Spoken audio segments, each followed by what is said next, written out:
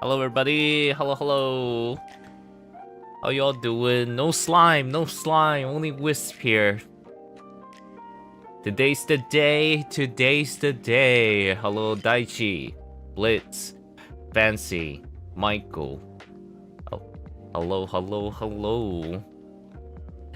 Yes, yes. Lucy managed to get theirs in. Get this in just as I get the stream ready. Yes.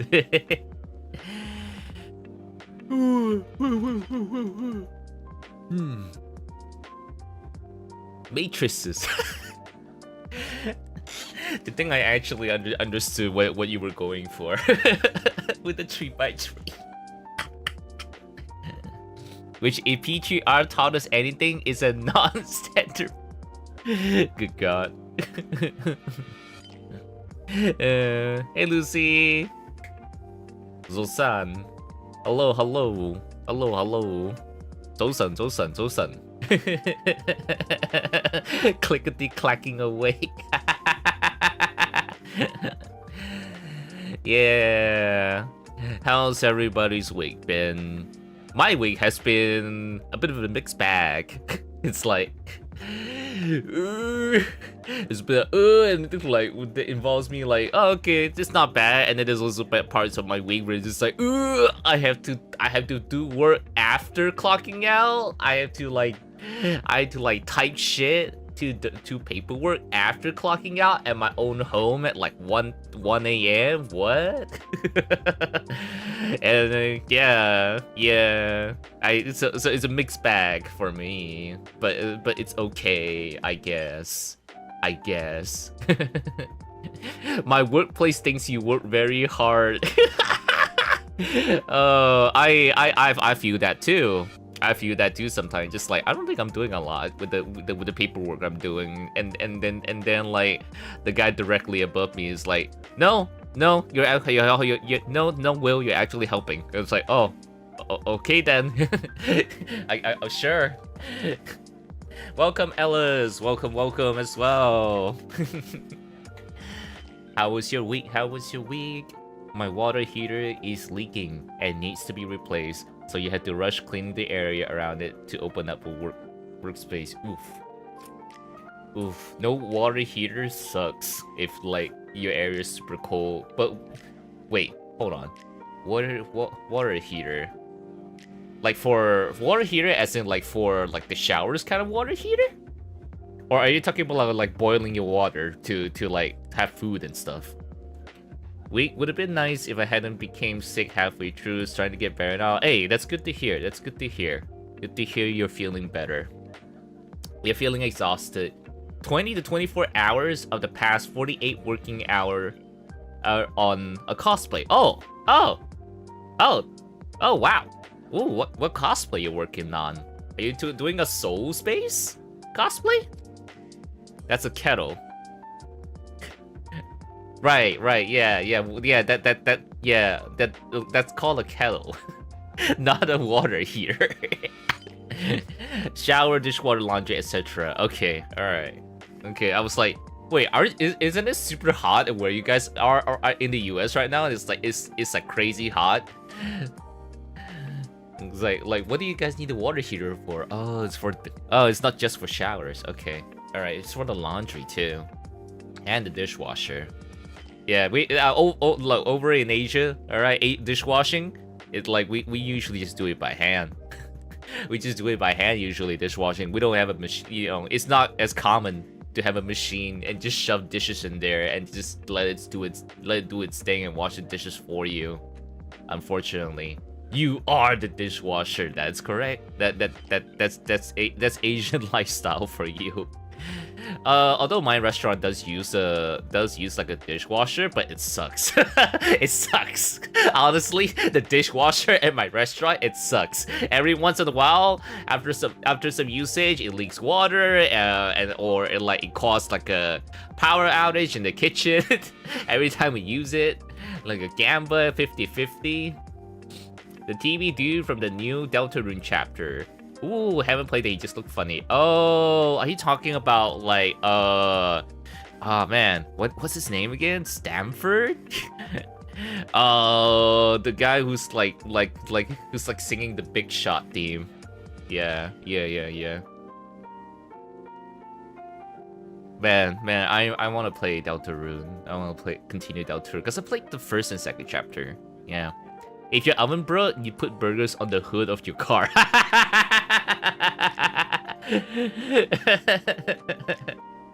You don't trust dishwasher? Yeah, it's definitely not as clean. I'll tell you what, dishwasher is not 100% reliable. Like, you still find, like, a bit of, like,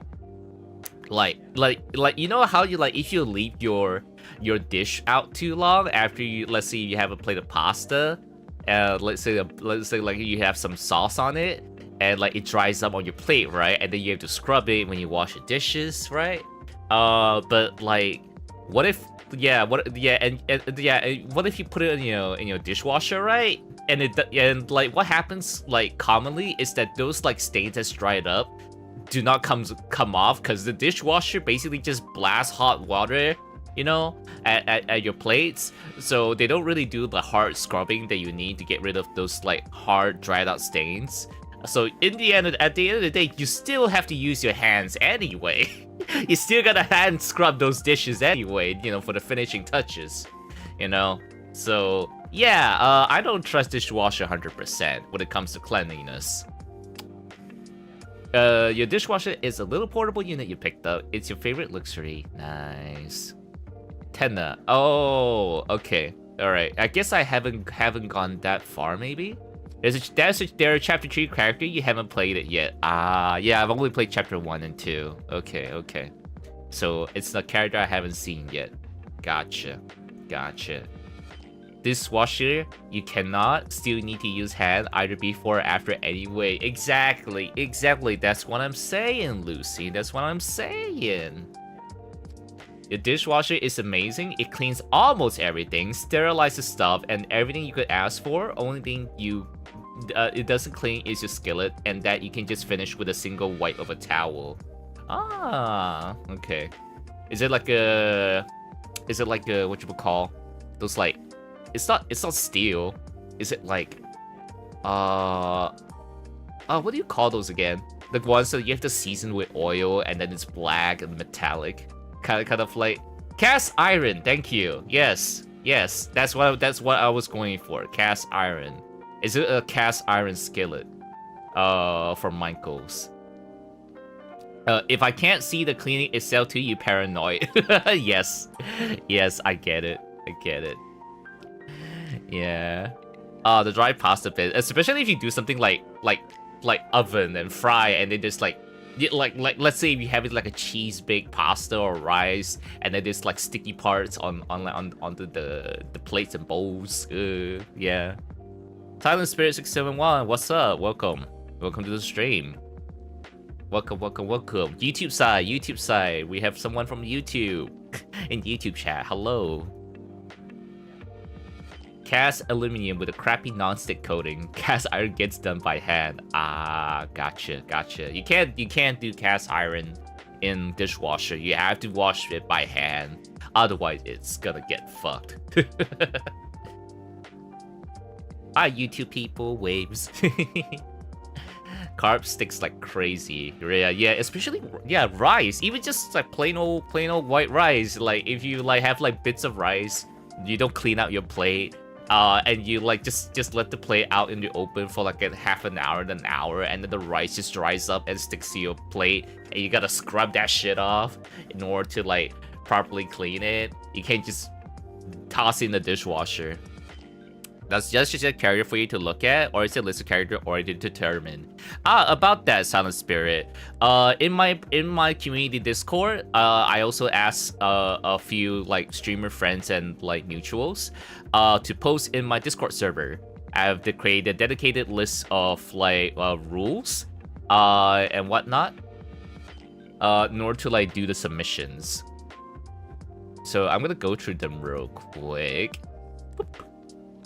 I'm gonna have it loaded up and go through it real quick. I might change the music. Oh, not this screen. This screen. Okay, there we go. Yeah. So I made this post quite some time ago. This was made on June 11th. Yeah, this was done on this was an announcement done on June 11th, and basically this is a character tree by tree. It look something like this. This is not my actual tree by tree. This is just a joke tree by tree I made just to help people out to know how to post. Yeah. So, the rules for the tree by tree includes characters from anime, games, movie, cartoons, live action, etc. So as long as they're fictional characters, then fictional characters that not like actors or streamers, then it's all good. And then you gotta attach a JPEG or something like what I have above here, like 9 different characters, and then post it in the tree by tree channel. With everything completely darkened out so that I don't know what's coming, so that it's fun to go through. And then have to post like what characters they are, so I know their names and what series they're from, because there's a good chance I'm not gonna know. There's a good chance I'm not gonna know like a whole lot of characters that people are gonna share that it's their favorite characters. I'm gonna let's say Love in Deep Space. Love in Deep Space, the really big gacha game with all the pretty boys.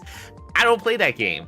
I don't follow that series. I don't know any of them there, but I know some of the ladies. Be really into like that game and have characters from Love in Deep Space. So I'm gonna need help. Like, okay, which character is this from? What are their names and what are they about? So I had them. So I had people write like why do they like these characters? Maybe like maybe it's how you just simply like them, or they're cute, they're handsome, they're hot, or maybe it's who they are that affects you like as a person. Maybe if you want, you can write as much as you want or as little as you want. So I did like a kind of like a sample. I did kind of like a sample submission. A sample submission for people who thinks like they need to write a shit ton for the submission, but like you can literally just like write something like this, and it'll be fine. Like just for me to know like which characters for which each like block, like right now it's like Nahida, Hu Tao, and Ganyu, Uncle Iroh, Dan Kuroto, Fudo Yusei, so on and so forth. And then like why you like them. It can be as dumb and simple as like Ganyu's like description, if cryo, why hot? or you can like write about like who they are, what kind of character they what kind of life they live through. And I put a meme one who's not a main character, who simply just survives every battle they're in, who over the top and everything. It can be as memey as you want, as funny as you want, or you want to go super deep, because some people would probably have written like super deep like answers in there. So yeah, so that's the gist of the rules. Let me just look at chat real quick. Oh hey, Fire King 04, welcome as well. Welcome. All right. Yeah, Ukyochi just popped in too. Thank you for coming. Thank you. You gotta get exposed live. That's the whole point. I go through them on stream. It's fine. There's no judging here. I even say yes when Nisu's like, yeah, when Nisu's like, can I put a hentai characters? Like, sure, as long as the picture is not like R18. You put a normal picture that doesn't show booba and whatnot. Then sure, why not? Yeah. Yeah, as long as they're actually your favorite characters, I guess. Yeah. You got cut by a stupid rice before because when it dried, it was sharp. Oh, I get that. Getting cut by dry rice on a plate, Jesus. It clean burn on carbon, hard and chill. Everything I'm putting there should really best something to make get 2 passes speed. Clean stuff that's sitting around for 20 years. Depends what kind of place you live in with 20 years unwashed dishes. Jesus Christ. Wow, Michael. Okay. You finish eating, you don't put at the sink, you go back to gaming. Yeah, I get that. I like, there's gonna be people who do that. For me, yeah. Yeah, I gotta wash the dishes first after I finish eating, because I don't want it to get in the way. You did try to be brave, and you would admit you failed at that. That's fine. You don't need to worry about being brief in anything. You get like there's no limit. You can write as long as you want. Like I'm looking at my goals and already like, oh my god, that's a that's a lot, but it's not that much, you know. It's perfectly fine if you want to go wild. Perfectly fine if you go wild. Yes. Yeah, yes, we're starting. I just got through a brief explanation of like how how the 3x3 work, and what kind of submissions we're gonna go through. Mama Monjibi, yes, Taichi, you are. Just testament to them being your favorite if you can't hold yourself back. You know what, late due to work, you made it? Yes, I've started late, and there, and some folks who wanted a bit more time to submit. So I just like, okay, all right. Actually, the actual truth is that yeah, I woke up at 11:05. I woke up from bed at 11:05 a.m. and just like, oh shit, it's time. That's the actual truth. Yeah. But hey, gave a couple of folks a little bit more time to submit, pretty much. Yeah. So it's like, hey, it all works out. That means no breakfast yet. I'm not a breakfast guy. You have a link to the Discord or invite only? I have it in my. If you jump on Twitch, and type !Discord, you'll find you get a Discord link. I don't openly post it just so I minimize the amount of like bots coming into my server. So unfortunately, if you want to go to my Discord, you'll have to come to Twitch and type !Discord, and then you get the Discord link to enter, pretty much. Because there's a lot more bots out in YouTube than there are on like Twitch, or people who's looking to like cause trouble in people's Discord servers. So yeah, so try to keep it like Twitch only if you want to get the invite. Yeah. You don't remember if you mentioned what everything you put was from. You don't remember. Lamau. Twitch's morning said that helps filtering. Yes. Alright, fixed. Yes. Yes. Yeah, pens off. Time's up. Pens off, students. You can't write anymore on your exam anymore. I'm kidding.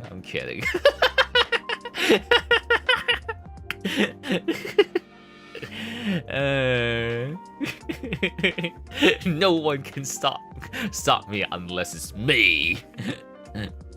Okay, all right. I think we have stalled enough. Like, wow, 20 minutes of stalling. You could edit it live. Okay, all right, okay. I'm gonna start going through everyone's 3x3 now. Starting of course from top to bottom. The first entry is from between the borders. It's from Michael. All right, let's see what Michael's 3x3 is. Boop. Oh my god, there's so many live action ones. I definitely do not recognize any of them except for Guts from Berserk. No, that's not. Is it? No, it kind of looks like Guts from Berserk, but that's not the Berserker armor. So I'm gonna guess that's not Guts. I definitely do not recognize most of the characters here. Oh dear. Right out of the bat, I'm like, I do not know these characters. Okay, all right. Let me just wait. Hold on. Oh right, yeah, it shows. Okay, all right. Hold up. Let me just do this real quick. Yeah, this is window, right? This is window. Okay, give me a sec. Let me see if I can prevent potential doxing. Okay. If I save image, does the window pop up on the screen? No, it doesn't. Okay, good. Okay. All right, we're fine there. We're just gonna put it here. Tree by tree. Michael. Okay. Alright. Okay. I'm figuring shit out as I go. Okay. Yeah, this is not like a display capture. This is a window capture, so we're fine. We're fine. I thought it's gonna show like all my files, and they're like, oh dear, chat's gonna know what files I frequent in my PC. Oh dear. It's okay. I name certain files like not what they're intended to. If you catch my drift, it's fine. Okay, we have Michael's tree by tree up at the top right files now, top right corner now. All right. Tax files, yes. I know where your files are. Nasty. No, you don't. You're not in my walls, and you're definitely not in my PC. Okay. All right. The first character, Sam Ronan. Oh, the series called Ronan. Okay, you watch Ronan once or twice a year, and maybe watch it later this week. You love the movie. He's a retired CIA man who ends up mercenary getting something for someone. Not really. The larger point is you never get. No, really. The larger point is you never get answers in this game. Only questions. Jean Reno, Stellan Skarsgård, Sean Bean. Seriously, just watch it. He's a professional and practical. There's a lot to be learned about operations and life in his performance. He weeds out people who aren't professional. Good. Oh my god. Bye-bye ads. Thank you, Lucy, for the sub. Thank you. Can't be in your walls, but ain't chill like. No. Okay. But maybe I should like mute. Yeah, I should mute the alerts for a bit. Hold on. Where's the button? Yeah, mute for a bit. Yep. I'll still be seeing it, but I'll just be muting it. Yeah. Okay. Next one is the professional practical. A lot to be learned about operation and life in his performance. We have people who aren't professional. He does his work cleanly, mostly adapts to changes, and gets the job done with only minimal 90s forced romance. 90s forced romance. No question. No questions, no answers. An honorable mention to De Niro's role in Heat and 1.5 episodes of Tsunabosu from Desert Punk for similar reasons. Cool. Okay. Oh, Jinro! Okay, you talked about Jinro before. Michael. Alright, the second character, Jinro. One of the last of what I call the classic era of anime, where everything is hand-painted on the cell. Jinro is a story of Fuse's interactions with the terrorists and public security. He speaks very little and does most of his communication non-verbally. Alright, I like silent protagonists. After failing to stop a bombing and meeting the sister of the bomber, is caught up in a dangerous game and ends up performing wonderfully, being hands out the single most interesting character to watch in a second viewing, and that's saying something. Oh, even for a second viewing. Nice. Stop licking my ass! No! Don't make... no, I'm not... Don't make me piss from my ass emote. Jesus, guys. They discuss how tales of humans getting involved with beasts always ends badly, but that hunters kill the beasts only in the tales humans tell. And it's telling to know that Jinro means man-wolf. That is true, not werewolf. Yes, the character and performance are amazing, and the entire film is all about details. Man, I really should get around to watching Jinro. I really should get around watching it. Sounds pretty cool, and looks pretty cool too. Okay. Alright, moving on. This is like... Is this like vampire? Is that a vampire character on the top right? Is that a vampire character there? David Lopan, Big Trouble and Little China. Okay, I might be onto something. Godfather of Little China, a king and a warrior entombed inside this crippled form. Appearances can fool you, like nothing you have ever seen, but let me try to school you. David Lopan, Mr. Britain. James Hong is amazing, just amazing. Lo Pan is a sorcerer. James Hong, the actor, I presume. Lo Pan, the actor for this character. Lo Pan is a sorcerer who has been cursed by multiple gods to both lose most of his powers and become immortal, but in an old man's body. Sounds kind of familiar. He's just great, powerful, threatening, but a little playful. Like if a cat becomes a god and caught a mouse. Oh, so kind of like Shea Gorath then. Like Shea, the mischievous god Shea Gorath in like the Elder Scrolls games, maybe. Man, will rips off shit go woo to the moon. It's a great film, beautiful too. Okay. Gotta find Jinro one day to watch. It's just great, powerful, threatening, but a little playful, like we can't become a call a mouse. It's easy to be powerful or be in a comedy, but to be playful tyrant in a John Carpenter film. Wait, it's a John Carpenter film. Okay. There's nothing finer in the world. I may have also have to watch Big Trouble in Little China again this week. Dang, another rewatch. Oh, it's Horatio. Oh, it's Horatio. Okay. Oh, no, Bill, Horatio, Metropole 2012. Oh, for Primordia. Yeah, I remember Primordia. Yeah, so our fourth character is Horatio. No build from Primordia. It's a game I played, the form of a point-and-click adventure. Yeah, Primordia has sadly become a mixed bag in your memory. I totally get it, Michael. But the game and characters themselves are amazing. Horatio just wants to be left alone. He builds things, he goes on adventure with his friends, he's able to single-handedly destroy absolutely everything if you mess with his friends. A powerful force just wanting to be left alone. Plus Mark's writing, just wonderful. Yeah. But like Primordia, I had a really good time. Really like the art is amazing, the atmosphere is amazing, like post-apocalyptic world where most of humanity is already good. Humanity's basically like non-existent, and it's just a world full of robots and androids living in the world. Like very, very interesting setting. I just love post-apocalyptic settings, man. Okay, the next one in line, it looks like a giant mecha, like in a ruined city. A giant mecha in a ruined city for the middle one. Juan Rico, Starship Troopers, the book. Oh, okay, the book. Okay, it was a masterpiece, really. Yeah, it was. Although I was stuck a little bit at some of the puzzles and riddles and shit in the game because I'm too dumb. I couldn't figure out some of the puzzles. One of them I had to like brute force it, and I broke it without solving the puzzle. Yeah, I play Fallout. That is true. Okay. Johnny Rico is a Filipino kid from Argentina. His family still speaks Tagalog at home. Oh, cool. Who joins the mobile infantry because he's thinking with the wrong head when his crush and best friend joined the military. Ah, shit, my best friend and my crush is joining the military. Guess I joined too. That's the wildest reason to join the military.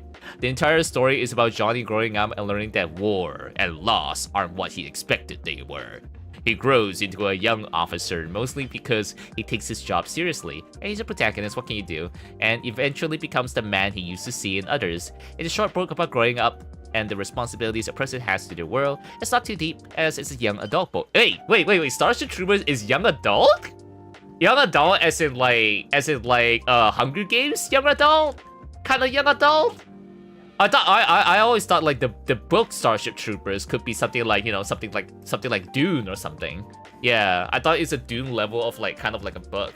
So you're saying Starship Troopers is more of a young adult. Okay. You yell at Mark for me. For the puzzles. Starship Troopers is young adult like high school. Huh. Okay. Well, even though I haven't read books in quite some time, you know, I don't really have time to sit down and read books anymore. You know, that is something to keep in mind if I ever decide to read books. Oh, hey, Mistake, welcome. Yes, we're just going through the first entry amongst the many entries that we have. Thank you guys for submitting it. Yeah. It's also pretty short. Huh? Reading? Can I eat it? The only reading I ever done is do nowadays is like video games and at best visual novels. And even then, I haven't played visual novels in quite some time. Alright, that's Juan Rico. Honorable mention to Felix from John Stickley's Armor. Armor was written specifically because he wanted Starship Troopers, but with more combat. Heinlein apparently thought it was a nice homage, while Stickley thought it was a ripoff. Also good, but less about growing up and more about major spoilers. I see. Oh, hey, there's a actual Dune entry. Okay, there's an actual Dune entry in here. All right. Oh, the 6th character from the older live-action Dune. The older live-action Dune, not the new Dune movie. I guess the new Dune movie haven't showed this character yet. Mr. Al-Ghaib. How the only thing the thing that stands out to me, other than the sandworms, you know, it's Mr. Al-Ghaib. It's the Mr. Al-Ghaib. When I watch a Dune movie. So the next character is 6th character with a green background over there. Is Peter de Vries from Dune, from the Dune series. I'm gonna check out comments a bit. G-Eternal just dropped a new update. Did the template got a high new? Whoa, wait, a single template? You got it? Yo, congrats, dude. You're having pizza? Say, I haven't eaten any food because I woke up just an hour ago and it just jumped right into starting stream. But that's okay. I'm not feeling hungry yet. All right, Peter de Vries from Dune. So Peter is a twisted mentat. He and Tufir are amazing. How most of the characters in Dune are amazing, and I'm so angry they never get their time in the sun in any movie adaptation. But if I had to choose one mentat, it's Peter. He's smart, he's conniving, and he's ready to betray the Baron at a moment's notice. And the Baron knows this. It's all Harkonnen plans within plans, and it's like watching a pit of vipers so great. Oh, he's from the Harkonnen faction. Okay, he's from Harkonnen. He also gets the from Harkonnen in the Dune series are basically like the villains, and they're always scheming and whatnot. Okay. He also get the edge because of Brad Dourif's portrayal in the 1984 David Lynch adaptation. He's just a creepy, slimy ball of barely contained insanity. It's like watching an alien pretend to be human based on second-hand accounts. It's exactly what you expect from a twisted human computer that has brutal treason as the only button on the keyboard. Wouldn't invite him to dinner, but hell of a lot fun to watch. Awesome. Oh, next character from Star Trek. Oh, so the guy who's like smiling in the bottom left corner. Sorry, the screen cuts out, but basically you can look to the right side for the picture. I think I see Robert De Niro's Godfather at the bottom. No wait. We'll find out soon enough. All right. Star Trek character who has a kind of like a white face painting going on. Let's see. Peter. Oh no, Peter is the 6th character with a green background with the Italian hand gesture. Yeah. Right now we're gonna go into El Elam Garak, Star Trek Deep Space Nine. Bottom left character now. 7th character now. All right. Okay. Star Trek. Boop. Elam, a one-note character that suddenly took on more and more depth until the actor wrote a book explaining what? What? The actor wrote a book and it's canon?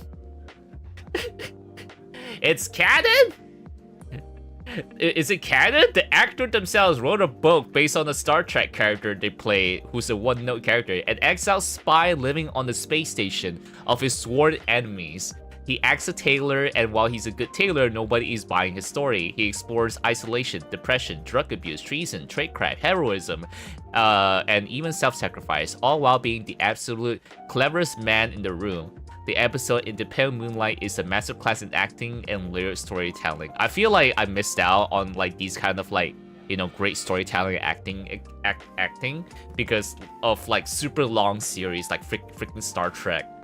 It's like, oh man, you telling me I have to watch like this season in order to like fully appreciate this one episode in like season 9 or whatever? Oh god.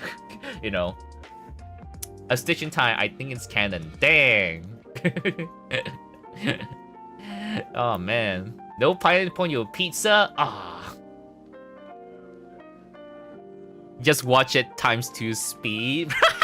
No, that's such an insult. That's such an insult to watching anything.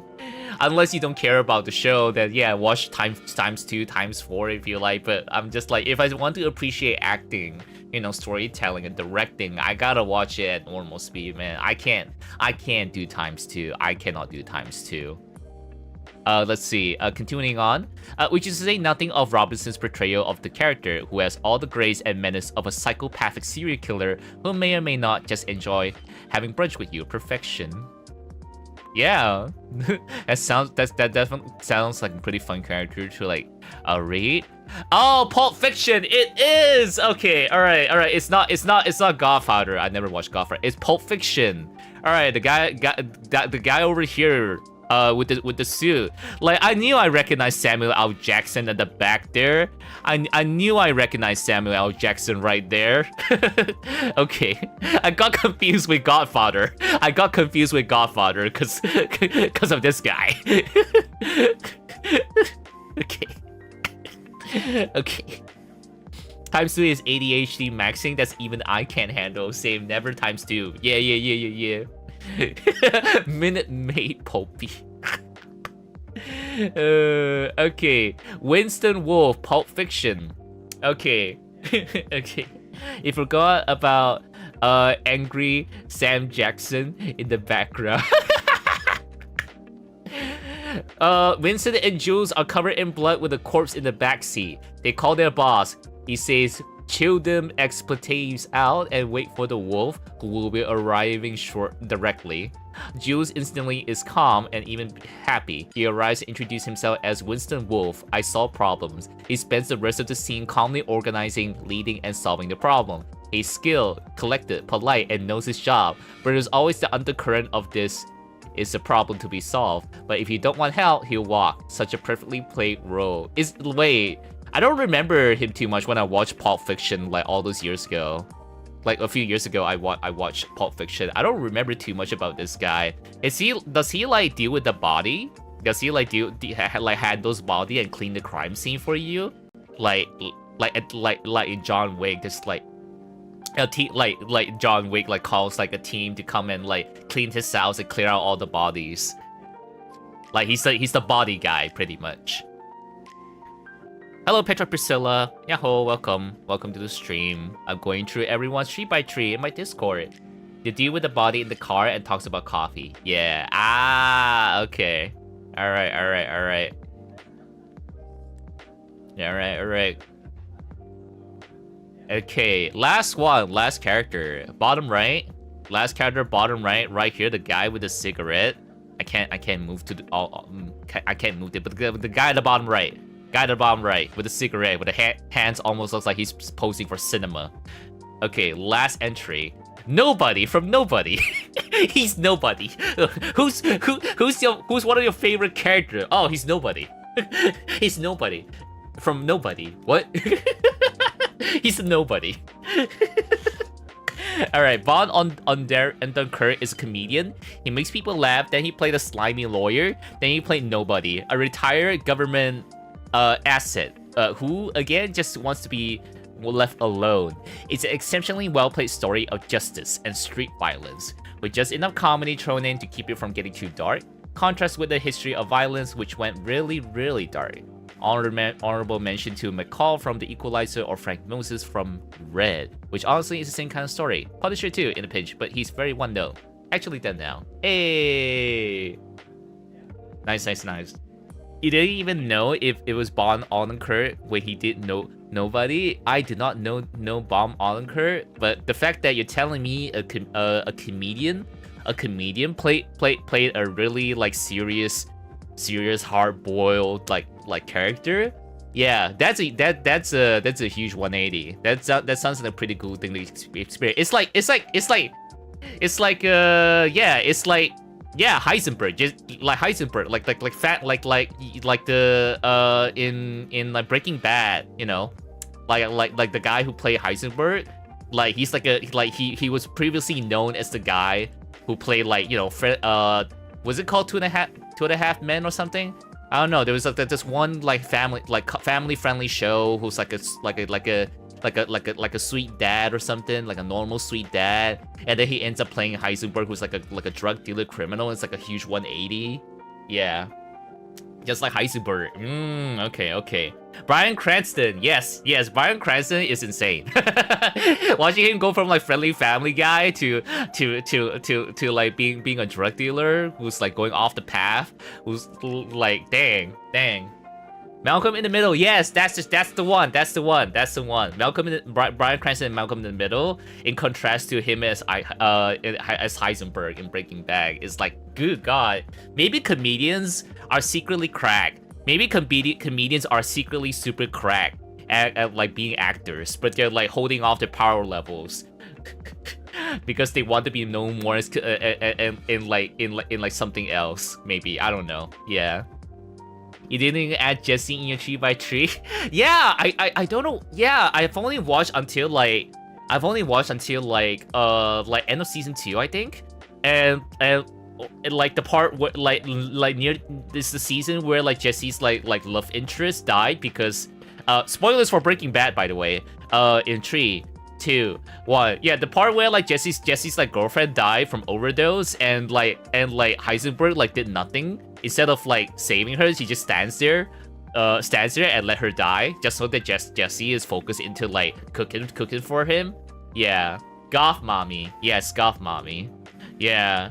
So I watched until that part. Cause like I noticed that it's like there's another like girl artist in like like that I follow on Twitter, and like she's also really like thinks like Jesse's like super cute, and I'm like, huh, that's interesting. That's very interesting. That just with just like 2-season impression of like Jesse, and I'm like, huh, girls are into him. Interesting. That's very interesting. All right. Saul Goodman would make it to another 3x3 for you, or Kim Wexler. She's amazing, actually. Actually, everyone in Better Call Saul did a great job. I should probably finish Breaking Bad one day, just so I could watch Better Call Saul. He's Better Call Saul. Wait, you mean wait? Is it the same actor? Val Odenkirk is also also Saul? Huh? Wow. Okay then. If I use a BRBBCS character in my 3x3, it will take up 50% of it. Such good writing cinematography. Good God, you guys are really making me consider spend time to watch it. Because right now I'm watching Andor, the Star Wars series, and Castlevania Nocturne. For like non-anime shows. Though Castlevania Nocturne it's kind of there. Yeah. Every time you do recommend. Saul Goodman equals nobody. Gotcha. Oh, in terms of like character writing, because lawyer. Okay, right. Okay, so that was Michael's entry. A lot of really interesting interesting selections. There's a lot of really interesting selections, and I did notice that for Horatio, you use art that's not in the game. I understand where you're coming from for that one. But yeah. I definitely do not know most of these characters, but I at least recognize Star Trek. What's a Star Trek? What's a Pulp Fiction? Dune. At least I recognize the series. I recognize Horatio. Not at first glance. Definitely needed the name, but yeah. Thank you for your entry, Michael. Thank you. It's a fan art. Okay. As when you love Andor and you do Better Call Saul was even better. Yeah, I'm sure. Okay, next entry we're gonna look at is from Script. One of my earliest viewers and one of my moderators. Script. It shows like this right now because of like streamer mode. I don't want to get notifications out of nowhere. Potentially like showing people. I don't think there's anyone's gonna message me. Should be fine. I should be fine. There we go. Okay. Now we see it's Script 97. Alright, so this is the second entry is from Script. And boop. Ooh, okay. It's definitely, I recognize some and don't recognize some. I recognize some and don't recognize some, but I think I recognize a good chunk of them. And oh my god, is it a Power Ranger character there? Okay. Alright. Alright. Give me a sec. Let me just save this image real quick. Alright, let me just save this image real quick.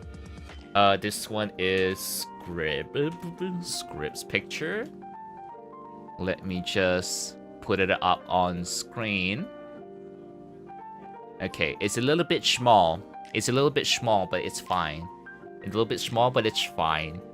Okay, alright. We're going to Script's entry now. Let's see. Okay. Alright, okay, so more than upper left is More Than Solace from the Mass Effect trilogy. The second and third game. Yeah, he's not a character that appeared in the first game. He's kind of, I remember he's kind of like a scientist character. Let's see. This was a hard decision between him and Tali. Understandable. Tali's pretty cool. Tali's pretty cool. Yeah. But more than one in the end. A very entertaining character, had a lot of funny moments and also very interesting ones.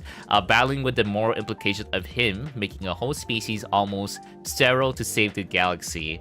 Oh yeah. The big frog-looking guy who's like warlords and whatnot. Yeah. And then curing that same species to both save the galaxy and in a way redeem himself for it the first time. Right. Honestly, one of few characters ever to make you cry. If you know, you know. Wait. This character's gonna make you cry in Mass Effect 3? Are you kidding me? Okay. Shit. I haven't played Mass Effect 3, so seeing that, I'm just like, oh great, now I have slightly increased interest in playing Mass Effect 3 in the future now. But I'm just like, do I want to jump directly into 3, or do I want to like just start all over again from Mass Effect 1? It's just a lot of grinding. It's just a lot of grinding for Mass Effect 1 and Mass Effect 2 before playing Mass Effect 3. Yeah, Mass Effect, good series. Mass Effect is one of the series that really gave me that first experience of like choosing which character to save, and your choices matter, you know. It's the first game that made me feel like your choices in video games matter, and seeing the result, and you gotta live with it. You can't just save everybody, you know, that kind of thing. I love the Mass Effect series, but it's a very long game to play. Okay. Alright, next character. We got Thorfinn from Vinland Saga. Yes, I am definitely caught up in Vinland Saga. Okay, so over here we have Thorfinn. I don't know how to say his last name. Karlsvini. A very entertaining character to follow along. Interesting, while his whole moral background comes from his dad. Yes, his dad was a great warrior who sacrificed himself to save his son Thorfinn. Learning them and understanding them alongside Thorfinn as we see him go through so much heartbreak, where he is left with absolutely nothing, and yet still rise to become a true warrior is great. You're a sucker for redemption stories, and I think Thorfinn is one of the best ones. Although I'm not as fond of the latest arc, I still enjoy his story quite a bit. Huh? Because I've only watched Vinland Saga. I've only watched Vinland Saga up to the latest anime season. The part where he's all grown now, he's the farmer arc. And it's like, I have no enemies. Brilliant. Also, the English voice actor for like Thorfinn is Alex Lee. That's right. Alex Lee, the guy who voiced the Persona 3 protagonist, is and among many other roles. Also, Zenitsu from Demon Slayer voices Thorfinn in the English dub of Vinland Saga of Thorfinn. Yeah. Pog, and of course, there's gotta be a guts. There's gotta be a guts. Top right corner, there's gotta be a guts from Berserk. Alright, Guts from Berserk. Okay, we all know good old Guts. He is a complete badass, which is great. But he is also an interesting character. He is by no means a complete good guy. That's true. He has done truly horrible acts, and he knows it and regrets a lot of his actions, but is someone that despite whole world going against him, including himself, he keeps on fighting and moving forward to better himself and find a place where he belongs, which is very enjoyable for a story to follow and inspiring in a way. Yeah, I have not like gone through like the manga. I only got like to very early chapters of the manga. Have not gone through much of it. But maybe I should. Maybe like I should put it in my manga watch list. All right. You nearly added guts to yours, but assume others would choose it and went for more unique choices. You don't really have to, you know. You don't really, because like, you know, one person's depiction of your favorite character could be different from how you feel about it. So you don't have to worry about, you know, having duplicates with other people, really, because it's your 3x3. You know, it's your 3x3. This 3x3 is goated. Yeah. Okay, I think that's Kreia. I think the next character, at the left corner, I believe that's Kreia from Knights of the Old Republic 2. It is! Okay, Kreia, Knights of the Old Republic, the Sith Lords, video game, Star Wars, yeah. Okay. If you have played the game, you know why she is here.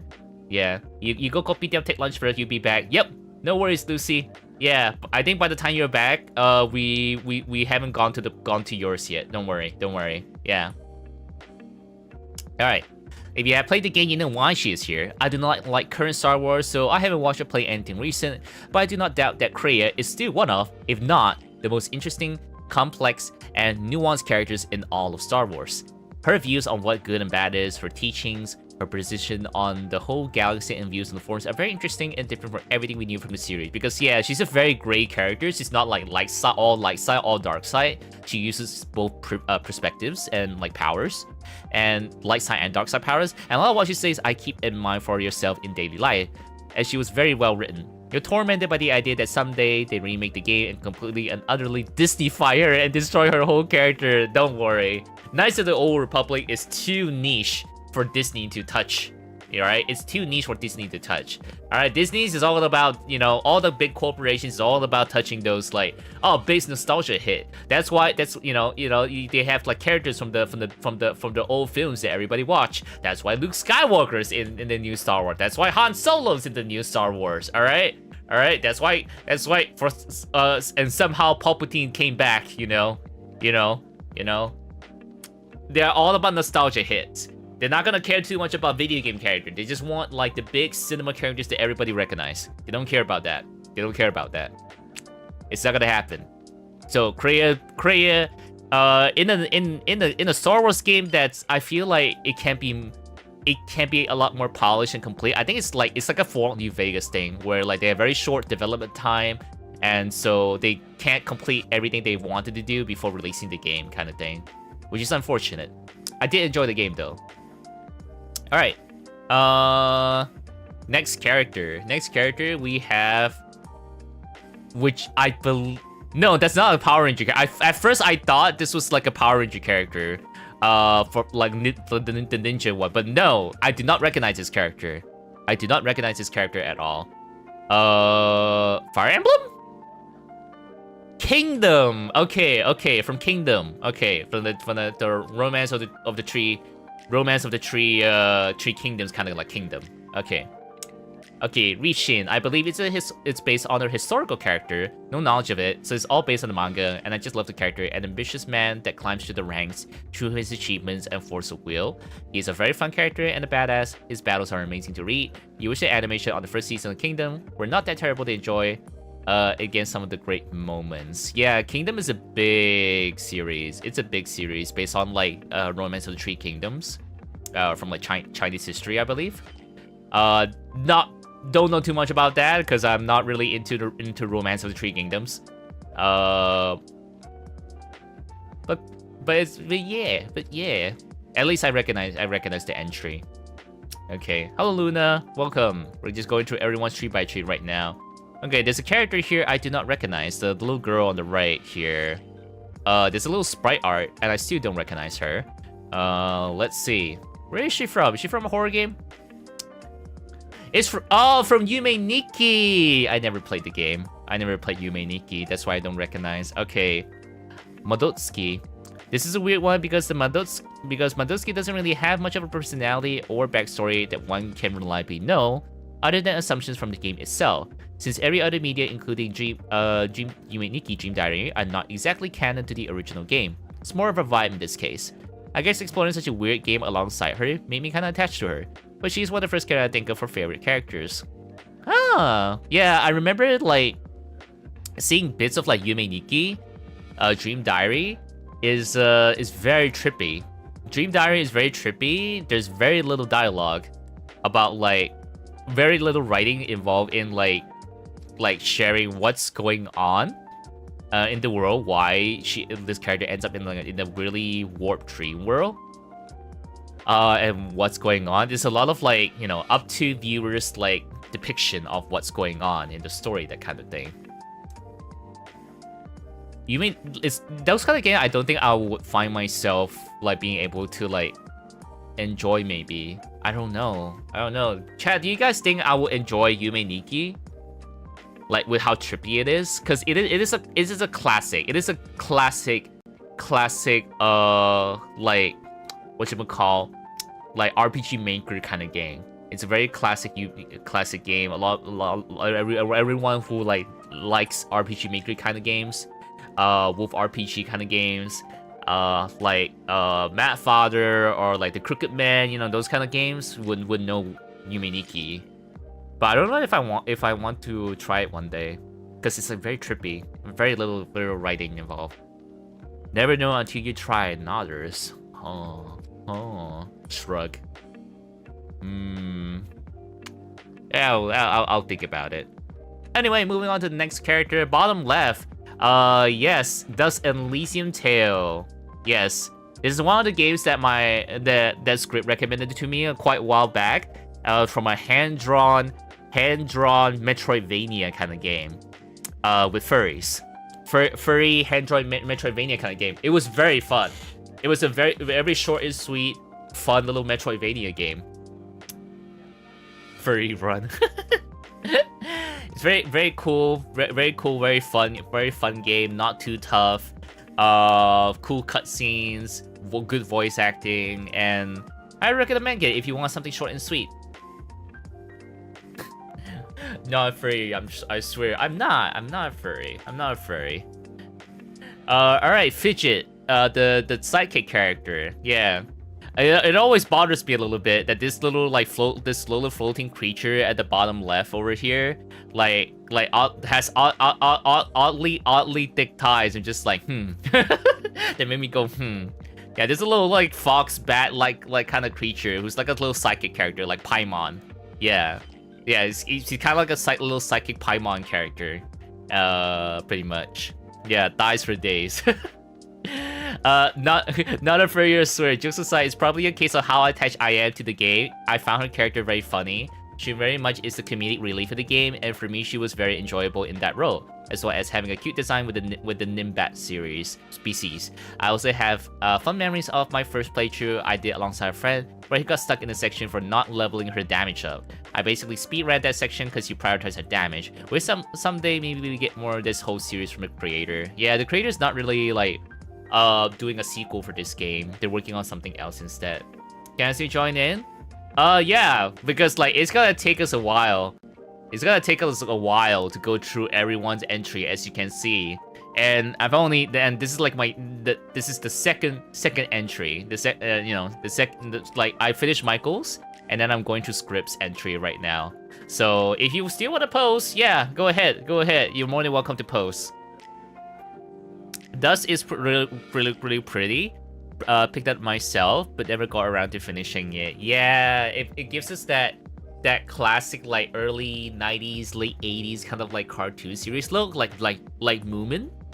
Like Moomin. It gives kind of like a Moomin, that kind of like or Anne Shirley, the kind of like feeling. Yeah, or like old Disney, very old Disney kind of like feeling, kind of like art style. So highly recommend it. And I wasn't expecting this character to pop up in anyone's 3x3. We have the little Nazi lolly, the little Nazi lolly character from Yojo Senki, who is also voiced by Aoi Yuki. Lost, a very popular song for performing by VTubers as well. Yeah, Major Tanya von de Grushev from the saga of Tanya the Evil. Little Nazi girl over here is such a fun character, and honestly one of the few isekai I watch out for actual interest and not just pure entertainment, and the only one I constantly recommend. She was a middle-aged man that got killed, and because he didn't believe in any god and lived a very selfish life, and decided to disrespect said god when he made himself known to him in his final seconds, was reincarnated as a girl with magic power that is forced into the military during a World War I kind of situation. Weird but interesting story once you get to it. Tanya is very much a villain. She does not care for others, only her ambition, which is to live a peaceful life away from the front lines. Fair enough, but with literally God against her, she always finds herself back in action, and she's cruel and evil. Go figure, it's in the title. She does care for her comrade to a degree, but she has come close to committing war crimes out of strategic convenience. Despite it, you root for her to find the peaceful life she wants. You should put Sophie from Wish of Mercury on here, because she basically did nothing on the show. Your best friend's fave character? Really? Your best friend's fave character is Tanya. Okay. You're back! Welcome back, Ukyochi. Welcome back, welcome back. I kinda like slept through the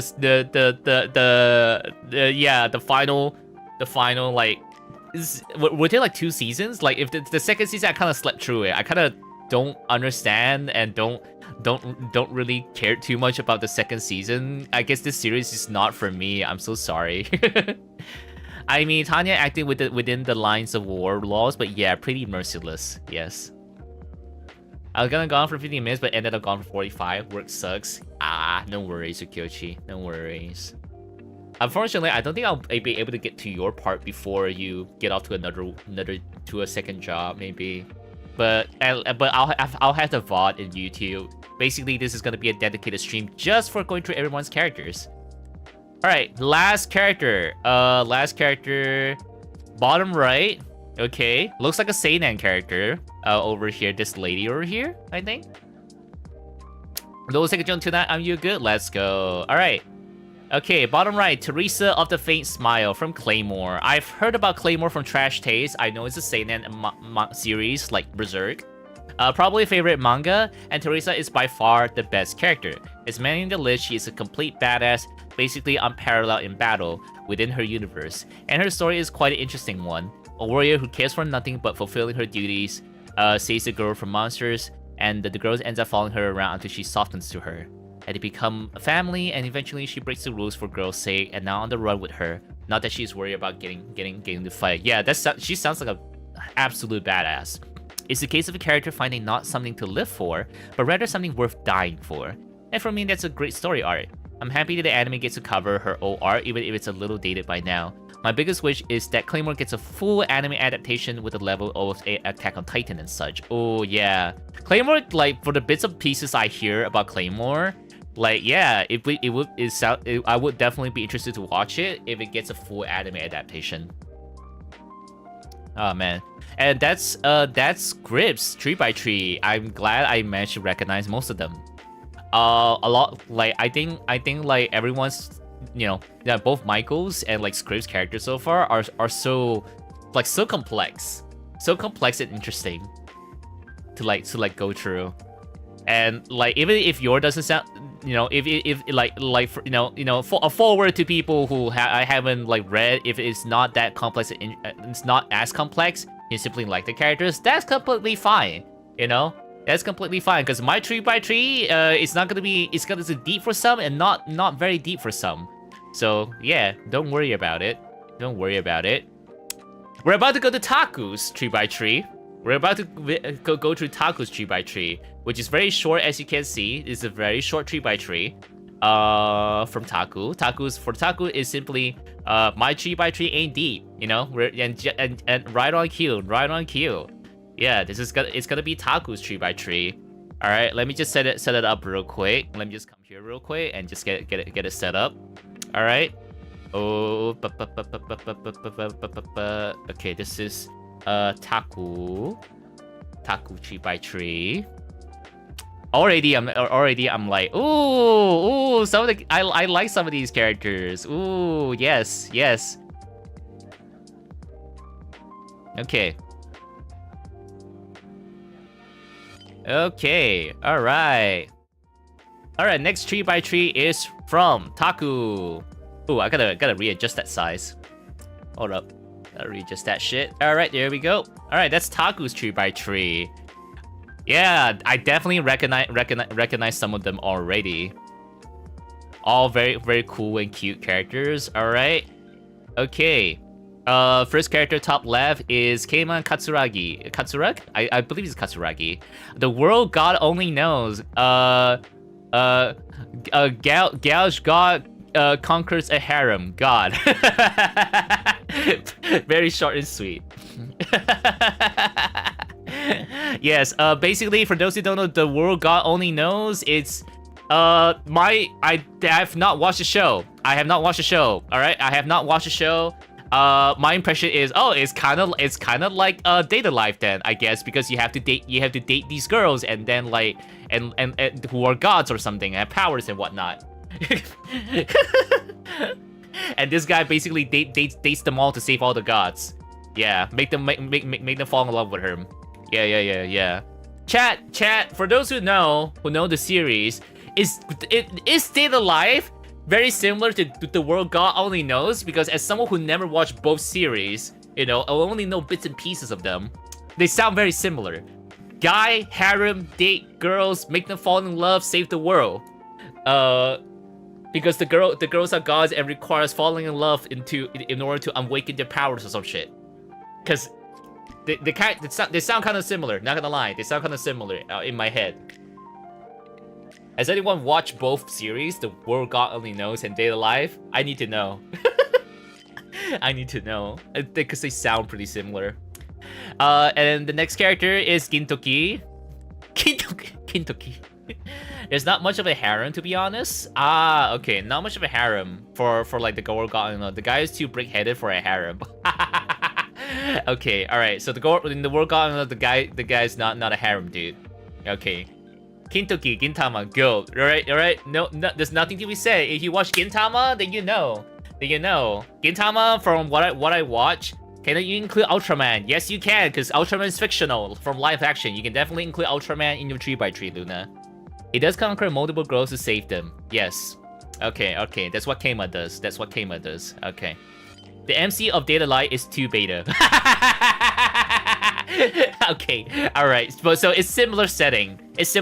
Both requires the girls to fall in love with the guy to like progress the story for the big story arc. Okay. Alright, okay. Alright, yeah, Kintoki. I thought it was Gintoki, but I guess it's Kintoki. Kintama, I guess. I thought it's Gin, as in like silver in his name. But maybe I'm in the wrong timeline and it's Kintoki in this one. Cause like the joke of like the series, like you know, Gintama means silver soul, and if you use Kin, golden, then it becomes golden balls, which is your balls. Yeah. So I thought like for the longest time, because Gintama silver and his hair is silver, so it's like silver, you know, Gintoki, but I guess it maybe Kintoki. Kintoki is a completely different character with a completely different VA. What? You're telling me it's a completely different character? Kintoki is a completely different character from Gintoki with a different VA. Are you kidding me? Taku misspelled it. Okay, alright. Okay. Oh, thank you, Black Max. Thank you for the 34 months of tier 1 subs. And no, there's no slime tax here. There is no slime tax here. Thank you for the sub. Thank you for the support. Alright, next character. Poco from Poco's Udon World. Adopted Tanuki's son. He's precious. Must protect. Poco's Udon World. I need to Google this shit. It's a move. Wait. Is that a manga? It's an anime. I shall add this to my watch list because it's a character from like Taku's 3x3. I need to add this to my plan to watch list in my anime list. Because I trust his taste. Taku's taste is good. So if he says it's good, I'm gonna add it to my watch list. Yeah. Sakata Kintoki. With the golden hair. The main antagonist, the Gintama arc. With the main antagonist of the Gintama arc. The golden balls arc. Sasuga Gintama writing. Sasuga Gintama writing.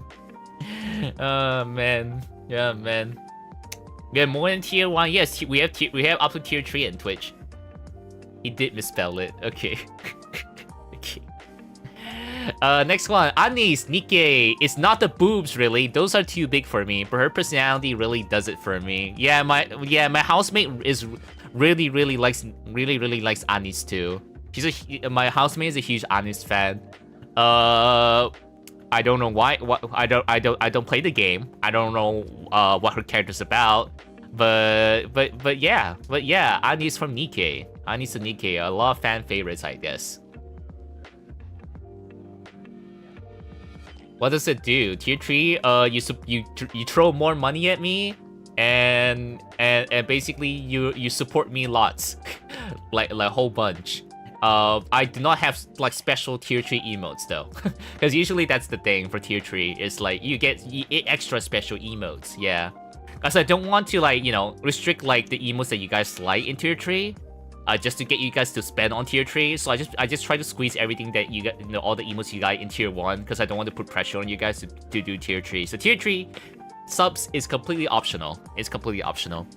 You can learn about Anis by picking up Nikkei, more to the gacha pal. No, I'm not playing Big Booba Lady game. I'm not playing it. No, I'm not playing more gacha game. I'm not a gacha streamer. Yeah, man. This is funny. I only remember one clip. I only remember one clip about Anis. It's because I saw it from Tonkatsu stream, from the streamer stream, of playing it. Like it was like you, the main character, commander, like crawling in the duck or something. And like Anis is in front of you, and then Anis like stops crawling, and then your face bump into Anis's like assets, like her ass. It's like, Commander, no, stop bumping into my assets or something like that, you know. He said that about ZZ Hugh break. Nah.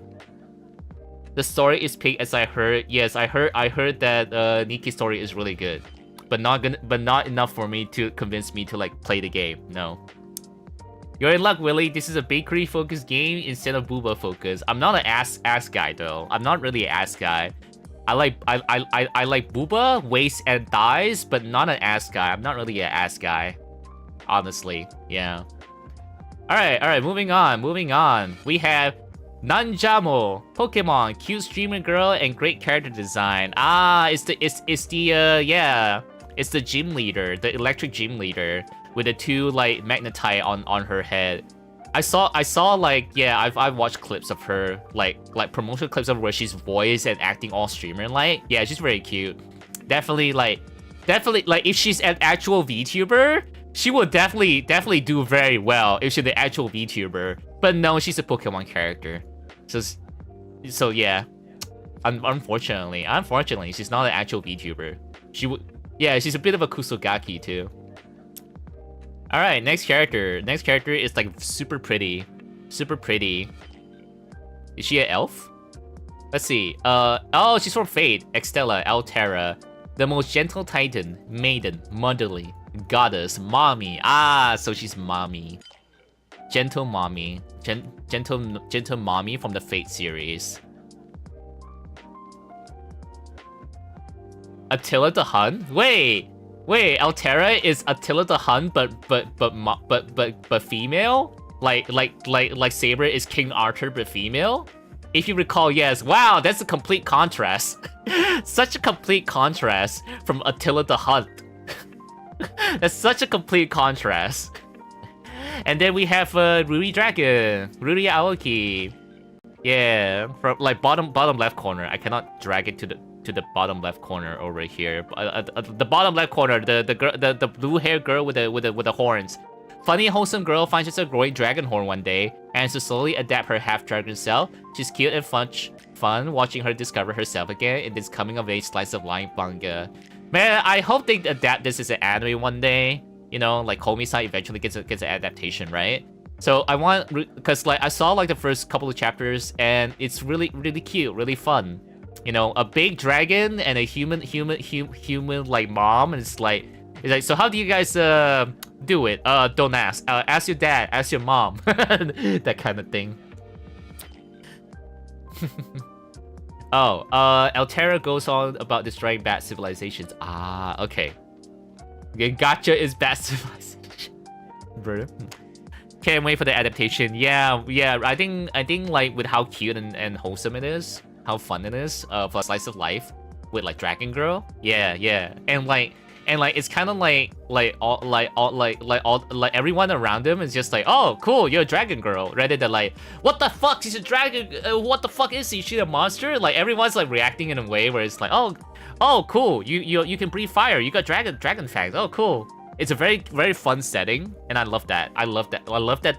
It's like Sakamoto days, where like the civilians are like completely like unfazed by like two assassins like duking it out with superhuman strength in a train.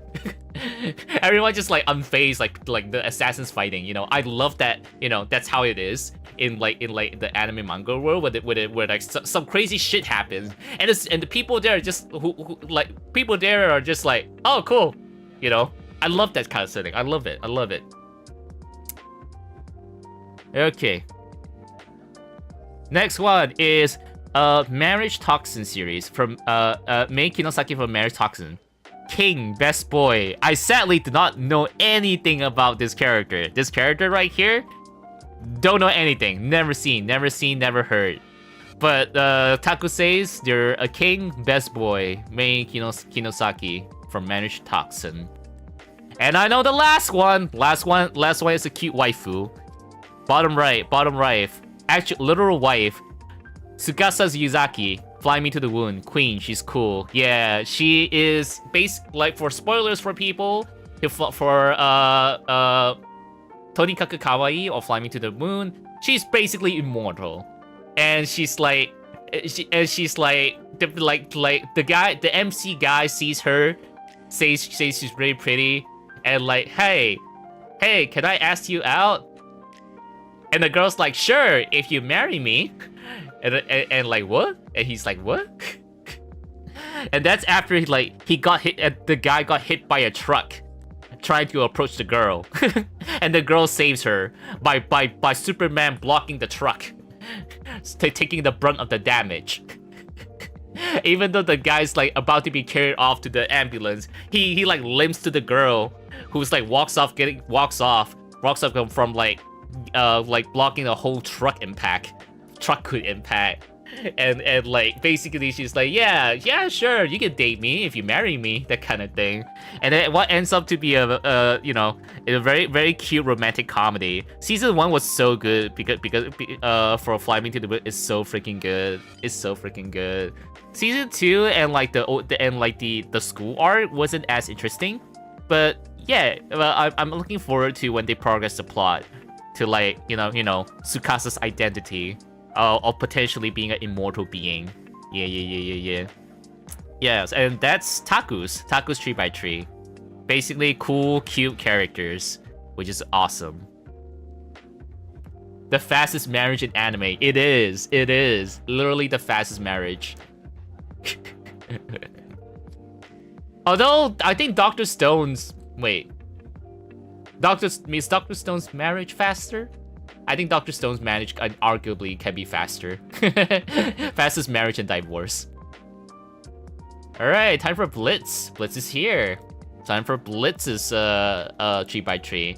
One of the pics looked like it could be a spoiler out of context, but that's just how they are. Names originated are robot divided by watch, play, and read. Explanation will be split into a short spoiler-free one and slightly more in-depth one. Okay. Alright. And boom. Oh, hey, Chise. I see Chise.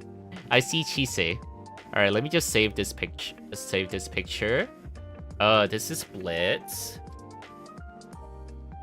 Alright, Blitz. Okay. I see Chise over there.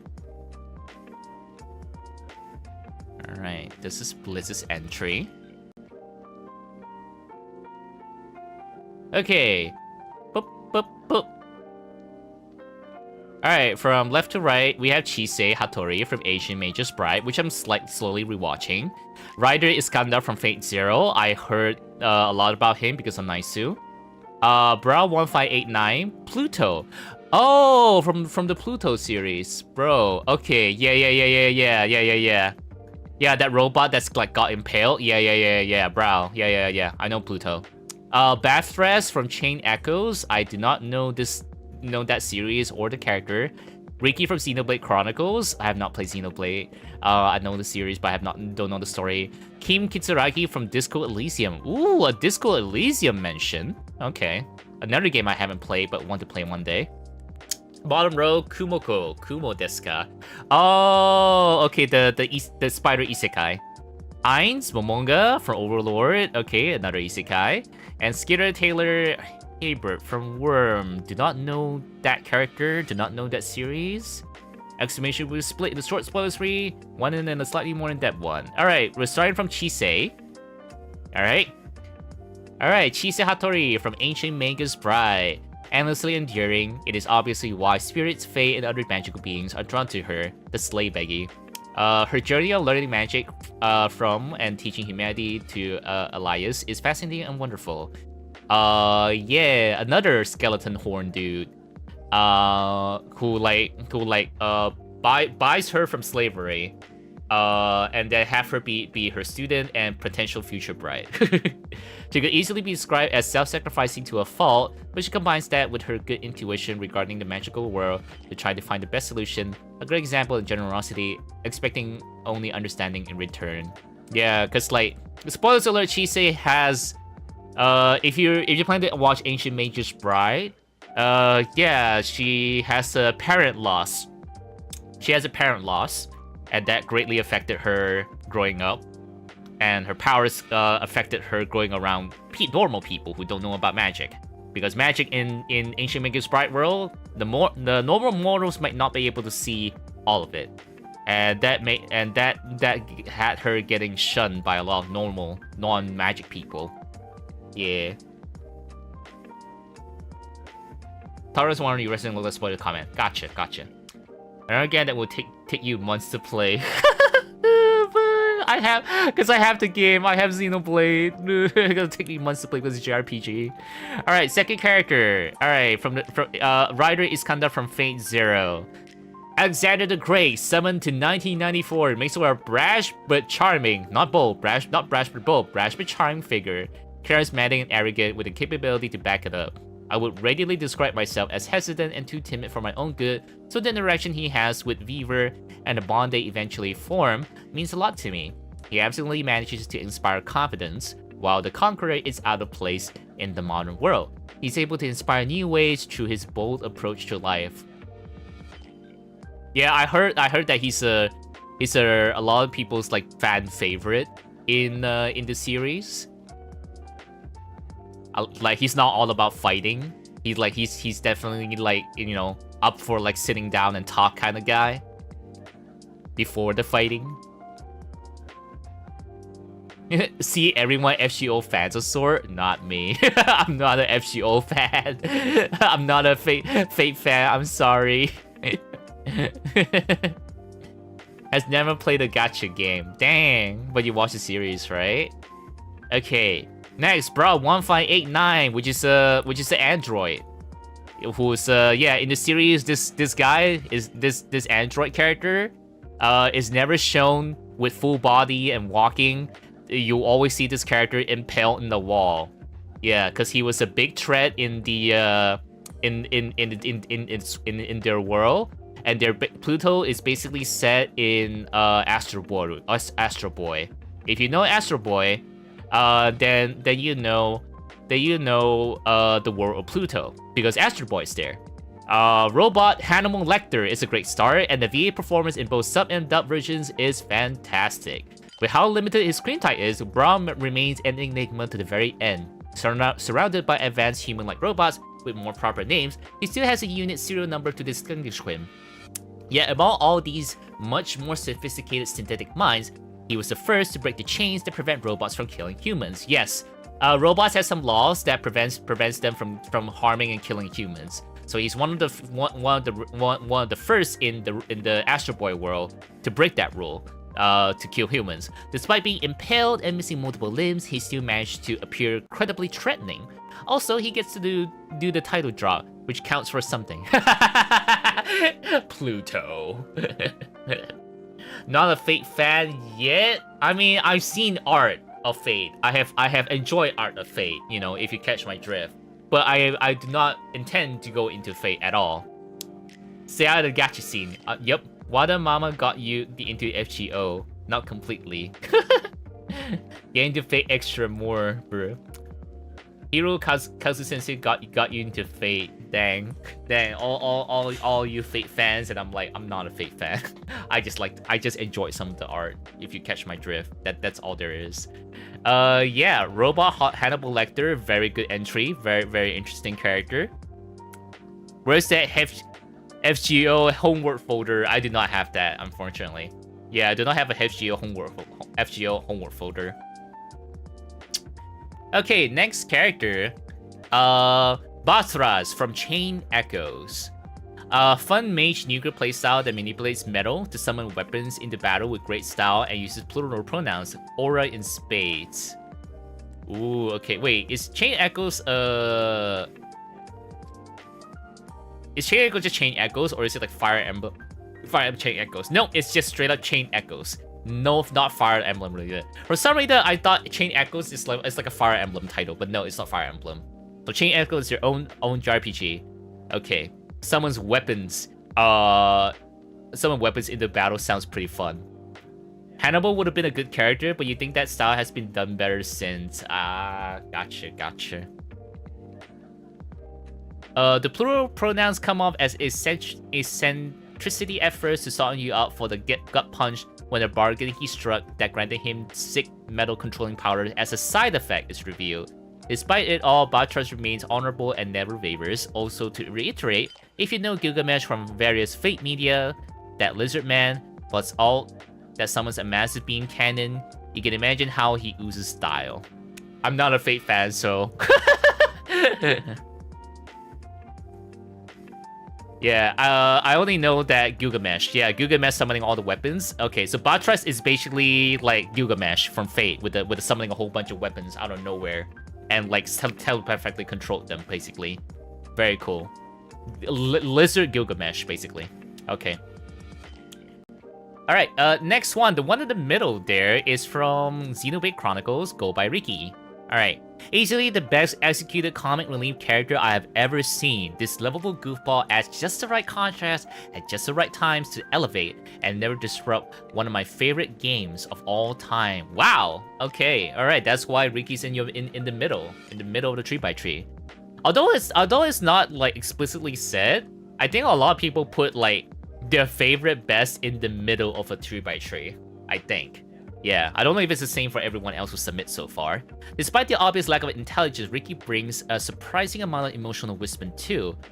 That is all a daddy pun can do, and Riki her are in context part of why I still love Xenoblade Chronicles 1 more than XC3. His heart is more than big enough to fit his 11 little pawn, be they his own children or adopted. The stack comedy factor of him arriving with more HP than any of your tanks with no gear always gets people.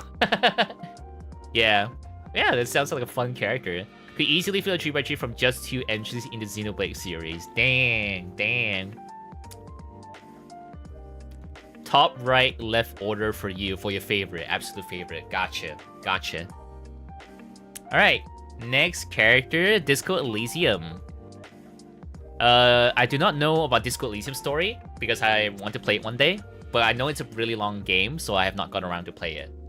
Okay, the ultimate straight man, only in the comedy sense. He is an extremely dependable and competent ally when solving the case of the hangman. The halo in his portrait is not for show. This man has the patience of a saint. At the same time, he is not so mean as to allow people to tread over him. When the main character is such a mess that it is fully possible to solve the case and beat the game without learning your name or what you look like, Kim is a bastion of stability.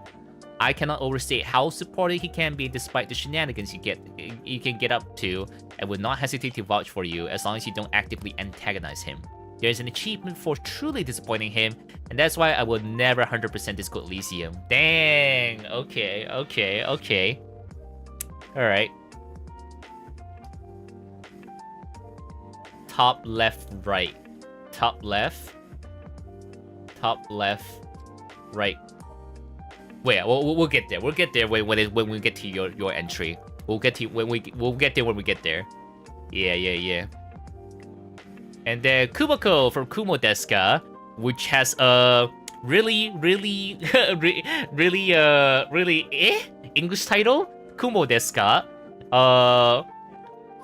Yeah, like the English title for this series is called So I'm a Spider, So What? After waking up in a very hostile isekai world, this spider, basically someone who got isekai into as a spider monster, this spider decides after her first meal consisting of sibling cannibalism to power game her way to a comfier life. Very understandable. Through tenacity and laziness combined, somehow she takes on the world in her own way. Developing split personality to multitask is a very interesting approach. What? And leads to a much more interesting internal monologue, or rather a dialogue, when she eventually begins to form real bonds with others. Her mostly non-verbal approach is very fun to take in. The eventual shift to Shirauri and her direct dealings with the power that be in order to salvage a doomed world is fun to read. Ah, so you read the light novel. The anime is wild? The anime is wild. Are you saying this is a worth watching series? You like the series, but anime is so confusing unless you read the manga. For the spider one, and also make it a spoiler.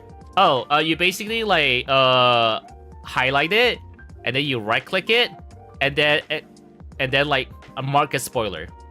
Yeah, or you just type those like 2 straight lines at the start and end of your entire post, pretty much. Yeah.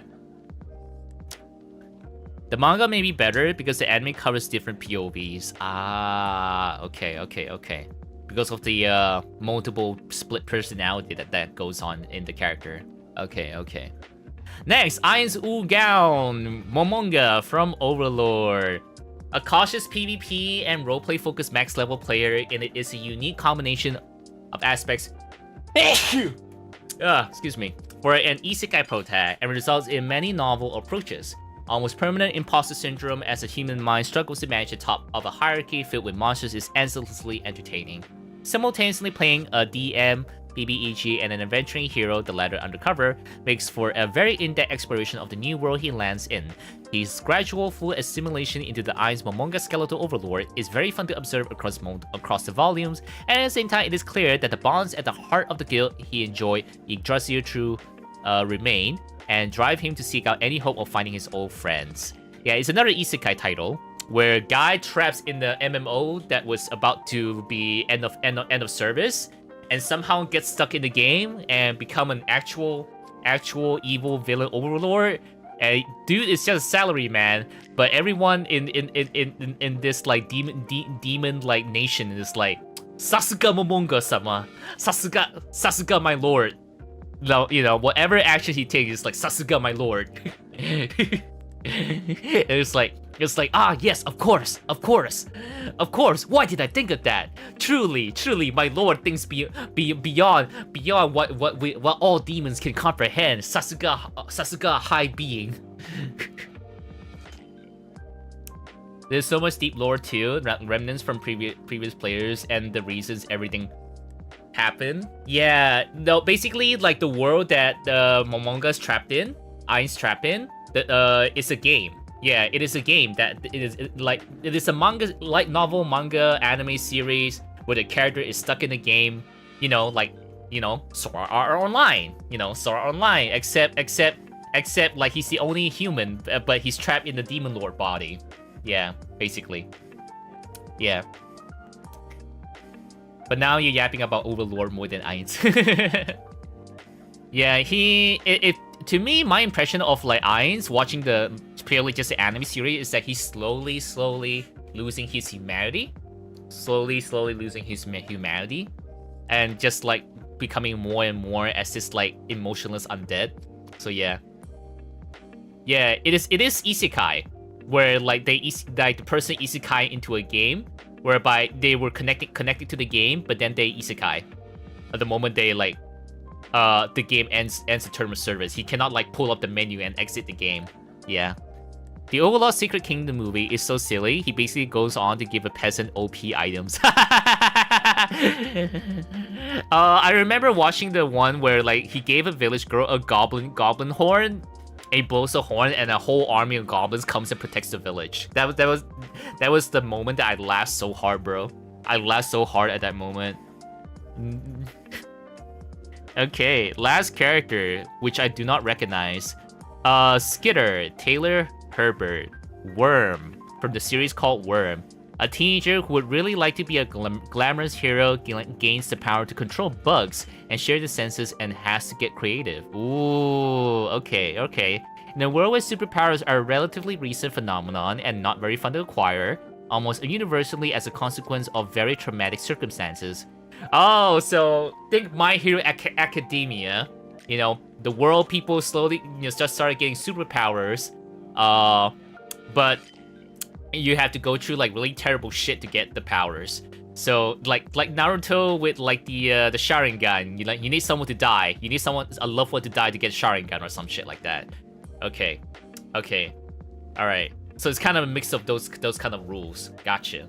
You would strongly recommend Worm if it weren't 1.68 million words long. That makes for a hard sell. Ooh, okay. Must sleep now. Have a great time, everyone. All right, thanks, Michael. Thanks for hanging out. Thanks for your submission as well. Have a good day, good night where you are. Have a good sleep. Yeah, almost universally as a consequence of very traumatic circumstances, bug control seems like a pretty shitty hand to be dealt with. Superhuman type swooping around, but she exceeds any and all expectations. A very interesting exploration of identities. Skitter, Taylor, Viewer, Kefri, connections, and coping mechanisms. Though not particularly notable in physical ability, she more than makes up for it with mental grit when it really matters. Yeah, she sounds like she's like one of those super interesting like JoJo characters that controls insects. Yeah. I think that's just bound to be a lot of things you can do with like insect controlling powers. That's for sure. Let's see. Yeah. Pretty. Once again, another very cool 3x3. Thank you, Blitz, for the submission. We are 3 entries in so far. 3 entries in. Next up, we have from Melody Crystal. I did some long, short, and in-between legs of exclamation from a 3x3, but yeah, here's mine to share. Okay. And whoop. Ooh, okay, alright. Some recent. Some recent, some not so recent. I see love. I think one of them's Love in Deep Space as well. Very cool. Let me just save the picture real quick. Okay. Save image. Is it not popping up? Hello? I'm trying to save image here. It is not showing up. Why is it not showing up? What? I want to save the picture. Do I really have to like do a screenshot?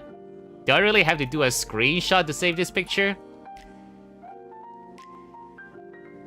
Uva character. Yeah, it's not working for me. Huh.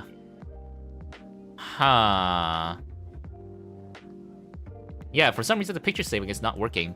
Alright, let me just restart Discord. Restart Discord a bit then. Let me just quit Discord. Okay, and then relaunch Discord. Uva character. Wee wah wah, wee wah wah, woo wah wah.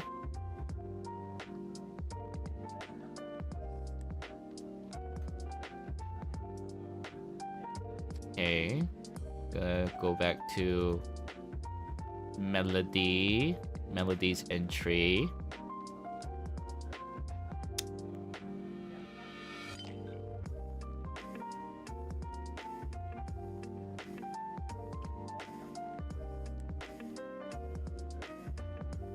I was like, why is it taking so long? It's like, oh, it might be a very big picture. It might be a very large file. That's why it's taking some time. Yeah, it's probably because it's a very big picture. That's why it's taking a bit of time to load. You finally fix yours? Pog. Yeah. Melody gave me a really, really high-res picture, I think. That's why it's taking a bit. Okay. Yeah, so small little break. Let me just like pop a candy or something. Got a coffee candy.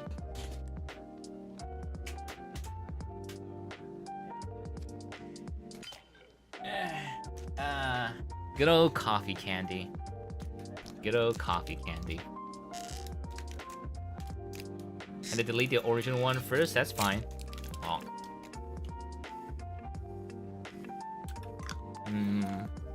Cappuccino coffee candy.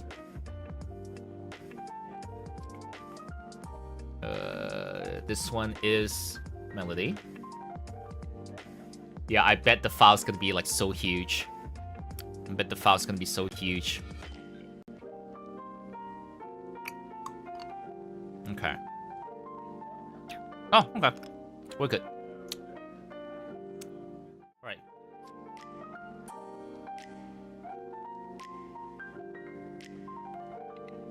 Can I have some practical prank CC with coffee candy? It's sweet though, rather than bitter. You gotta head to bed. Have fun with the 3x3s. Alright. Alright, thanks for hanging out, Ellis. Sorry we haven't gotten to your entry before you go to sleep. But yeah, I'll be going through it in the VOD. She still hates it. Ah, okay. No worries, man. Thank you, Atlas. Thank you. You have a good sleep. Alright, so you're on Xavier's one. Yeah. On Melody's entry. Yes. Okay. First off is it's not my day. It's not me. It's not my day. But it's not my day or May Day. It's my day. I think that's how it's pronounced. Ever since I started playing Honkai Star Rail, I've made it my goal to basically get all of the male characters that captures my interest. And my day is one of them. And yes, he's also an imaginary unit, because all the males in Honkai Star Rail for some weird reason likes to be imaginary. Because hot men only exist in our imaginations, I guess. I really like him because he can be tough and powerful, but also soft and caring to others. Oh, really? I thought he's just someone who wants to battle from my first impression of him. But I mean, I literally just started like Forest not too long ago. So like my first impression of him is he's just like very bloodthirsty. It's your day. My day. Mehdi.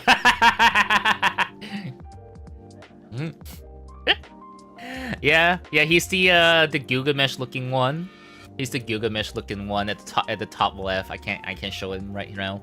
But yeah, the top left corner. He's a Gilgamesh looking one. Next one, Brad from Wuthering Waves. Brad from Wuthering Waves. Okay. The guy with the pirate hat right there. You can still edit it if you like. If you like to, Luna. Gilgamesh looking one, the disrespect. He does look like a Gilgamesh. The blonde hair, the red strings, the half naked body, the yellow golden color scheme, you know. You happy with yours? Okay. Disrespect to Gilgamesh or Mayday. I'm sorry, I'm not a husbando guy. I'm not a husbando guy, okay? I'm not a husbando guy. I'm into waifus, okay? Alright, Brad, basically the same on my day, but Brad is a different case. I like his character because he's there to make sure that the people he cares for in the story will always have a place to come back to. He's got a lot of flair and theatrics. I love him, and the reason I became a Brad main. Very nice, very nice. Next one. Another Eden, Yakumo. Ah, it's another gacha game. Another gacha game. Yes, I know Melody plays a lot of gacha games. The guy on the top right, unfortunately, I cannot like do a zoom on that one. Top right. Okay. All right. What is he about? He is a character that I have the most interest in under the Eden because he's such a mood, and he is my favorite because of his passive-aggressive dynamic with Kumos, his partner. A passive-aggressive dude. All right. No, I haven't read yours yet, Naisu. Not yet, not yet. Middle row, left side, Love in Deep Space character. I can't zoom. Okay. Xavier. You're a Xavier main, and his character is my favorite. And I also relate to him because he just likes sleeping. And also he has silver hair. Silver hair, I can relate. Lena's silver hair after all. And yes, I can oftentimes be at my unhinged moments whenever I talk about or see something related to Xavier, but I'm good with it. Very nice, very nice. Xavier's Vanity's husband too. Let's go. Yeah, I don't know anything about Love in Deep Space. I just know there's hot men. There's hot men, and you gotcha for hot men, and gotcha for hot men moments. Alright, next character, right smack in the middle. This like One-san with the horns. One-san with the horns. From which series? No idea. Wuthering Waves. Okay, it's Wuthering Waves character. Zani. She is mother. And I mean, who doesn't love Zani? She's amazing and a great character in the story, and she does deserve to have that vacation break soon. Oh, she's another overworked hot female character in the gacha game. Okay, alright. Another overworked character. Overworked mommy.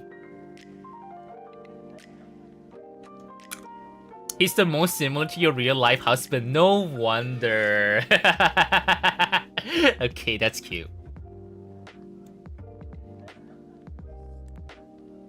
Caleb is your husband deep in your space. Bruh. And then I can recognize the art style. This character is from Windbreaker, I believe. Haruka Sakura. When I saw Windbreaker and made Sakura in the anime, I like his character because he wants to rise up to the top, but struggles to be with the people who actually cares about him, until he slowly opens up to them and understands them slowly. It's a way for his character to slowly change and develop in the story. Alright. Because like I look at Windbreaker and like, oh, it's like Tokyo Revengers, that kind of setting without the time travel bullshit. I did also see like a clip of Windbreaker that involves like a boy who loves makeup, and then her family like accepts him and like even encourages him to like try other makeup kind of thing. I saw that clip. That looks pretty good. That clip looks pretty good. That like gives me like a bit of like points like, maybe I'll check out Windbreaker one day. Because like, oh, it's more than just like, ruffians fighting it out to be the top, like Tokyo Revengers, but without the killing and the drama of the murder mystery and all that. Okay, what's this?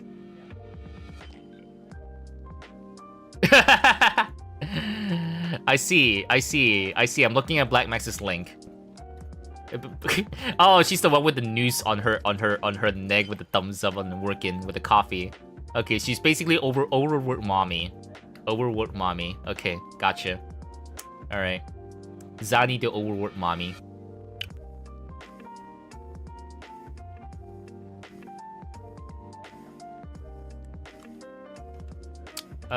You like her the most in Wuwa since she's one of the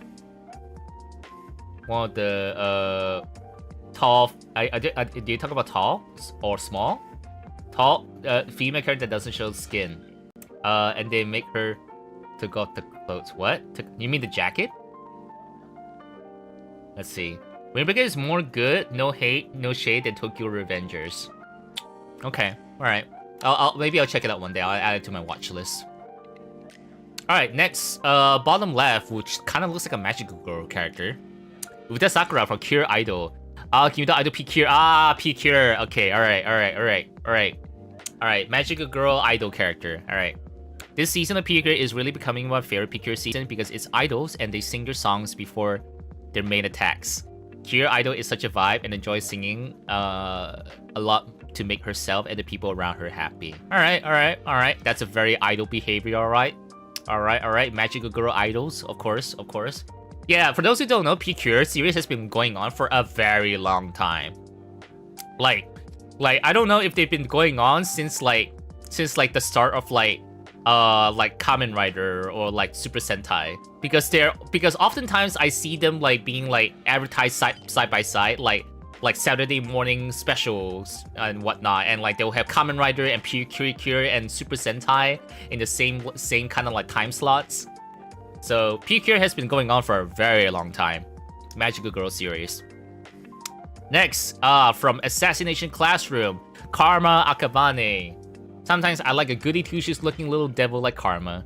He's also a gamer boy, love him for that, and love his character. I like a laid-back and delinquent character who still show respect and care to his friend. Care to his friends. I don't know about that. He seems pretty pretty murderous. Pretty like I guess my impression of it is he's not so much as caring as like always out for blood. A menace to society. The bad boy, yes, he's the bad boy. Highly recommend Assassination Classroom. Very good. Very good. Definitely one of my top 10s, Assassination Classroom. The only one who killed people, is it? Huh. Oh, we're about to go to Vanities next after this. Okay. Last character from Melody is Alyssa Ilinikina Amelia from God Eater, a series I never watch or play, but I recognize the series. I recognize it's a big title, God Eater. You grew up playing God Eater is a game, playing the original God Eater burst on the PSP, and one of my favorite characters is Alyssa because she is one of the best. She is probably my first waifu too. Ooh, and yeah, silver hair. Yep, silver hair gang! But Alyssa, she is a girl who can fight on her own out there and conquer her fears. Nice. Alright, so the girl at the bottom right, which I cannot zoom. Very nice. Thank you, Melody, for sharing your 3x3. Let's go. Recognize some, and I don't recognize some. But still, very cool. Very cool. Mine has no picture. You all have to use your imaginations. I see. Alright, no pictures. Okay. Alright, no pictures. Oh dear. Okay.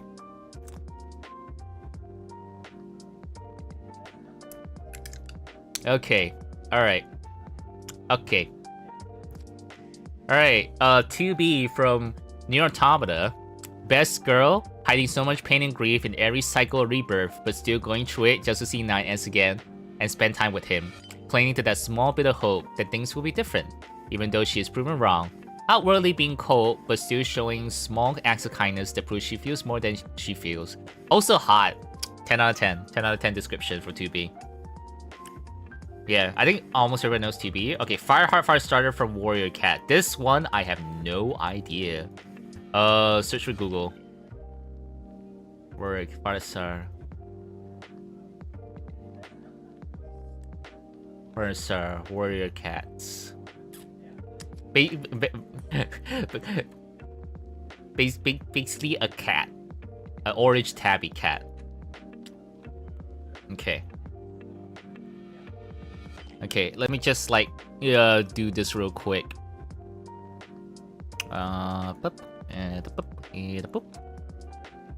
Okay.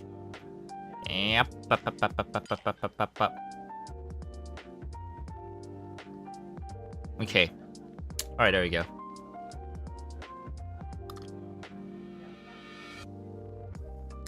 Melody has a type and I respect that. She feels more than she show. I don't proofread. Okay. Okay, no worries. She's feeling more than she shows. For 2B. Fireheart Firestar from Warrior Cat. There's a reason he's being used as my Twitch icon profile pic. He's just an idealist, a kind soul that works so hard.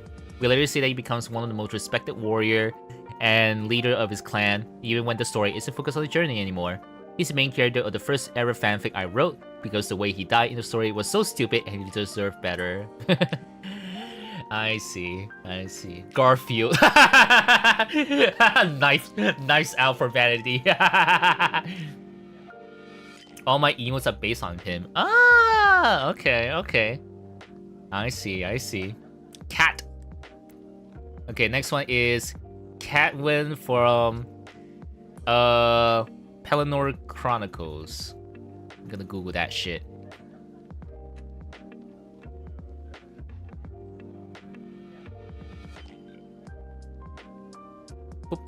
Boop. Can I zoom? Zoom, zoom, zoom, zoom, zoom. Zoom, zoom, zoom, zoom, zoom, zoom, zoom, zoom. Zoom, zoom, zoom, zoom, zoom. He's from a gloomy stern, tense around strangers. Oh, wait, hold on. It's gone. The picture's gone. Hold on. Okay, I need to do it like this. There we go. Now it's there. There we go. He's a book character. Gotcha, gotcha. Well, that's the only one I got from Googling. Gloomy, stern, tense around strangers with a sense of dry humor that lightens into sudden bursts of joy and love around friends. And yet there's a part of him that always guarded. One of the most complex and enjoyable characters I've ever read, and I fell in love with him instantly. His moods are layered, you can sense his maturity and the years behind it. The fact that once he got swayed to be evil, but ever since then he's built his reputation back brick by brick, and even when others have a grudge against him by that, he still prefers to let his actions speak louder than words, instead of wasting time fighting against those who still distrust him. I could write a whole essay about him, to be honest. Ooh, yeah. That definitely sounds like a very admirable character. Very, very admirable character.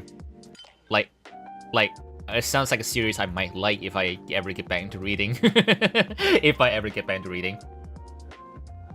Emutian, no, I go one by one. Unfortunately, I go one by one. That's to be fair to everyone. You can check out the VOD, Naisu, if you like. If you're unable to catch me going through your entry, unfortunately. Shaoran Lee, Tsubasa Chronicles, Cardcaptor Sakura. Alright. Shaoran Lee. I'll just use the wiki one.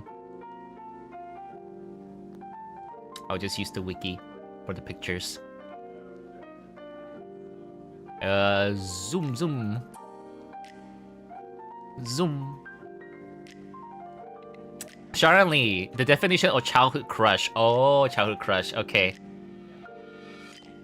Okay, his devotion and loyalty to Sakura, seriousness about keeping her safe, and yet he can be so nerdy and gush about his discoveries on excavations. Yeah, he's so handsome too. I dedicated so much tracing paper to trace him from the comics. He's kind of polite to everyone, but again, there's a part of him that is dedicated only to Sakura and keeping her safe no matter what. And even when he was corrupted in Tsubasa, his main goal was still to keep Sakura safe, to get her memories no matter what the cost, and it was heartbreaking to see that even when his kindness was all but erased, he still kept a soft spot for Sakura. If only he can be devoted to me like that too. 10 out of 10. 10 out of 10. Oh wait, I put the picture away. I keep doing this. Yeah. I keep doing this. Cardcaptor Sakura Shaoran is the least complicated Shaoran in existence. Cardcaptor Sakura Shaoran baby. Jersey Shaoran hot. Well done. Well done. Thanks for finishing it, Chris. Thank you. But it will take quite some time before I get to your entry. Since I'm going through them one by one. Yeah. Okay. Next entry. No worries. Thank you, Chris. Okay. Next is Mogami Kyoko Skip Beat. Mogami Kyoko Skip Beat.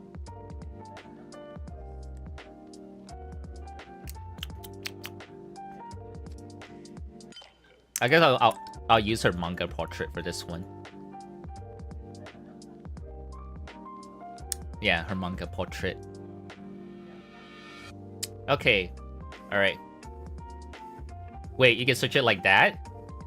Well, yes, but it takes a bit more time out of me. So, so yeah, it's fine. I love her duality of being so grudgeful and hateful after the betrayal from her boyfriend, who was just using her as a maid. Good God. And her initial joyful naivety and imaginative nature, she really is both sides of a coin called obsession. She throws herself into whatever she does to perfect it with feverishness, and also hates with such intensities. Wow, she's a big hater. Her own self-awareness about her naive and obsessive nature leads her to be very wary about her new relationships, and I love that about her. I also relate to her very imaginative self. Ooh, okay. Is Skip Beat a romance? A slice of life?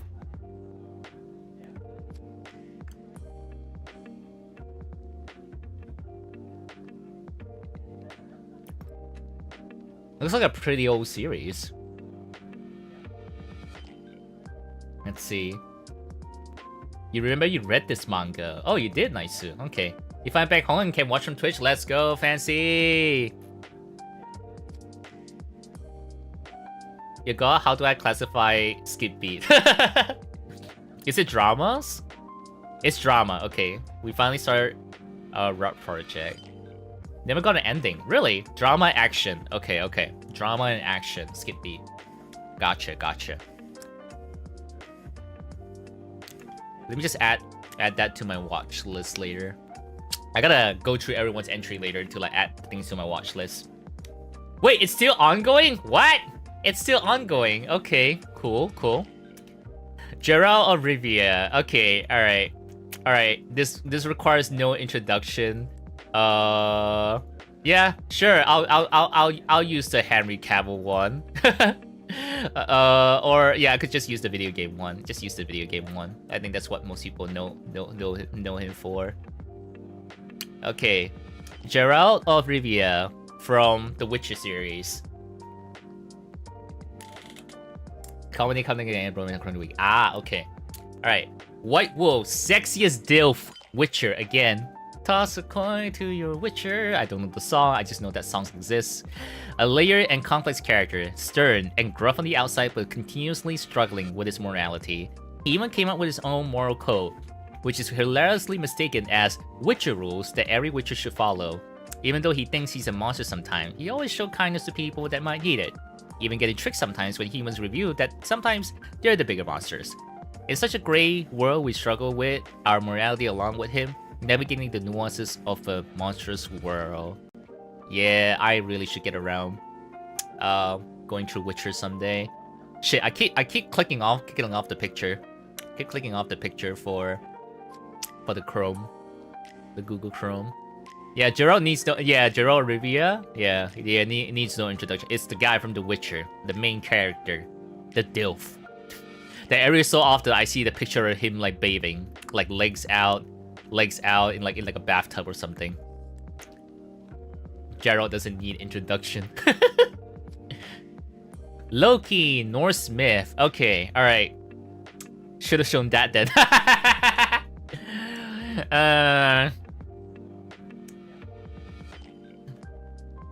Well, we don't have a picture of Loki.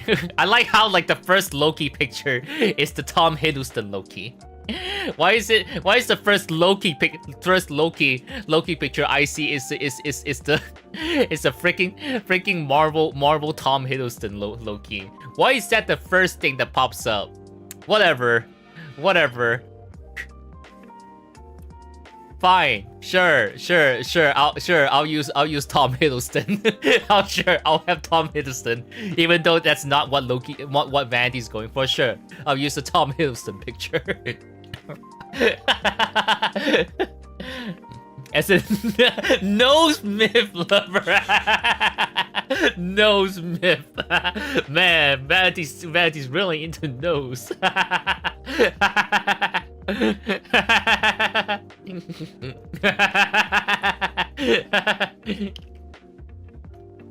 I struggle against Marvel Loki daily. Okay. Thankfully, I have no nose. What does that mean? Okay. Loki, Norse myth. I love a chaos gremlin, literal embodiment of chaos. I love him as the ultimate unreliable narrator. When you question whether you can actually trust his versions of the story, and yet the myths you heard are exactly as he's telling it, just that in his version, he's the victim. You cannot deny that Odin and the other gods rely on Loki to get things done, but half of those issues were started by him in the first place, Lamau. I enjoy reading about him, squirreling out of all the tough spots he gets into, how his sharp wit and trickster nature leads to everyone not trusting him, but still having to rely on his help. He's just so endearing. Yeah, that kind of character type is very, very fun to like read and like watch. We're like, oh, yep, we know he's a liar, but he's a liar we can trust, even though he's not to be trusted. You know, that kind of character is pretty fun, honestly. Sebastian, Stardew Valley. Okay, search with Google. That's all the picture I got of him. Okay. Alright. Augment image in new tab. Gotta zoom. I gotta zoom. I gotta zoom. Zoom, zoom, zoom, zoom, zoom.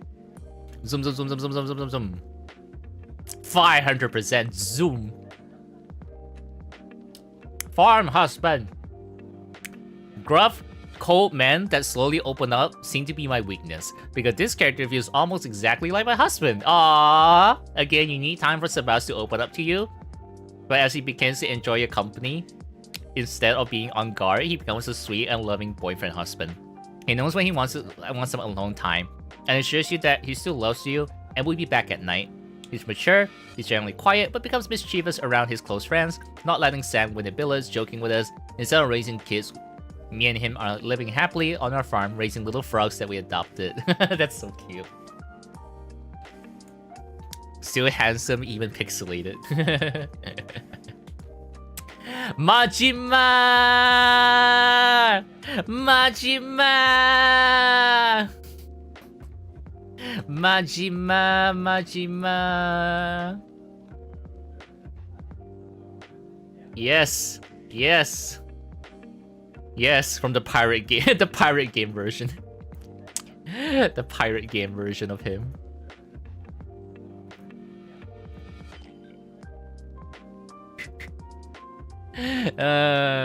Goro Majima. Goro Majima. Just simply adore Majima, especially in Yakuza 0, where again, he's putting on a very calm, controlled exterior, while being so desperate inside to be free of his debt that he owes to his clan. It really shows how he adopted the mad dog persona as a front, a giant middle finger to the world that treated him like shit. The best times are when the persona falls away and his original serious nature shines true, and beneath that, a very protective obsession for the people he loves that he doesn't even ever show in case it brings them harm. Makoto. I know we all love his Kiryu-chan, but when he gets serious in a fight, I get so comforted by him fighting so fiercely to protect his own. No wonder he's still so beloved alongside Kiryu. Yeah, he's such a badass, such a lovable badass. Oh yeah. Very goated to have Majima as your selection.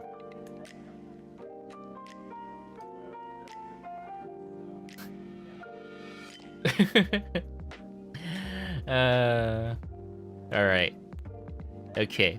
Thank you for sharing your entry with us. Vanity, thank you. Very lovely, very lovely. Very lovely. Majima marrying me, or just one night. I beg. Alright, next one. Okay, I should probably disable this so we can see all the names. Next one is Boops. We're gonna be looking at Boops entry. Boop, boop, boop, boop, boop, boop, boop. Does he have a picture? Yes, he does. Okay. A lot of anime waifus. Very nice, very nice. Let me just save this. Boop. Okay. Let me just put it up on stream for Boops 3x3.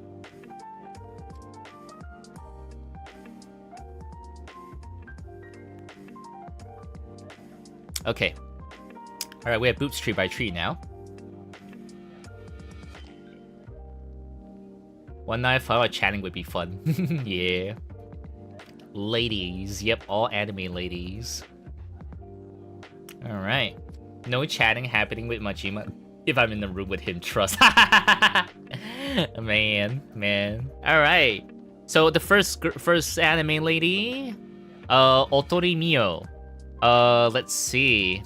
Okay, first of all, I went into this thinking it was strictly anime 3x3. So this is all anime waifus I love dearly and have so much meaning to me. I would not have been able to finish if I started to include games, movies, or any other media. With that being said, here's my list. Alright. Otori Mio, what is hotter than a girl with a gun? A gun that dedicates her life to introduce more girls into guns. She is smart, witty, and her assets, both financial and the other's assets, honestly. If I could, I would have a figurine of her. The anime is called Sabagebu. Oh, survival game. Sabagebu. Didn't get that popular, but I still love it. Alright. Next one. Emiru Ikuno from Nozoki Anna. Okay, alright. Let me just take a look at that real quick. And the girl on top here. And this girl right here. Okay. Alright, so the first girl was the one with the guns at the left with the purple hair. The next girl's over here. With the camera. Yeah, not a phone, a camera. Okay. Okay. Alright, second girl. Second girl, Emiro Ikuno from Notsuki Anna. This series is definitely not safe for work, but seriously top tier waifu. She introduces the MC to awakening his sexual desire, encourages him to grow as an adult, and her backstory had me actually crying. Oh, it's an SSFW that make people cry. Okay, alright, interesting. I don't want to spoil too much on this, but this has season 1 of the manga in anime form. Season 2 is manga only, and season 2 is when I realized I am in love with her. Nothing wrong on wanting people to have people grow up to be a better person, damn it. Alright. Next one.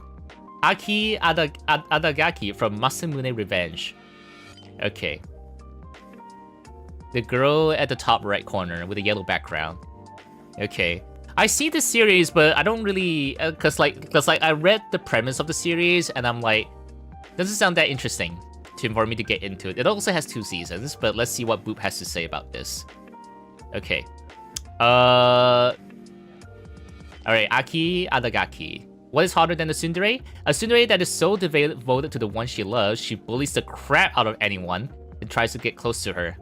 When you see in her during her college arc though, so adorable. I just want to hug her, squeeze her, and lift her naked. Of course. Of course. Okay. Yeah, this is Boop's. This is Boop's character list. Yeah. Next, Grand Blue. Okay, a series I never watched, but it's also a series that, like Taku recommends as well. I can't zoom. The girl on the left over here. You can see my mouse chat. The girl on the left over here with the auburn hair. Okay. Like middle left girl. Okay. Nanaka Kotogawa from Grand Blue, a beautiful athletic diver that serves me alcohol. Hello, little Boop. This is Nanaka. She's also super funny and is totally in love with her sister, which I get it. I too am a family man and would be willing to service the sister too. Kappa, bruh. Anyway, short, sweet. Bartender is a hottie that I like to go down under with. Very nice. One-san bartender. Very nice.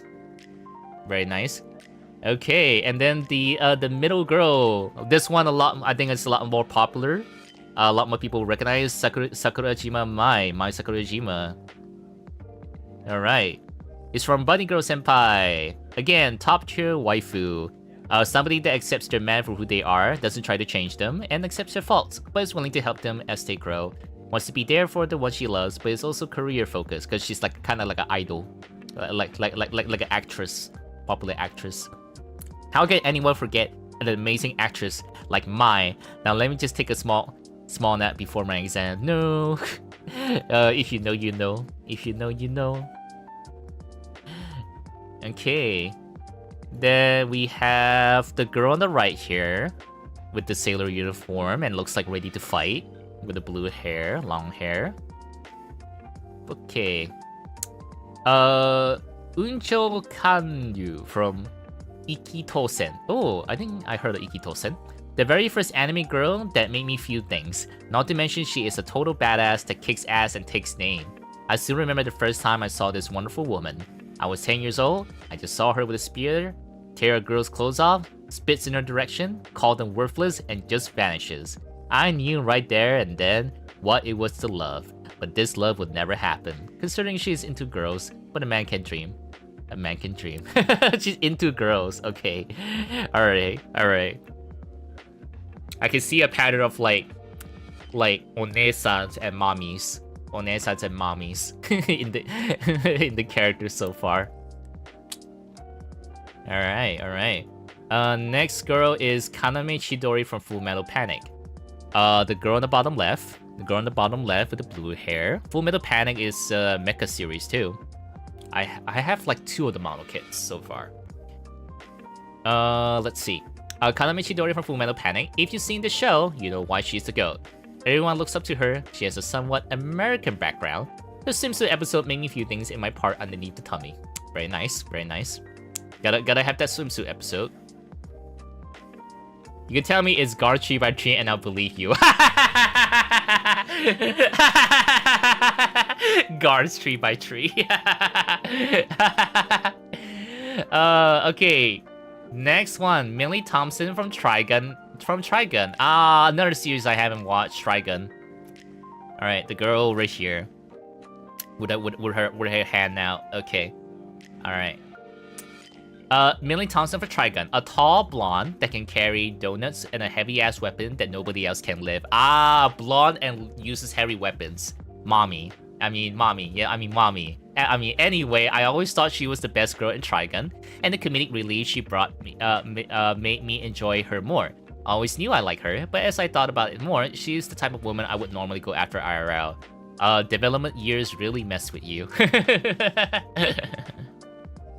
Really? She's not from Trigun? She's not in Trigun Stampede? Wow, okay. Alright.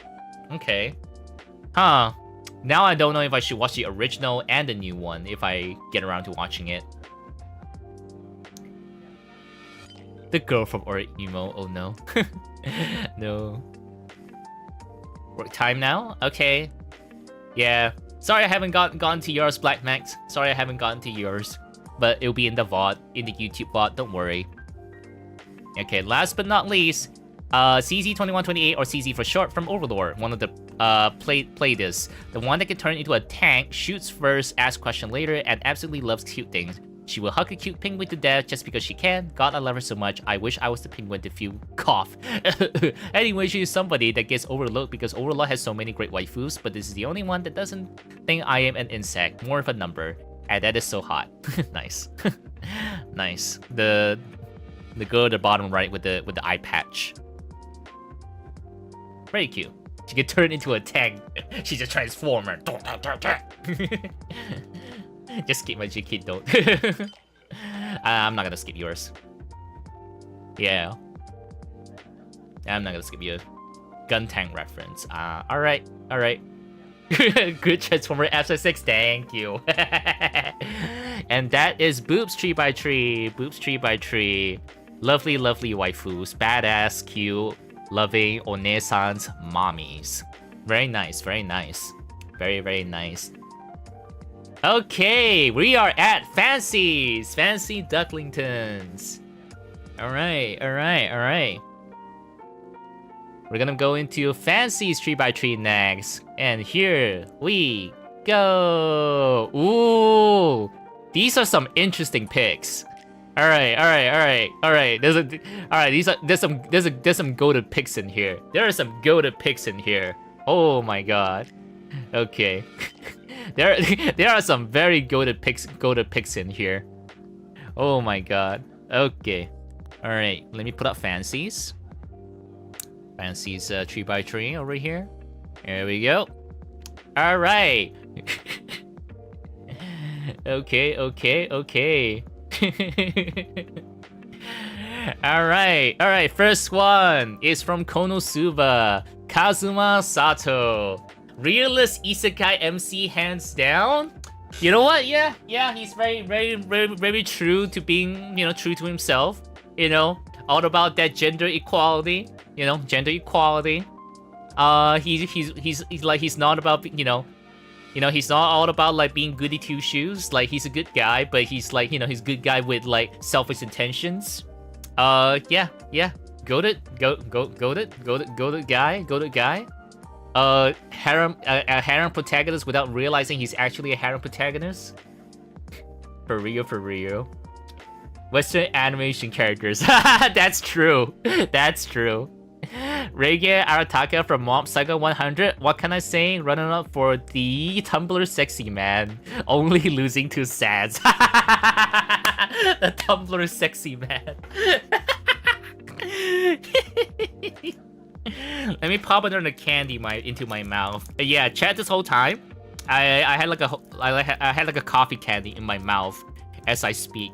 I'm running on coffee candy because I have not eaten any food. All right, there's another coffee candy in my mouth between my teeth.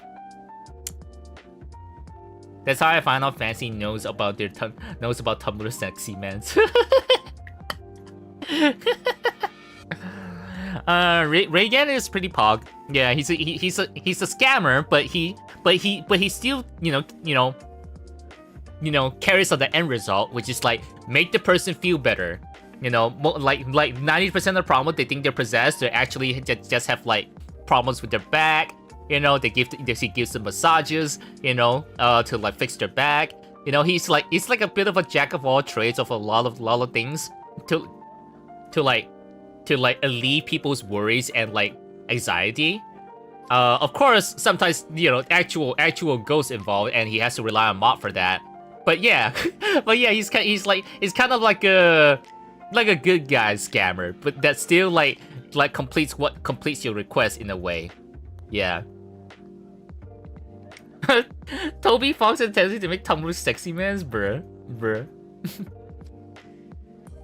With chapter 3 out, man. I gotta get around to play Deltarune one day.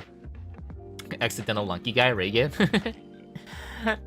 Alright, third guy. On the right is Jake, the dog from Adventure Time. It was amazing to have seen Jake both as a brother and an individual from start to end of the series. Yeah. Like, Jake is such a bro. And also, Jake is such a bro and like such a dad. Like, I just like his character development. Like, I've been watching a lot of like Adventure Time video essays about Jake, about like him being a father, like about his parents, about how he was born, and like I've even like saw the video essays about like Jake in the afterlife and Finn trying to find him, that kind of thing. Yeah, I watch a lot of Adventure Time video essays as of late, so yeah, I can completely understand why Jake is in your favorite character list. Deltarune is more probable than Witcher, yes. I actually finished chapter 1 and 2, but I need to buy the game, which I can because I'm broke. I'm broke. I can't buy video games, or even GUNPLA for that matter. I just need to get past like a couple of months before I can like buy things again. For now, I'm just buying food, buying snacks to keep myself afloat. Brock Sanson from the Venture Bros. I was torn out on choosing which character I would like to choose from the series because they're all well written. Okay, Brock Sanson is the guy in the middle left, the big guy on the left, which I cannot zoom because of the cropping. The guy on the right, on the left, on the left middle. Brock Sanson from Venture Bros. I almost put in the Mighty Monarch because of how much of dedicated hater they were, but I recall the scene where Brock was asked to surrender his weapon and just gives the intense reply of "Go ahead, take it from me." All right, I'm just gonna watch the clip. Because I got concerned of concerned of like copyright shit.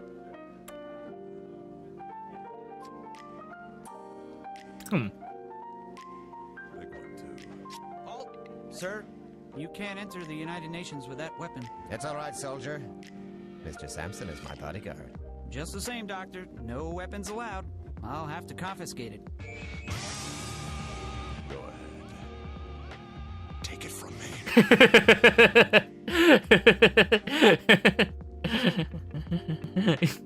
Yeah, I'm not gonna watch too much just in case of copyright problems. But yeah. The voice actor for Kronk from Emperor's News Groove. Good shit, good shit. I love the voice actor. He's like this guy can only do one voice, but goddamn, he's such fun to like listen to. He eventually softened through the series. I see. Okay. All right, next character. This guy? Really? This guy, the comedic relief guy. Really? He's in your 3x3. Not judging, but I'm just like so surprised. Like there are people who would put this guy in their 3x3. All right, what's he about? Zeus Ramirez from Gravity Falls. Another cool character, reliable, and just being themselves. Also once ate a man alive. Don't worry, they were into it. Oh. Okay then. Like, it's not like I watched all of Gravity Falls. I only watched bits and pieces of it. He's quite beloved. Really? Okay. Because to me, he's just a comedic relief guy. Like, cannibalism. Yeah, cannibalism.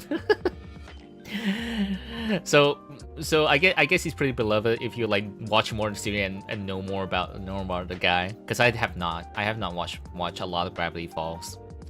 I'll just bits and pieces from YouTube. And then there's a character with a banjo to the right over here. The silly handyman and got the girl by being silly. Very nice. Just being themselves. Yeah. That's a big win. Big W. Big W.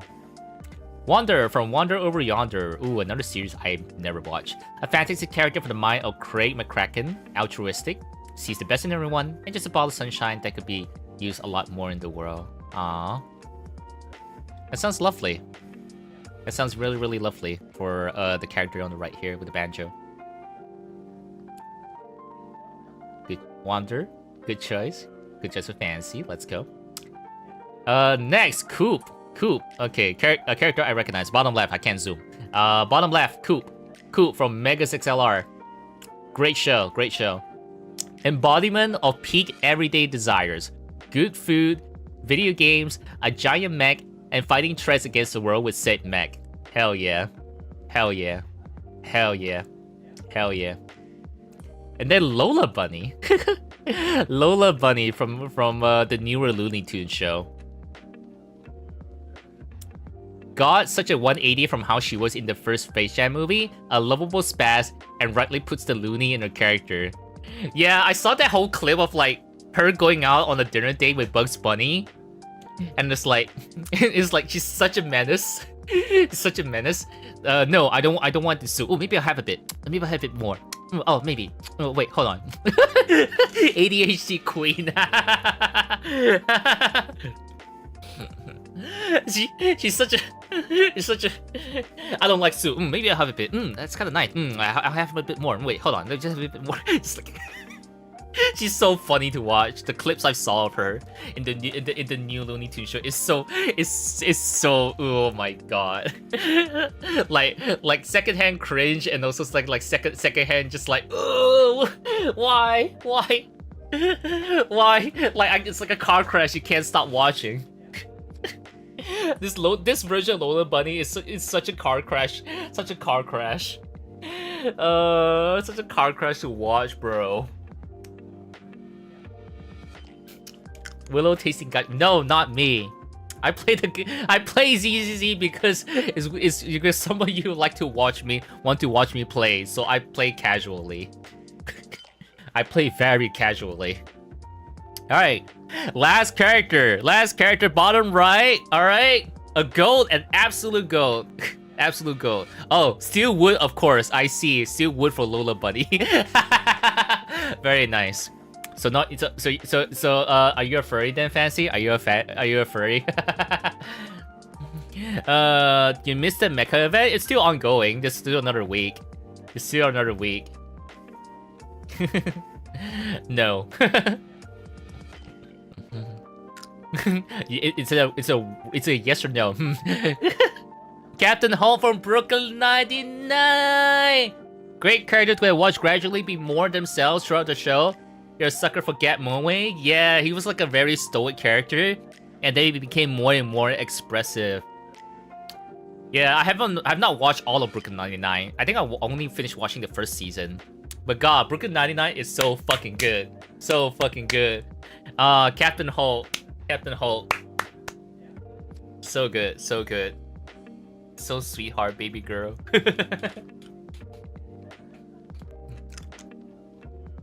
He's literally called Fancy Duck. It reminds me to watch it. Yes, Brooklyn Nine-Nine is so freaking good. It's so freaking good. Such a good series. Like Jake Peralta, like punching like the other like cop who insults Holt because Holt is like, you know, Holt is like he's gay, and then Holt was called a slur by the person that Jake was like admire, who's like a big cop person, and it's like piece of shit, and then punches the shit out of him. Like God, That's so God. I love Jake's and Holt's character, man. Jake and Holt character and like character development together, like become like kind of like a father and son kind of thing. Is so cute. Absolute cinema. Absolute cinema. Yeah, very cool. Very goated. Very goated 3x3 once again. Very goated 3x3. Very goated. Thank you for sharing yours, Fancy. Thank you. Okay, next. This person puts their username as I sim for slime in here, but basically they're Black Max. Yeah, they're Black Max. This is Black Max's 3x3. Black Max just left. Yeah. This is barely the word limit. Yeah, after Black Max is like die cheese. So we're gonna go into Black Max's next. In 3, 2, 1. Of course there's May. Of course there's May in there. Why would there not be a May from Gundam Build Divers? Of course May is in there. Of course May is in there. She's gotta be in there. She's gotta be in there. I would be surprised if he doesn't have May in the 3x3. Okay. I'm surprised the Speed Racer is in there. You see a doctor. Well then. Okay. Alright. Too tired overthinking on which character to put, so shortest explanation on why they're your favorite. Number 1. Nicholas Angel. Hot Fuzz. Ooh, Hot Fuzz. I need to watch it someday. I watched like what's it called? Like World's End? Is it called World's End? One of the ones that this actor acted in. No, I have not seen Hot Fuzz. I have not even watched Shaun of the Dead, bro. You're surprised to see the particular Doctor. Oh, okay. I'm not a Doctor Who fan, so I don't know. I only know the one that like said that line where like time travel is a bit of a wibbly wobbly thinging or something. The one where like the crying angels and like the TV, like there's a recording that answers every question from the character real time. That kind of thing. Yeah, I saw that episode. Cause one of my friends in the past was really into Doctor Who, and they showed me that episode, and I was like, all right, cool. They also showed me the first like modern episodes, where like it's like moisturize me with the skin alien. Yeah. So those are the only 2 Doctor Who episodes I've ever watched, pretty much. Okay, Nicholas Angel, badass cop who's trying to be the perfect cop, find out that being perfect isn't so bad at all. Ah, okay. I gotta watch Hot Fuzz one day. 12th Doctor Who. Okay, 12th Doctor for Doctor Who. This one, right here. Okay, all right. Just now, Nicholas Hot Fuzz is like on the left with the almost bald guy. All right.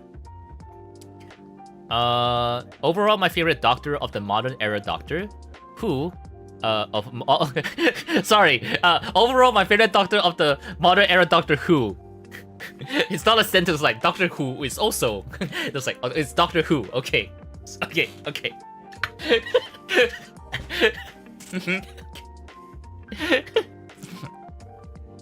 He just embodied the feeling of old and new Doctor. Okay. I don't know. I don't watch Doctor Who, but people who watch Doctor Who, that's Black Mike's take on it, on the 12th Doctor. Okay. Okay, 3rd character. I don't know this dude. I don't recognize this dude. Seems to be a military person. Doctor Who? Marshall Stacker Pentecost. Pacific Rim? A leader and father figure to one of the MC. The fact that he's willing to enter the Jaeger even if it's kill him.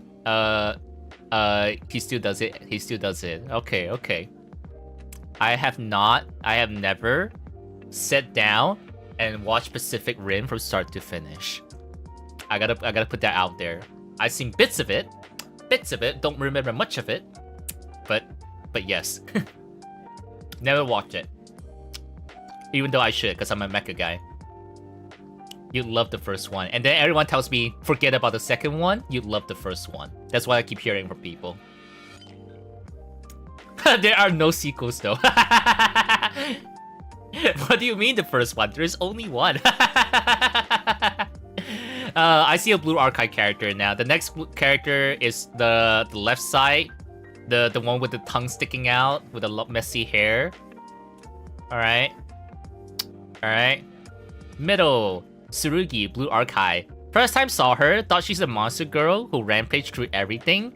Then story continued, and through her bond story, she is more timid and shy and genuinely care for others more than care about herself. I see. She's a huge gap moe.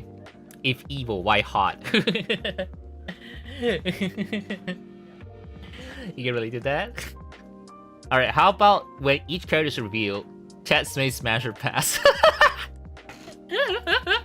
No, this is not a smash or pass stream. But feel free to comment that. Feel free to comment. Just so I see. Just so I can see I can like silently judge you guys. This is a character 3x3. This is not a smash or pass. Of course you use May, the May pouting face, of course. May from Gundam Build Divers Free Rise. Do I need to explain? It's the taxi scene. I'm not gonna play it. You guys can check it out yourself, the taxi scene. You can check it out. No poll, because like if we do poll, we're gonna take even longer to get through everybody. Chat, I still have a lot. I still have everybody else that I haven't gone through.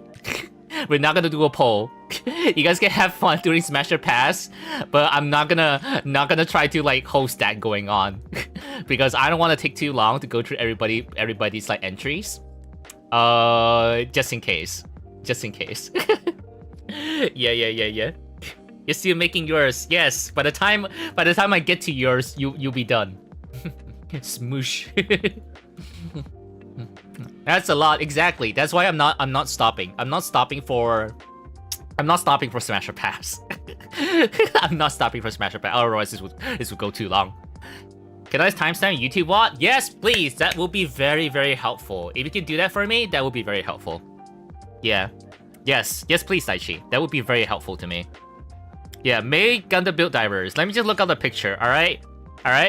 What Black Max use for a picture of May from Build Divers, it's just like her cute pouty face. Build Diver, May Gundam Build Diver Re-Rise. Alright. I'm going to the extra legwork. Going to extra legwork for Black Max's sake. Alright.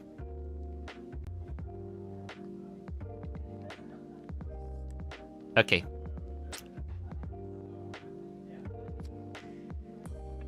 so let me just put this away. So this is May from Gundam Build Divers. She is a stoic-looking character. Stoic looking. She's mostly like a stoic character, but sometimes she breaks character, like being like being like cutesy and pouts, like in the picture that Black Max shows. All right. She's also like kind of like a digital being, because she has the android form. Yeah, this is her mecha form, which is also an actual model kit, by the way. I have it. It's a very good model kit. Very, very good model kit. You can face swap the model kit to be like more human-like. Very nice. Very nice. Smash. Yeah. I can understand everyone who say Smash for May from Build Divers. Would. You did pick, you have 100. I just used the character portraits. Would marry, literally.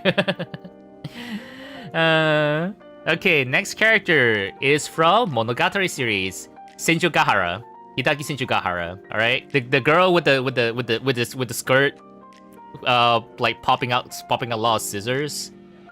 Yeah, Senju Gahara.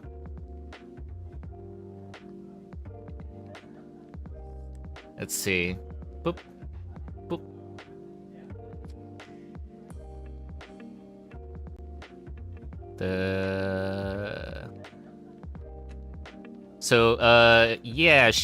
Yeah, you know, if you recognize this, you know, this purple long-haired anime girl with like like she opened up her skirt and lots of scissors and like sharp objects and knives come and paper cutter come out. Yeah, it's that girl. It's that girl, Senjo Gahara. Best girl, at first she's a bit cold and emotionless, and as the series goes on, she becomes more expressive and genuinely care about Araragi. The interaction between both of them are really cute. Huh, okay. Did not recognize her with the short hair. Yeah, that's why I went out of my way to grab the picture for Senjo Gahara. Cause like I know that's like she's more recognizable for that. The girl with the sharp objects coming out of her skirt. Basically she keeps a lot of sharp everyday school objects for fighting and eating. Yeah. Alright, next one. 99 Clone Wars. Oh, an old clone. Oh, okay. Alright, the old guy, the old crinkly guy, bottom left, basically a clone that's like an old man. Defect clone. He's a defect clone who wants to be helpful as much as he can. When all hope is lost, he always tries to find a way and encourage others that there is a way. Even though he was just a bad batch of clone, he was a hero that fight besides his brothers. Hell yeah. Hell yeah. Ah shit, it's yours. Yes, we're going through yours. Defect clone mention. Yes. Alright. Then we have... Is that guy from Dragon Age? Is that a Dragon Age guy? Dragon Age Origins? Alistair! It is. One of the first soldiers you run into before your first battle. Each interaction really feels like you're talking to your best friend. Each interaction, each joke you can have with him just makes you want to support him all the way. Pass. Also, near the end of the game, you can make him like have sex with Morgana, the golf lady. You can have him have sex with the golf lady to give birth to the demon baby or some shit for the end of the plot. Instead of you having sex with the golf lady, you can have him to have sex with the golf lady to give birth to the demon baby, and it looks so uncomfortable. This guy's face looks so uncomfortable having sex with the golf lady.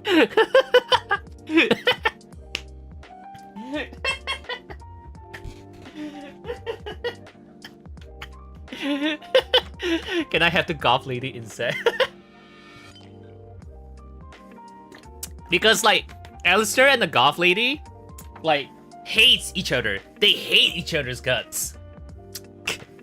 I think her name is Morgan. Yeah. And then we have Speed Racer from Speed Racer, a guy who just liked racing like his brother once was. When after a huge cropper tried to screw him over, he still did what he do best: race. I am so surprised. That Speed Racer was chosen in a 3x3. Like nothing against Black Max, nothing against the character. I guess maybe I just don't watch now. I grew up watching like the cartoon Speed Racer, not the movie Speed Racer. And like to me, it's like cartoon Speed Racer is just like yeah, he's there to race. He's just there to race. Pretty much. Should have been me, not him. For the golf lady, bruh. And that, ladies and gentlemen, is Black Max's. It's a good movie. I watched a clip. of the final racing scene, but with initial D music. Yeah, the top.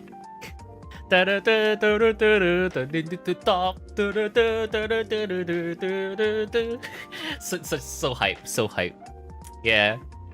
I like your Blue Archive entry surprised me. I'm just like, wait, this is your biggest Blue Archive? I thought there are other choices that you're going for, but potentially go for. So this is the character for your favorite of all time for Blue Archive. Very nice, very nice. Alrighty, that was Black Max's 3x3. We are now going into, of course, it's a May in there. Daichi's 3x3. We are now in Daichi's 3x3. Okay. Alright, save image. First double pick, yes. First double pick, which is fine. No problem with that. Yeah. Yeah, I can recognize most of them.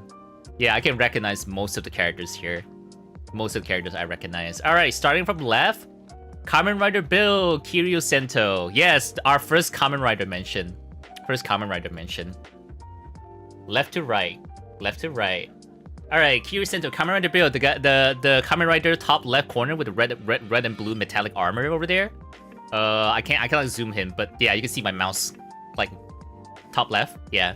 So, Kiryu Sento, he is someone who has no identity and memories of himself, but he has the kindness to help the people who are being terrorized by the secret organization and governments who are creating monsters and whatnot. He strives for his scientific research, but knowing the truth hurts him. He also has his flaws and made mistakes, and yet he keeps on moving forward while carrying the weight of being a Kamen Rider. He's not perfect, but he's an ideal hero for me. Pog, pog, pog, pog. You recognize the middle guy? Alright, we'll get to there. May, Gundam built by Re-Rise. Alright, you seen the pictures of May? And this is Daichi's take on it. Simply put, I like Kudere, and she's unique on her own. She is also very pretty, like, oh my god, I love her so much. First appeared as someone who rarely shows emotions, but she keeps on learning about humanity, friendships, and emotions along the series together with her teammates who later become her trusted best friends. She found her goal and what she wants to do, and learned to show emotions. It clicked to me that it's all about learning to find yourself no matter what world you're born at. Very cool, very cool. Okay, and then Koro Sensei, the big round yellow-headed guy. That guy is an octopus guy. He's a perv, but also very goated. Koro Sensei at Sanitation Classroom. Koro Sensei, man, he is the most ideal teacher to have. His love for his students is so real. It made me jealous of the students. His teaching is so fun and engaging for the student, and he's so funny too. You could say he inspired me to become a teacher without me realizing. Wait, what? You wanna become a teacher one day, Daichi? A banana man. You're slowly one. Yeah, exactly. Everyone can write as deep as you want. You can write as deep as you want. It's all good. It's all good. Hang on, might be a smash. Are you're into tentacles, Vanity? Oh man. Alright, next. Goblin Slayer. A goat unknowingly has a harem. He does not know he has a harem, but he does. He's not even trying to risk anyone. He's just focused on goblins. I like how badass he is, and unlike anyone else, he sees goblin as a greater threat for the people than any other monster. He even said a giant sea serpent is easier to deal with than goblins. Anyways, he is a realistic person who is dealing with trauma since he was a kid, feeling his revenge and anger for goblins. His characteristic is very basic, but has layers of depth if you read the manga. Agreed. He's very cool. He's a very cool character. No king shame, Will. Maybe. I'm not king shaming. Fancies was short and sweet. You good, Luna. Yeah, no worries.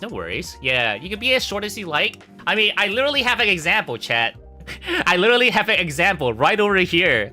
This is not my actual 3x3, but I have an example right over here. Literally, the shortest one is Ganyu. Ahem, if cryo, why hot? That's literally the shortest one I have. Like, you don't need to be deep. You don't need to be deep. But you can be deep if you want to. Okay? You can be deep if you want to, but I'm just letting you know, like, no pressure. No pressure if yours is not very deep. It's perfectly fine. Perfectly fine. Oh man. You're a deep talker. My mate is a Link. Mine gonna be shorter than how? That's fine. It's okay. Alright. Next character is right in the middle. I do not recognize this character at all. Nada. Do not know this character at all. Alright. Alex, X-Venture comic series, The Golden Age of Adventurers. Oh, you mentioned this is your local comic series. You have read this comic series since you were 11. Alex is a very intelligent adventurer, but he was once a foolish and problematic kid who thought durian is not a fruit during a riddle game with his grandpa Jones, who is a retired #1 adventurer. Although a moment later, the World Adventurer Union requested his grandpa for a mission. which he accepted with the condition he could bring his grandchildren Alex, but it resulted in his death. From that day on, Alex blamed himself. If only he was smarter to solve the riddle faster, to save his grandpa in a life and death situation. By the way, Jones faked his death because seeing his loss made Alex change. Wow, what an asshole of a grandpa! You know, now he is a hero who saved Earth multiple times by aliens and human threats along with his partners. Especially Lulu, I really like him. His grandpa is an asshole, emotional manipulative asshole for faking his own death to make his grandchild have a character development moment. I mean, it works, but that doesn't strip him of him being an asshole. Emotionally manipulative asshole. All right, next one. All right, a good girl, at 100% good girl, Violet Evergarden. She's so precious, man. Definitely a reason. There's a good reason why she's one of my her series is one of my top 5. Yeah, Violet Evergarden is within my top 5. You got one of Adventures comic. You got the Mermaid's one. Nice. He's such a funny and asshole character in the comic. The grandpa? Okay. Smash. Yes. Violet could be in the same category as May, but in her own story of a soldier kid who never had a normal childhood. A story of learning about herself and the others was so touching to the point I couldn't put it into words. Yes. Watch Violet Evergarden! Chat, watch Violet Evergarden! It is so freaking good! So freaking good! So emotionally beautiful and beautifully animated. God, it's and the movie is such a good ending. The movie that ends the series is so good. It wraps up so good. I don't want to spoil anything, but it's so freaking good. Emotionally satisfying. And the soundtrack too. Oh my god. Oh man. Won't make you what? Pete? Alright. Next, bottom left is a character I do not recognize. Bottom left character, the down here, I cannot go to that guy.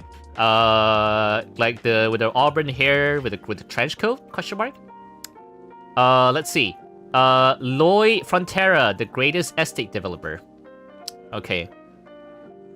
Kim Suho is his real name. Losing his family was so devastating, but he kept on going until he overrode himself to the death. They incarnate into a different world. Oh, okay, reincarnation. It's Lloyd Frontera, who is an asshole character of a novel he read. Here he gained his cherished new family and trusted citizens after helping them using his architecture engineering knowledge. Oh, okay. Okay, he's so funny in the manhwa with his demonic face. I see. Estate developer pass. Pick the most nice picture of this demon. Okay, alright, next is the loudest anime protagonist, Asta. Okay, this guy I can assume. Asta from Black Clover. He's so loud. He's so freaking loud. He's always screaming. The guy before Asta? Smash for Luna. I see. He is the GOAT Asta.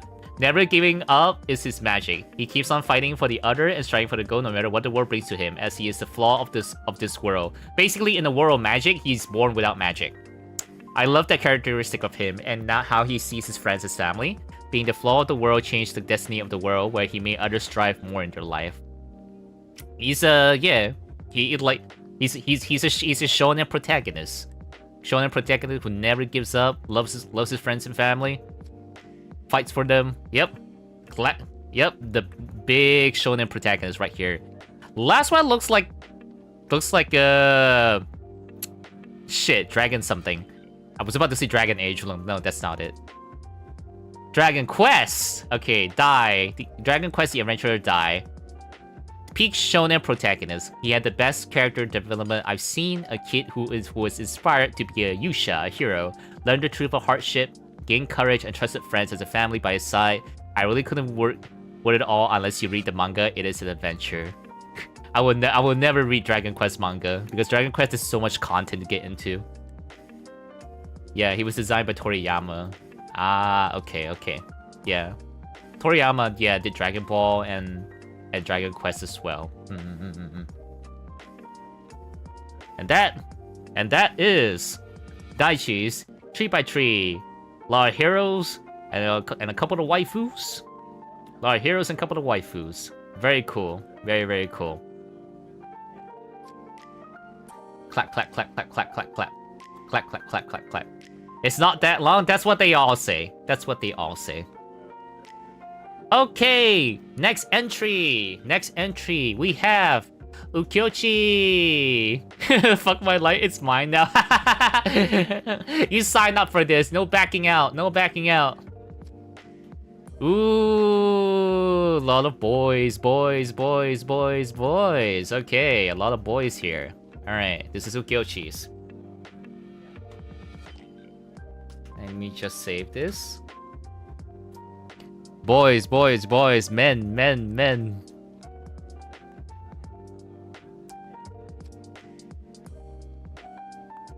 Alright. Alright, that's set up.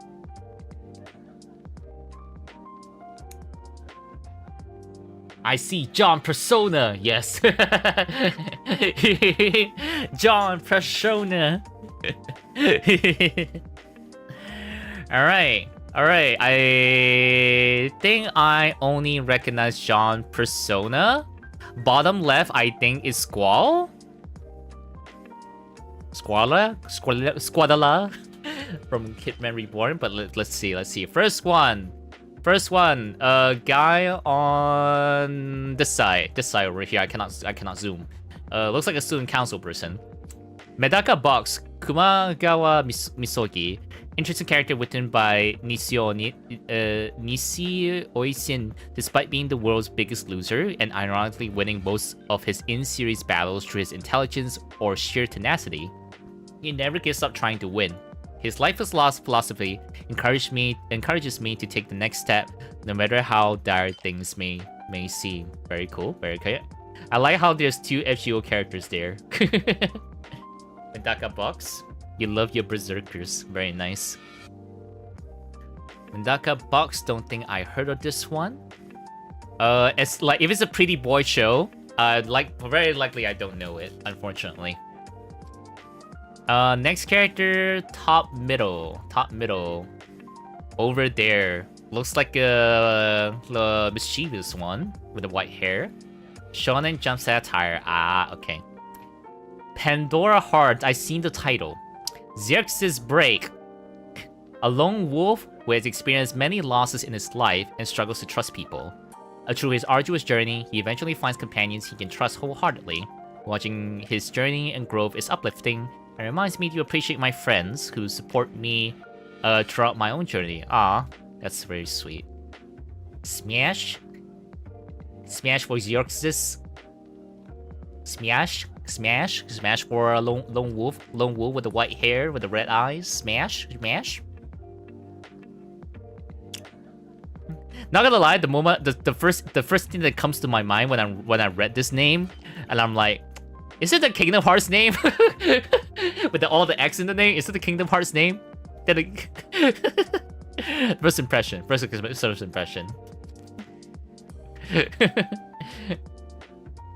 Same VA is Sean, huh? JPVA anyway, that's cool. Next one, John Persona. Yeah. I can't zoom, but yeah, this side. Alright, John Persona. Hero protagonist, Persona 3, Makoto. For the same reason as Break, Xerxes Break, protagonist begins his journey alone, but learns to connect and forge strong bonds with other people. He also has the same voice there as Break. Ah, there we go. I heard you cheats on exams.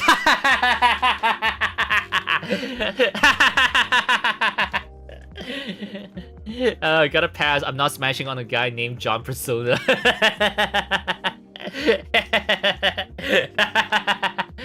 Luna would top him though. Luna would top John Persona. Next one, the guy on the left here. Looks like maybe a fake character. Dude's very spiky. Kuklane Alter. Oh, Kuklane. I'm already a huge fan of Lancer, but I fell in love with his altered version at first sight. Cool Alter also gives me a sense of security and assurance, both in-game as a last man unit and IRL as a little plushie. Ah, there's an alter plushie of him? Wow, okay. Smash. Vanity say smash. Cuckoo Berserker. Next, there's a very sunshine boy right here. It's a very bright sunshine boy right here. Like, it's blinding my eyes with how much of a sunshine kid it is. Next character. Mikijima Madara from Ensemble Star. No wonder, Ensemble Stars. Gotcha. Madara lacked a loving childhood, maturing significantly earlier than his peers. He idolizes Super Sentai heroes from a young age, but factors outside his control prevented him from protecting the people he loves most, resulting in the jaded, self-sacrificial anti-hero he is in the present. Thoroughly and ironically masked by his song's lyrics being cheerful and encouraging. Ah, okay. He's not Sunshine? He's not Sunshine. I mean, I look at this picture and my first impression is Sunshine, but I guess he's not Sunshine. Makijima to myself. Nice. Alright, next one. Fate again, I think, with the armor, with the red eyes and everything. Next one. Oh, there's another little bit more about Makijima. Refuse to let him brave the storm that is reality alone, and I, as a player character, will support him as much as I can, no matter how much he tries to push me away. Very nice. Alright, the Berserker armor. Lancelot. Oh, Lancelot. There is just something majestic about Arthurian legend armor with a bucket helmet with a slit, having some of the coolest fight scenes in the Fate series. And he can wield a minigun. Wow! This guy with a minigun? That sounds awesome. Smash on the couch day and night 24/7 to the windows to the wall. Have you seen the guy? I can share it. You can, I am fine. You can share it. You can share it in the Discord, but I don't think I'll check it out. Cause unless it's a game, if it's a game clip, I'll be fine. Yeah, if it's a game clip, I'll be fine. If it's an anime clip, I try to avoid it. Yeah, if it's a game clip, I can watch it. It should be no problem. If it's a game clip. We'll go back to that when Gucci shares the link of the clip. You gotta hang up the laundry? Alright, Daichi. See you in a bit. Ah, it is for Hitman Reborn. The guy on the bottom left. The guy on the bottom left to which I cannot move. I cannot move down. I gotta move down and highlight this guy. The silver hair, a large blade like bandage across his like left arm. You leave this, go watch it later. Okay. Superby Squallow, Katekyo Hitman Reborn. Squallow is a dedicated man wife who can pull off an epic fight despite his long hair swooshing every way to Sunday. His deep voice, iconic yells, and his pet shark complete the package. Comedically serious, the coolest guy on this list. Ooh, okay. I don't think I've seen people like talk about Squallow a lot, so this is a big surprise for me. Like 3x3, Hitman Reborn, and it's Squallow. Interesting. Usually I see people, you know, pick Hibari, the student council guy. Like, I will bite you, you know, with the two tonfas. That guy is usually Hibari that I see people like get down bad over. Ew, Hibari pass. Interesting. Alright, next guy. Orange hair, green eyes, armor, demon armor, demon sword. Ready to go for Yamamoto the Hibari. Okay, alright, fair. Roy, King's Raid, do not recognize at all.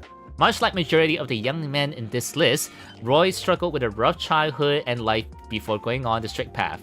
While he remains cynical and sarcastic, it's clear that his companions have wormed their way into his soft heart, and he wants nothing but to support them and their happiness.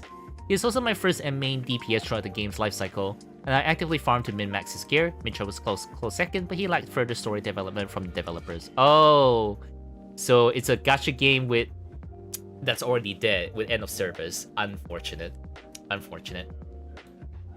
8 smash.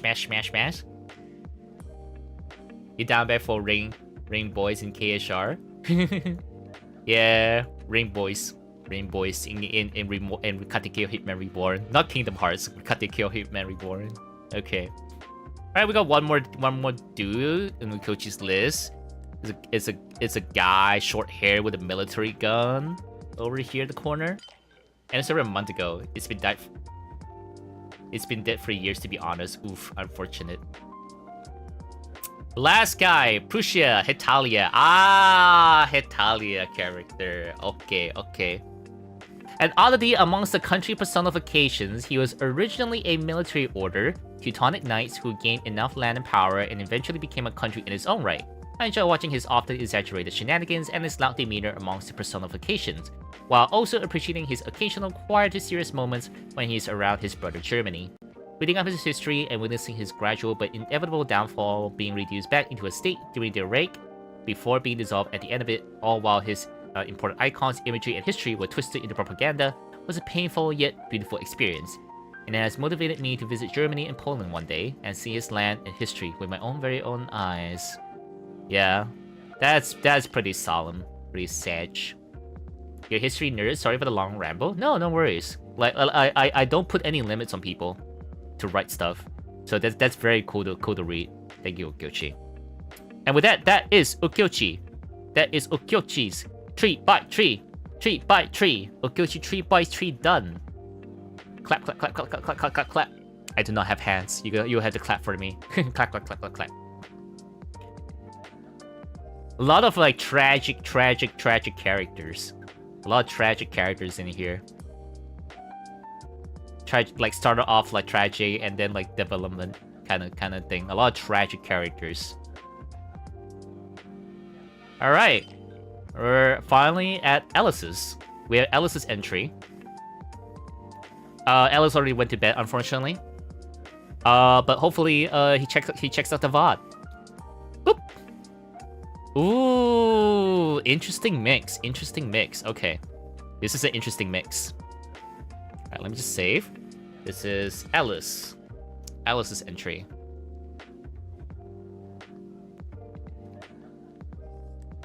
We also built your gun. What do you mean no hand? It's not my hand. It's this body's hands, okay?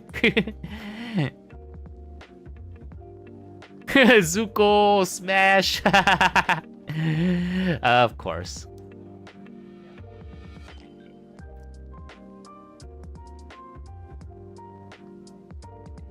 Okay, Jesse Pinkman. We have Jesse Pinkman for Breaking Bad for the first one in the top left. I think there's not much introduction to be made for Jesse Pinkman over here. Alright. Jesse Pinkman from Breaking Bad. Favorite character in Breaking Bad. Really good character art, and glad he was the only one to get a happy end, to get a good ending. I see. Alright. All day, all night raw. Protection till I'm on my knees, till I'm crying on the bed, on the floor for Zuko.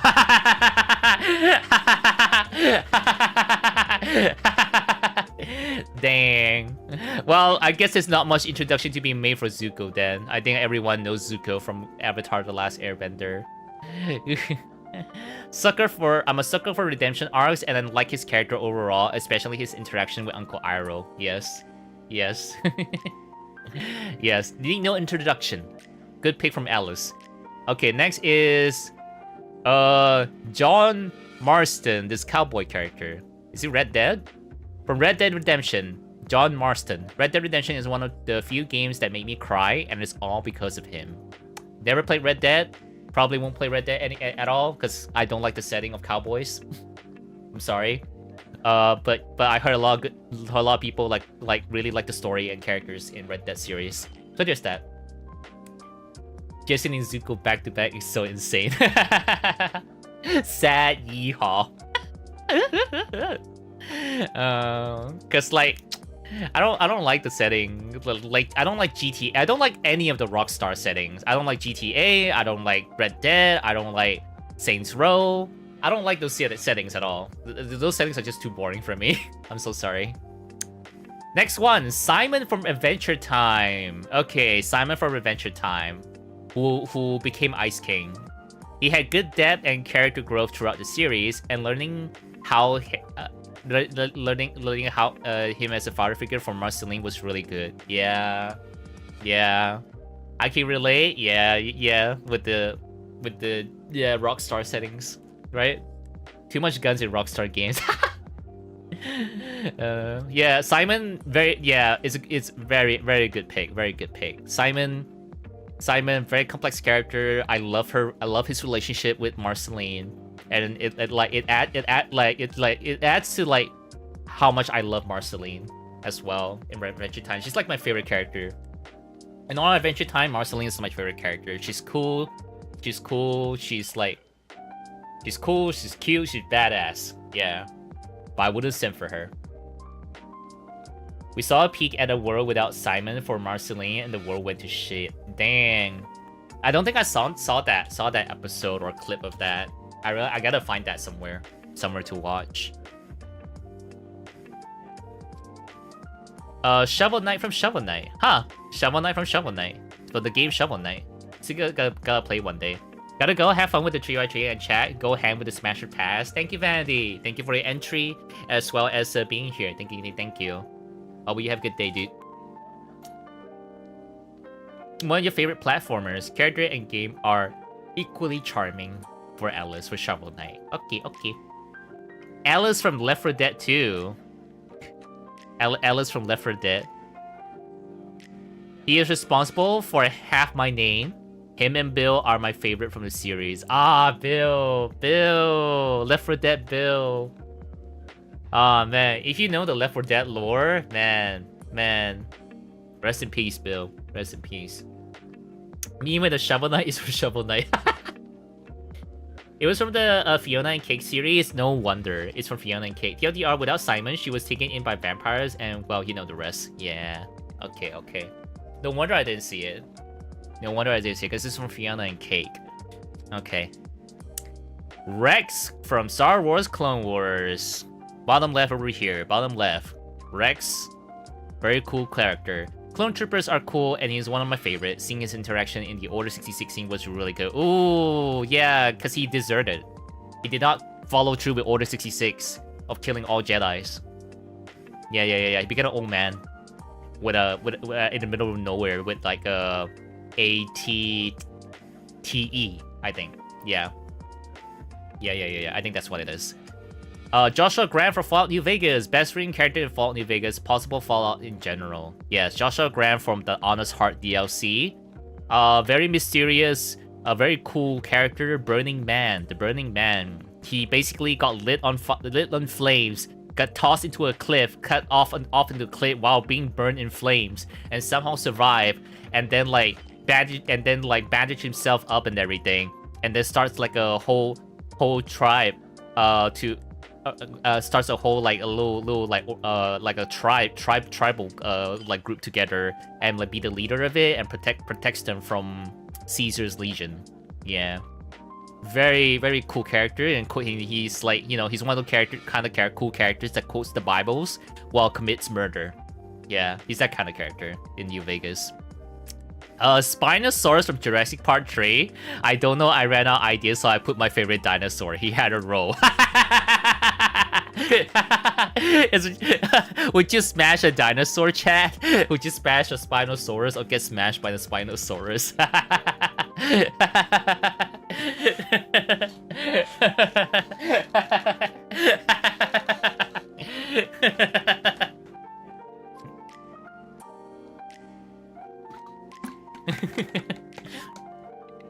Spino is your favorite dino too. Oh, nice. Smash. I let them either smash me or kill me. No in between. Could have put Uncle Iroh. That's true. I put Uncle Iroh in my not actual 3x3. Okay, alright, next one. We have another one from another streamer who's also a VTuber, Minari Owo. For Minari Owo, another entry to the 3-character 3x3. Boop. Of course. We even like had a chat about Xiao. Yeah, Xiao, and I'm surprised Wanderer is not in here. Wait, he is. Yeah, he is. In the top left, that's Wanderer. Top left is Wanderer. Yeah. She likes the Kusogaki. She likes the Kusogaki. Of course. Dan Heng is in there. Of course. Let's see. This is Minari. Minari's entry, and then I put it out on screen. There we go. Yeah, Kirito is in there. Surprisingly. Okay. Alright, so we have the first one, top left, is Wanderer from Genshin Impact. Before I start explaining why I like each character, I like to first warn that I have a tendency to like emo boys. Leaves.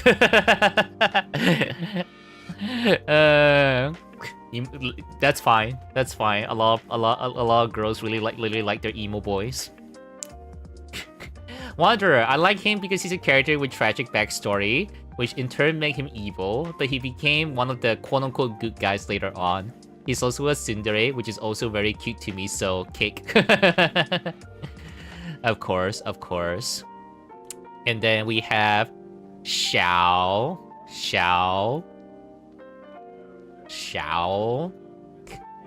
Emo boy. A character with sad backstory, seems cold and distant, but have a soft spot about things he cares about. Very cute to me as well. And then Giyu, Tomioka Giyu, baddest character. He seems distant, but he's funny. Okay, Giyu from Demon Slayer. Top right. Unfortunate about about the scandal for his Japanese voice actor, but yes, cool character. He can be very funny sometimes. Shout out the first character you wanted to pull, but got Diluc instead. I see you got Diluc as well. I see you're your fellow Diluc hater. What happened to the VA? I suggest you look it up, because I don't want to talk about it here. Yeah, it's a bit of a scandal. Yeah, for the JP voice actor. He still keeps his role in voice acting career, but yeah. Yeah.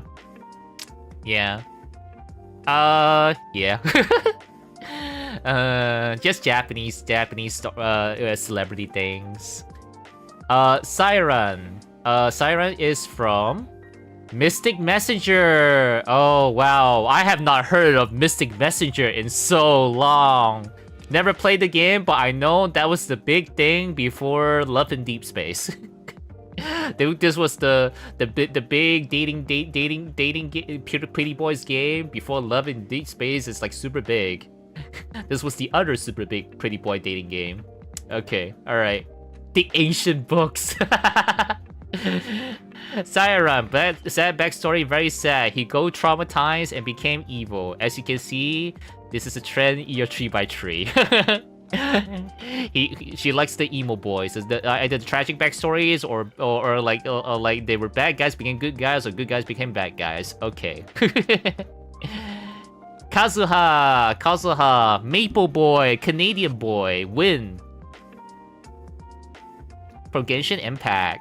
Kind, sweet, caring, gentle. If I can date one of the characters from here, I date Kazuha. Yeah. She plays the flute with the leaf. He lost his best friend because his best friend wanted to like fight the Raiden Shogun alone, which is crazy. Some people make joke comics about his friend who just really who's a pervert who wants to get killed by Raiden Shogun's like big booba sword. But yes, Kazuha is a very good character. Very save.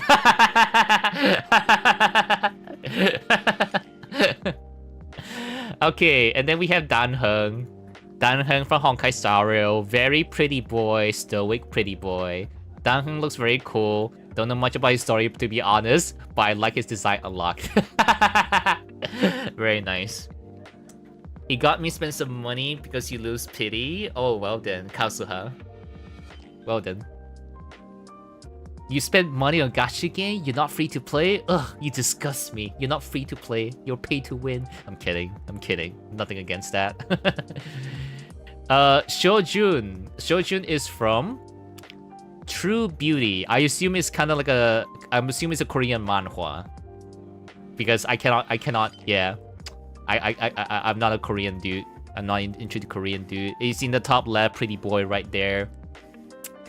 Shojin likes the main character in True Beauty, and it's been one-sided for a very long time. But the way he cares about the main character is just rapid. It's just rapid praying. I see.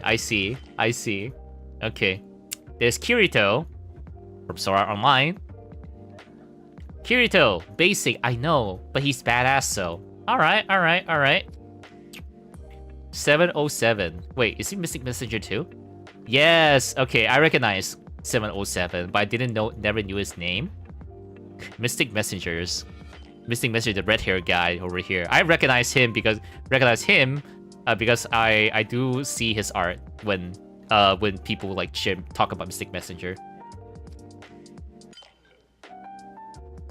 ×2 speed.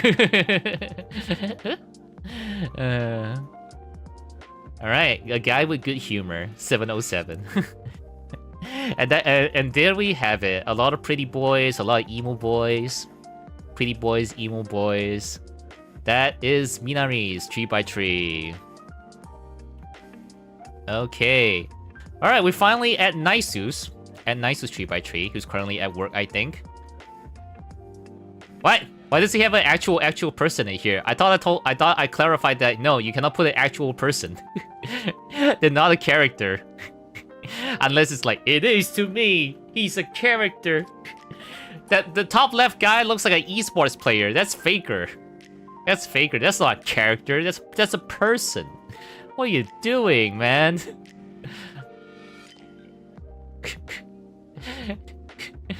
I say Faker class servant. I specifically type in the rules that no, you cannot have actual people. You cannot have streamers and whatnot. Why did you put Faker? Why the heck does he have Faker in there? Why is there a boat? Why is there a One Piece boat there? He's strongest fuck character. All right, I'll read it. Fuck it. The pure aura himself. He is a goat in LLL scene. People in esports, when they win big title, they usually drop in performance and quit being pro after a while. Figures is different. He has 10-year career now, and people in his era, his old teammates, now being coached, while he's still fighting other pro younger than himself. There's a time he do poorly and people do criticize him a lot, but he never quit. He never stopped pushing himself harder. He inspired me that you can still do it despite your age. He's now 29 and fighting other pros has like 20 age range. People call him can never win any title like when he was younger, call him trash, can't retire, and after 7 long years, he win a big title again, 2023, and win another one next year, 2024. Being consistently, being professional, and being well-behaved. There's a moment when he wins big title last year. The journalists want him to do a thumbs down for a picture, but he refused and only do a thumbs up. He doesn't like disrespect the enemy team. Ah, okay. Very sportsmanlike. Yeah, what a awesome fictional character. This Faker from League of Legends esport pro player, the anime series. Yeah. What an amazing fictional character.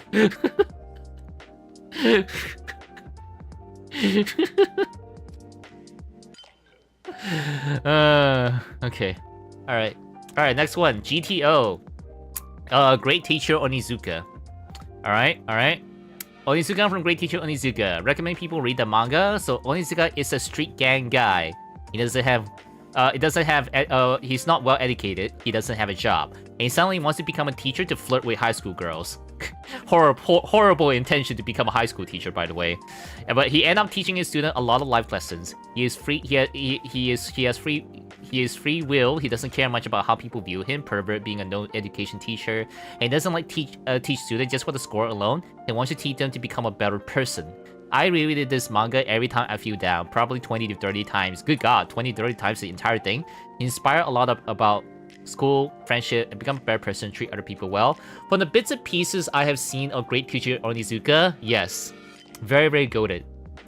So goated, he will go to your house. Like if your family is constantly arguing, he would go to your house and like break the walls. He would take a sledgehammer and break the walls between your room and your parents' room, so that they can see each other every day. Yeah. You watched it? Yes, I watched like a few early episodes of it. Yeah. He also yeah.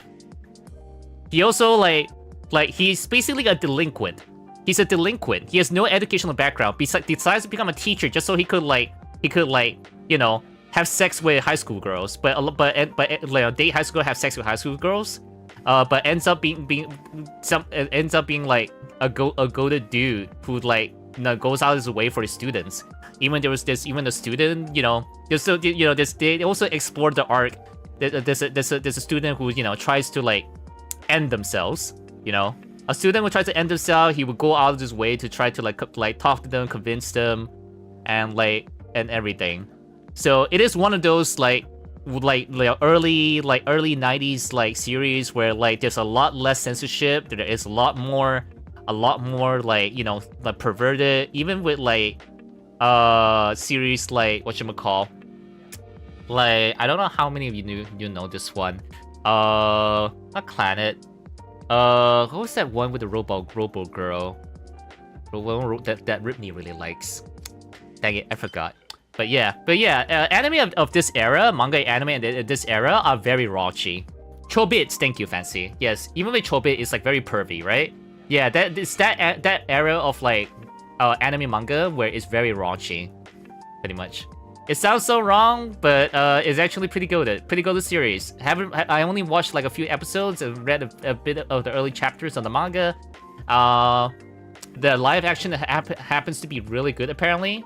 Shin-chan, yeah, Crayon Shin-chan is pretty perverted too. Yeah, it's from that era. Yeah. Okay, Great Teacher Onizuka covered. Next one is top right.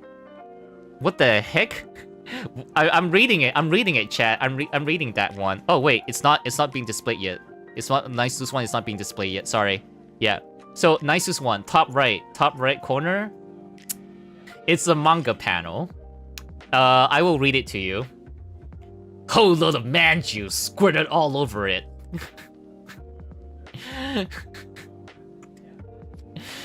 Well, Nice did say he's gonna put some hentai related characters. I was like, sure, just don't show anything explicit. Alright, Kurosawa from Onnani Master Kurosawa manga. Series is translated to Fat Master. Ah, he talked about this.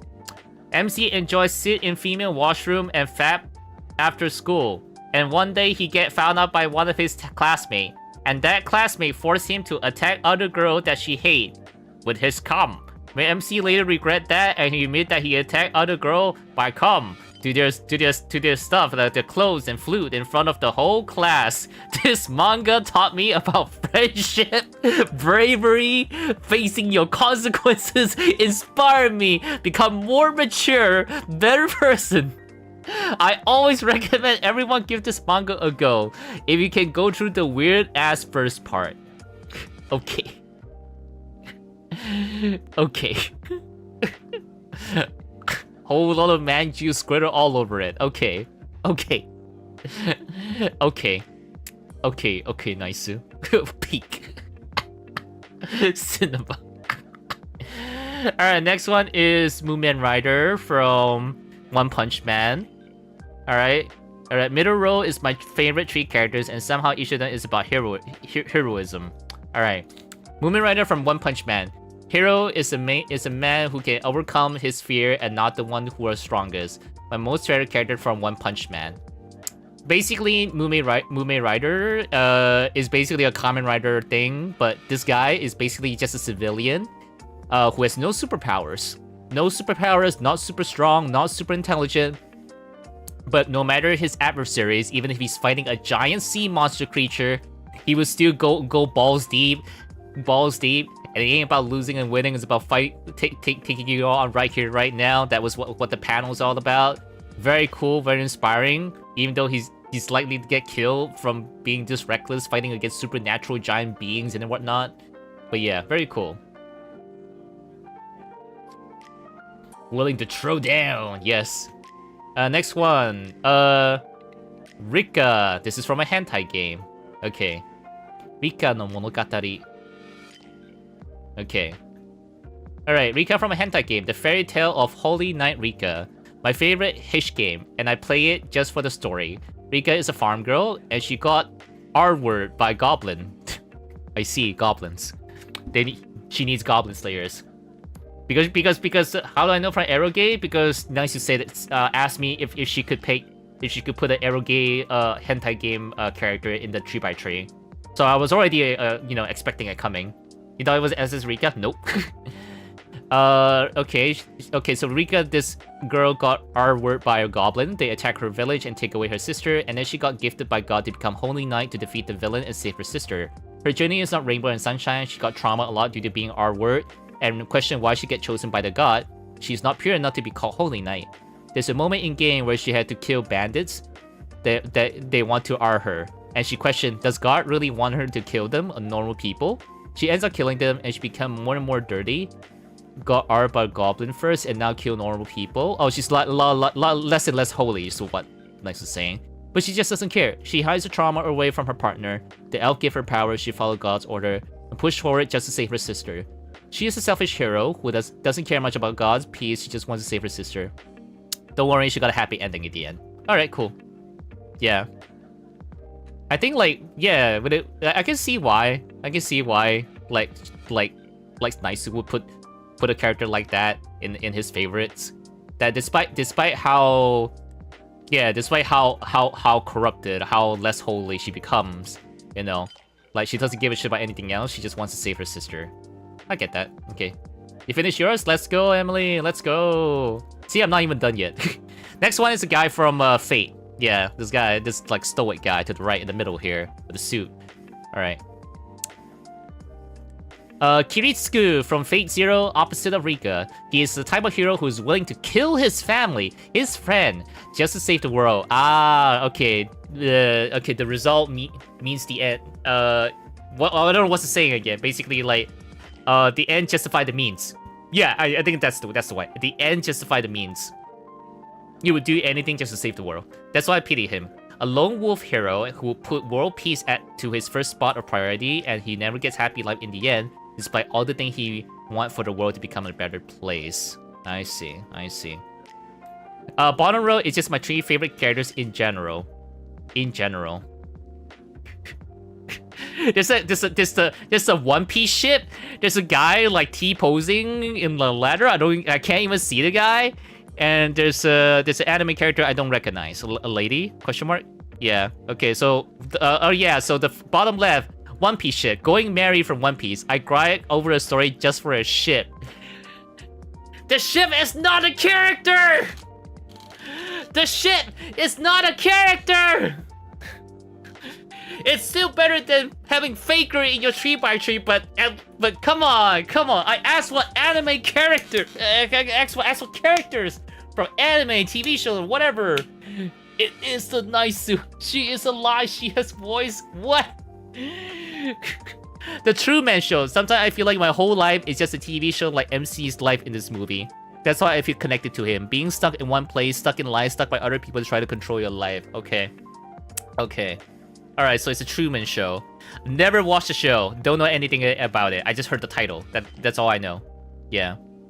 Reiko from Kiseiju, a monster who don't understand the concept of motherly, ends up getting killed to protect the baby. It's just so beautiful to see. Kiseiju. I'm gonna Google this a bit. The search with Google. Kiseiju. Is it Parasite? Oh, Parasite Mother. Oh, okay. All right. Okay. Wow, that's okay. That's kind of out of nowhere for me. Okay. Cause like I don't even remember this character when I watch Parasite. I don't even remember it. But yeah, that is Naisu's 3x3. Thank you, Naisu, for the submission.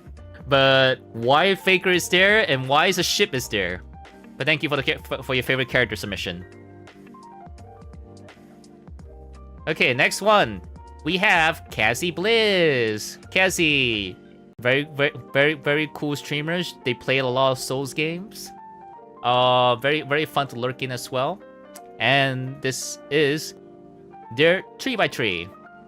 A lot of cute girls and a lot of good hot men. All right, Clear Obscure, the guy voiced by Charlie Cox, very pog, very pog.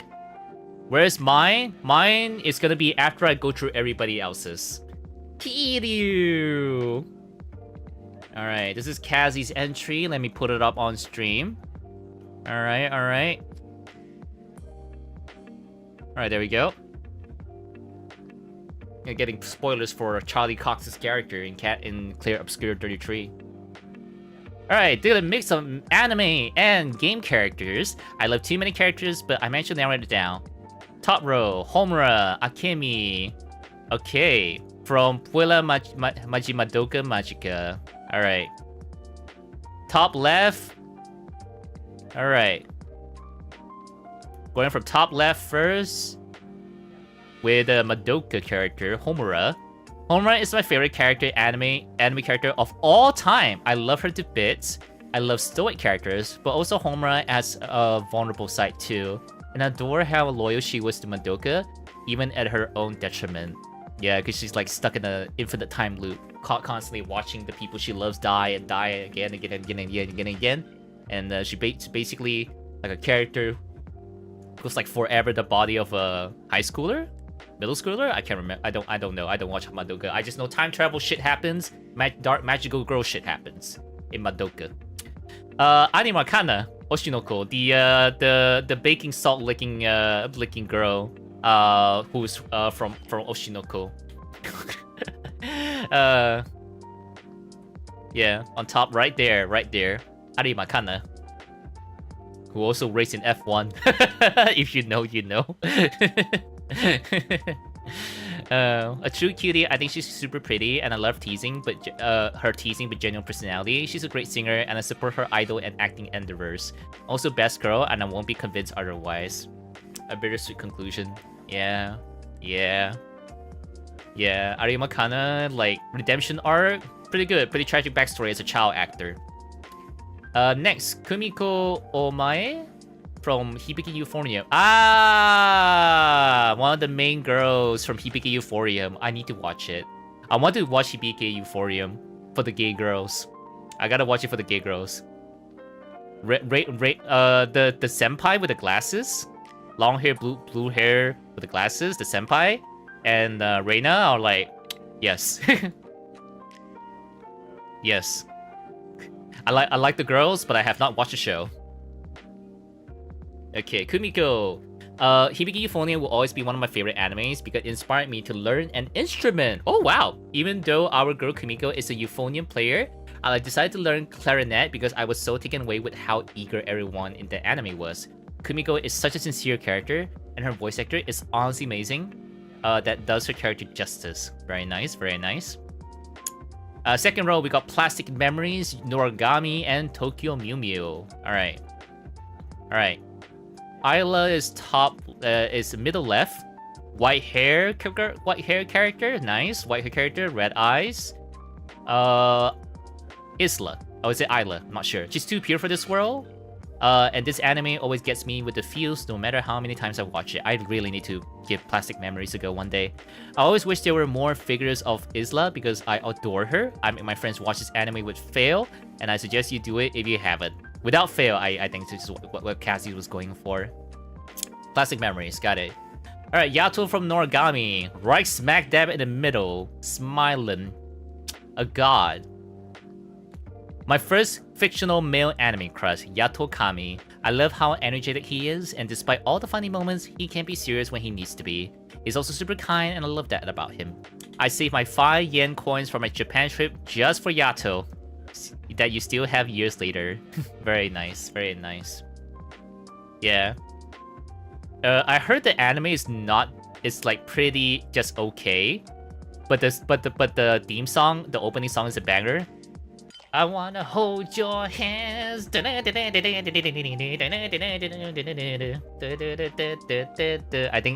yeah, the Noragami opening is a banger, but I heard the show is mid. Yeah. They also use blue fire, you know, like me, but darker blue. Okay, next one is Min Aizawa from Tokyo Mew Mew. A Tokyo Mew Mew character. Alright, magical girl character. Hey Kids by Oral Cigarettes. Ah, okay. Next is Mint, my first favorite anime character ever from my first anime. I love how posh she is, and her design is adorable. I enjoy her character growth and the subtle undertones of love she has with another member. Mint will forever hold a very special place in my heart. Oh, that's it. Okay, I thought there was more. Okay. Subtle undertones. Oh, you're saying like she's just really good friends with this other girl. Yeah, just really good friends. Yeah, just really good friends. Nothing more than that. Definitely not. Oh yeah. Yeah, because some even Sailor Moon, they had a girl-to-girl love going on, but the English dub obviously changed that shit. Changed that up. It's like, nope, it's not girl-to-girl love. We can't have that in our American dub children's show. Okay, alright. Next, we have video game characters. Kiryu Kazuma from the Yakuza series, Gustav from Clear Obscure Expedition 33, and Asterion from Baldur's Gate 3. Well, I don't think there's much introduction needs to be made for Kiryu Kazuma. Yakuza is such a good series, I would die for Kiryu. I loved and cried with him over the span of games, and would do anything to give my boy a hug because he deserves it. Or at least a spa day or something. We all love Kiryu. Alright, next, Gustav. Friday night funkin'. Gustav, a new love to my board. I've never grown so fond of a character so quickly. Gustav took my heart instantly with his big puppy eyes and Labrador energy. He's a good boy and his mannerisms are very realistic throughout the game. That's my boy Charlie Cox playing the character, voicing only in the voice booth for 4 hours. Woo! I have not played the game, but I love Charlie Cox in Daredevils, and I can't wait to play the game one day to see to hear him voice acting. COX! Charlie Cox is COX! Not that kind of Cox!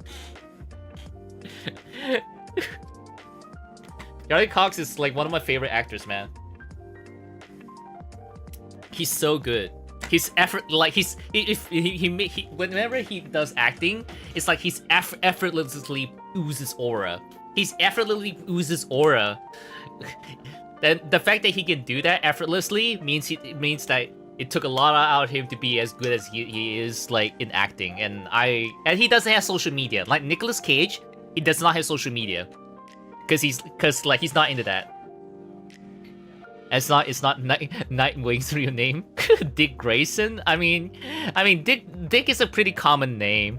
Like Cox as a last name is not as like common. There's Jesse Cox, which is a YouTuber. Dick Cox. Imagine hating your kid so much, and you happen to have your last name happens to be Cox, and you hate your child so much you call him Dick Cox. God, that's a name that's gonna get that's gonna get your kid bullied so hard, bro. Dick Cox. Oh God. Oh man, I would name my kid that just for sport. Bruh. Oh man, poor future kid of Lucy. Oh my God. Last one, Asterion, the bottom right guy from Baldur's Gate 3. The sexy elf had me obsessed. I have 400 hours in Baldur's Gate 3, and I always romance for Asterion. I can't get away from it. His voice does something to me, and I'm a sucker for sus elves anyway. Sus elves. Sus elves for the win, I suppose. Thank God I don't plan to have a kid. Hey, high five.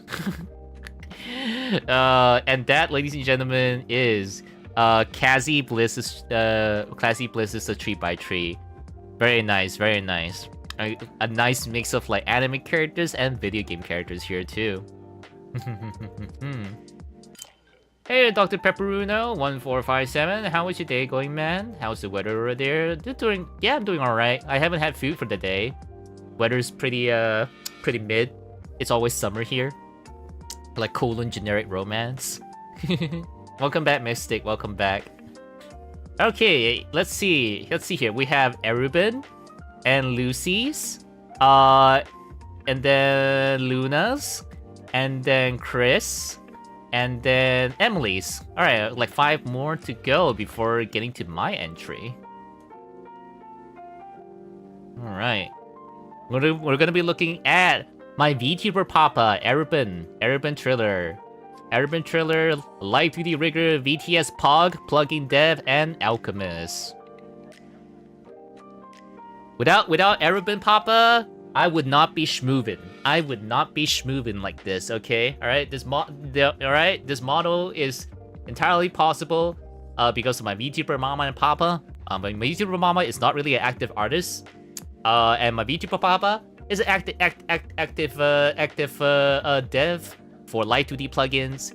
VTS Pog is by Erubin. Erubin and their partner. And yeah. And yeah. My models are rigged by them.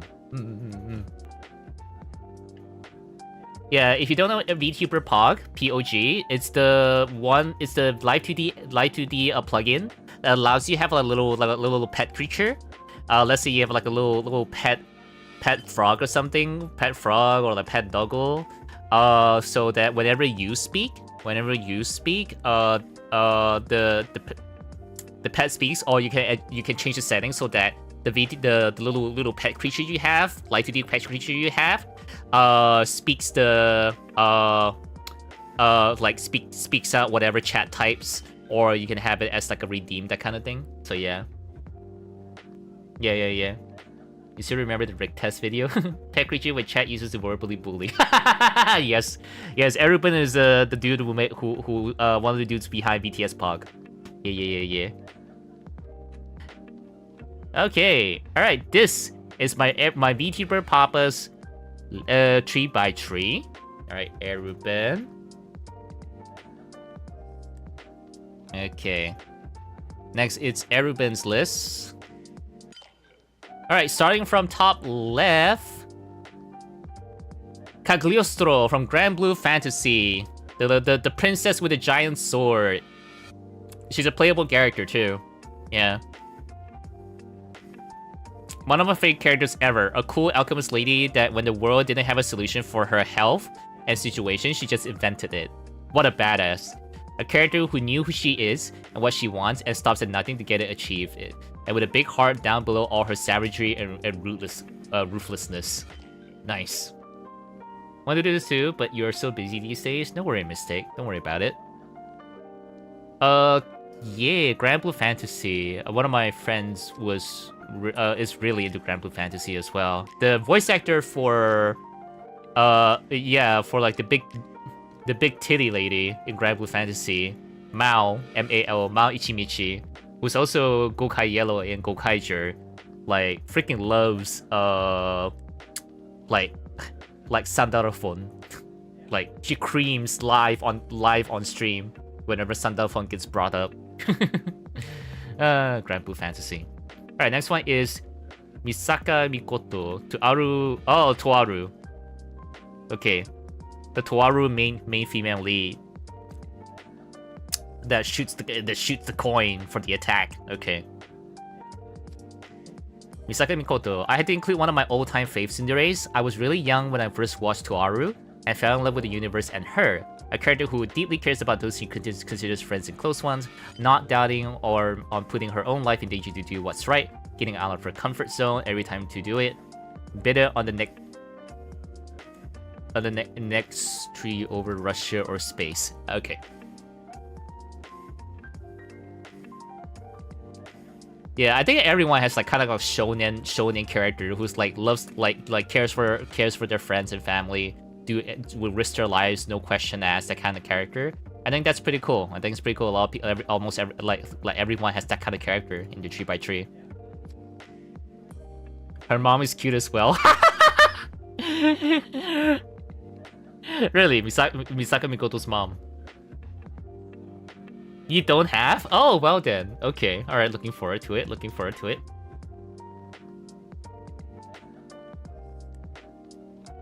Bitty bitty. Yes. Alright, next is Link, Legend of Zelda. From the video game Legend of Zelda. Link. Da, da, da, da, da, da, da. Top right corner. It's dumb, but first I saw Ocarina of Time on TV on ad. I saw this blonde kid with a sword in his left hand. And I went, oh my god, that's like me for real, as a left-handed person. And, well, here I am many years later thinking this cool, a bit goofy left-handed elf is one of the coolest characters ever. No matter his reincarnation, his situation, how fucked up the world is, he steps up to the task. Very pug. Left hand representative in video game. Did not even realize that Link is left-handed. Kamiji's name for her is Beauty Beauty, as in those electric sound. Oh, okay. Okay. I never watched the show, so... Nintendo might rate me? Bruh. Bruh. Just for singing that little tune. Next is... Oh, the face is kind of cut off a bit on the list here. Alright. Looks like a JRPG dude. Weed, legendary moonlight sculptor. A character who embodies the I'm the maker of my own suffering. He makes both his success his enemies, his good and bad luck. Embodiment of hard work and greed. In all the good and bad ways, he works hard to succeed in life, and he works hard to antagonize people the worst way he can to make his own life a living hell. Love this goofball. Legendary moonlight sculptor. It's a South Korean web novel.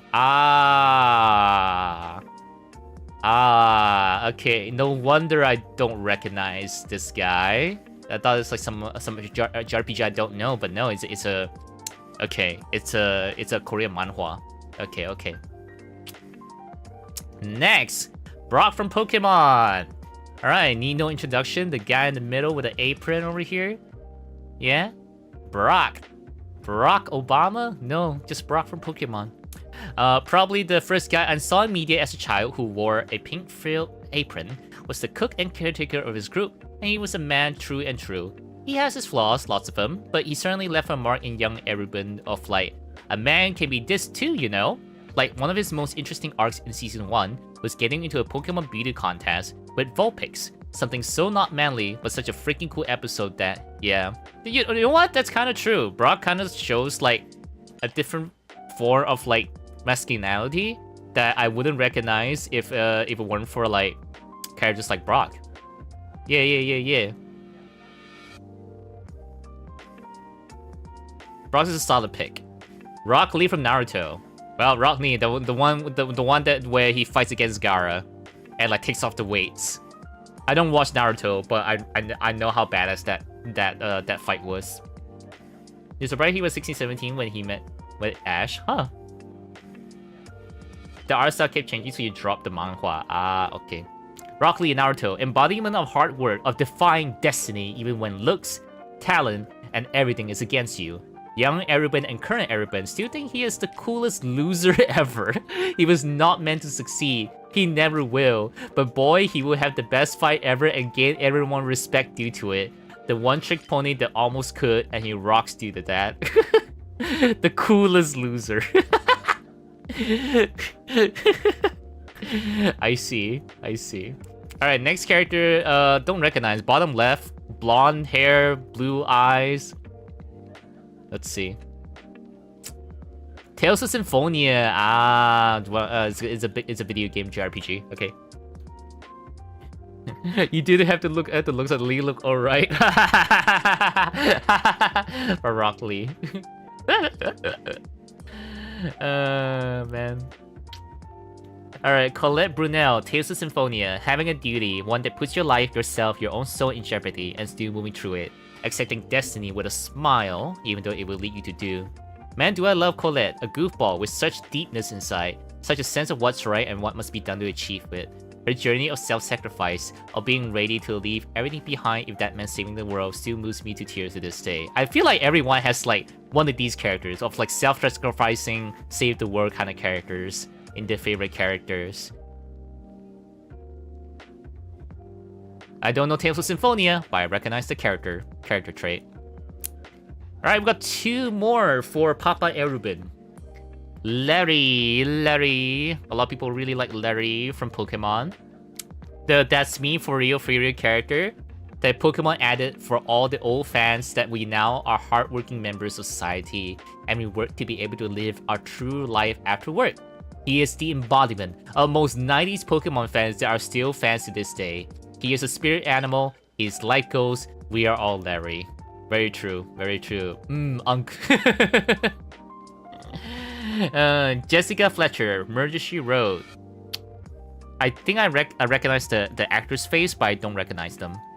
Murder She Wrote. You can be cool and old, and that's doable and possible, and I grew up watching this lady be the example of that. She discovers murders, makes her own VR game, travels the world, breaks hearts, and has her own house. Like, this lady is life goals. She also kicks ass. She is also always there to help a random friend or family member to deal with whatever they need and probably help them solve a casually occurring murder while at it. I hope when I'm a couple of decades older, I'm this cool, but probably with less murder stuff around me. Well, maybe a little murder. Bruh. Sounds like a pretty cool character. Unfortunate that it's a series that I don't know. Mixed VR game, detective solves murders, has their own hearts. Very cool, very cool. Thank you, Papa Eruben, for sharing their 3x3 in such a short notice too. Yeah, I messaged Papa Eruben like a few days ago, so they got this together for the submission like pretty quick. I'm thankful for that. Okay. Now, before I go into Lucy's 3x3, I need to go pish. And how convenient that her tag is pish, or P. I need to go pish. I need to go pish real quick. I'll be right back.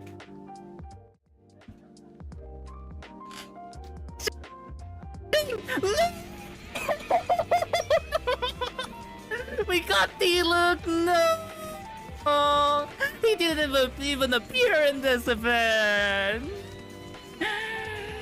Oh no! Oh my god! Oh my god! No! Oh no! No! Oh my god! No! No! No! No! No! No! No! No! No!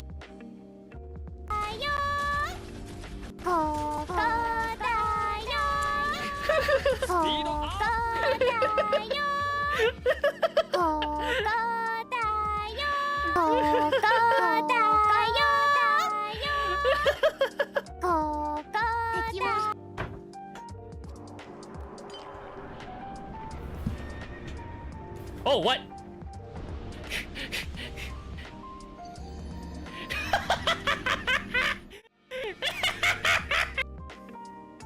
Okay. Alright, we are back. We are back. I gotta have a bit more water. Reasons. Kokotayo. Hey, Poker. Welcome. Welcome. Alright.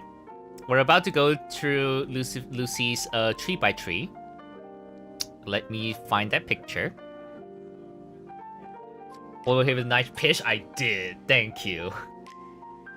All right. Okay. Oh wow. Well, that character from Horimiya. Ooh, interesting. I've never seen people talk about that character, so this is gonna be interesting read. Okay, for Lucy, and then put it up on screen. All right, Lucy. There we go. Oh, very big picture. Hold on. Need to resize this. Yep. Oh, excuse me. Yeah. Okay. Alright, cool. Underrated as fuck. Your text very messy. Don't worry about it. It's fine. Thank you for the bless.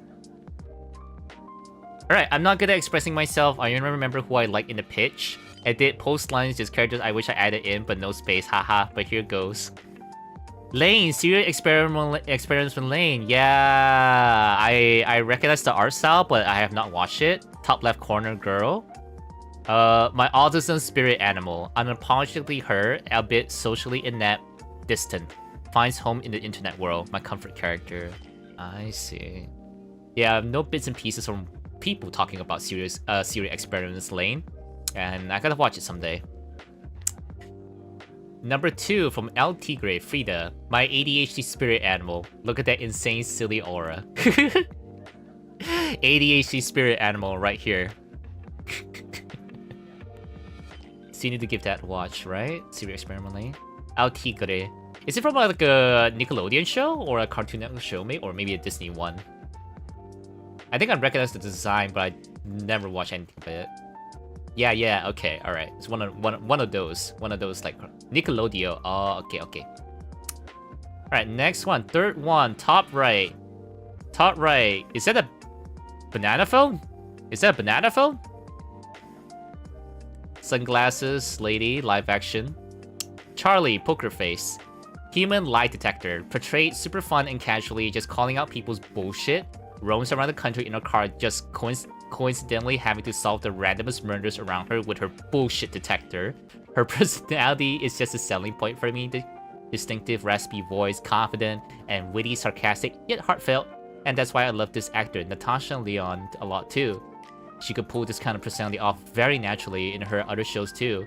Wait, maybe she's just playing as a Southern show. Oh, I might be onto something. It's a normal phone. Okay, I thought it was a banana phone. Okay. Emo lie detector. Coincidentally have to be a detective with a bullshit detector. That sounds pretty cool. Sounds like a pretty fun show. Next one. Is she a Marvel character? On the left here.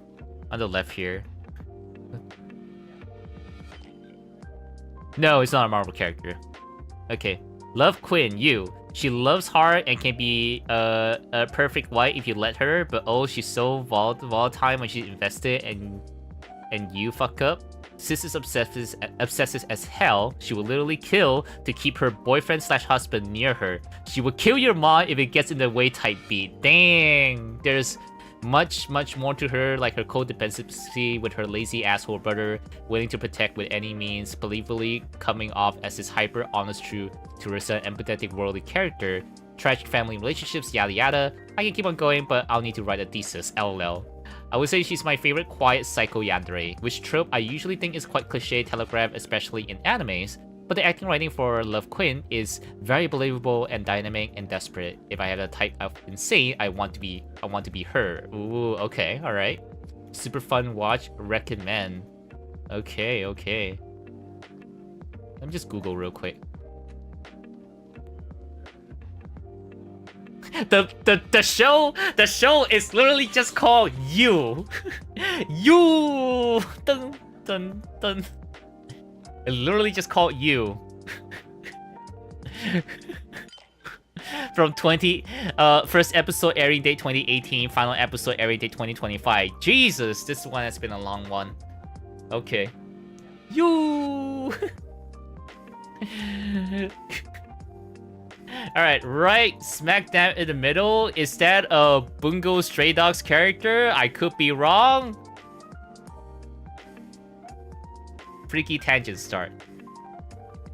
Nope. Okay. Alright. Not Bungo Stray Dogs. I thought it was that one Bungo Stray Dog. It's not Bungo's. I was making a guess. I'm sorry if I offended you.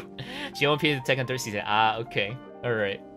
Laito Sakamaki, diabolic lovers, silly vampire whore. He mocks me, little bitch. Wholly perverted as hell, sadistic, manipulative, possessive. I need him so bad. Very well. I see.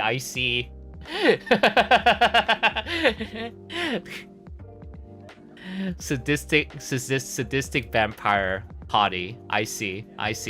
And then we have a guy with glasses over here. Guy with glasses, posh. Next one, also diabolic lovers.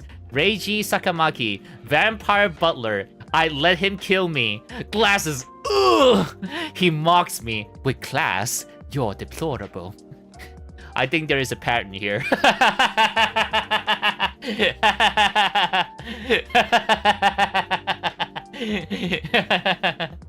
Very nice, very nice.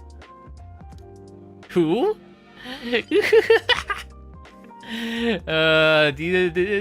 These two pretty boys over here in the middle. Who's this? I agree, Lucy. This is Lucy's 3x3. Lucifer right there. Next one. Sebastian? Is Sebastian down there? Sebastian and Claude. Illegal to the 3x3, but they come in a package for me. They hate each other so much, but they should kiss each other. Two tops is insane, bro. The two black butler. The two demon butlers. A hell of a butler. I'm base. I know it, you're base. I guess you have fantasies of wanting both butlers to pin down on you, huh? Huh? Okay. All right, and then we have a wholesome one. We have a wholesome one from Horimiya. Okay, Freaky Tangent N. Yuki Horimiya. She's one of the side characters that stood out to me the most ever. Very bubbly, love to help people, but is a major people pleaser while hiding her true feelings, inferiority complex, always conflicted, which can lead her to lose a lot of opportunities and insecurities. In her case, she let her best friend turned crush slip away from her for another girl. Her character feels too real and fleshed out well in the anime, and I resonate to her a lot. Aww. I wanted to pin each other. For Sebastian and Claude, bro. Oh man. Yeah, Yuki is like she's very nice, but also like God, you gotta just confess, my dog. Your baby girl.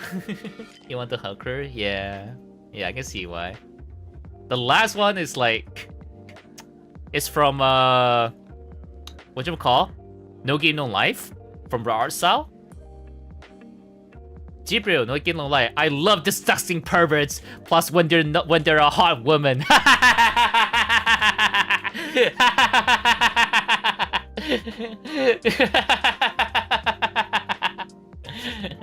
Base. I said what I said.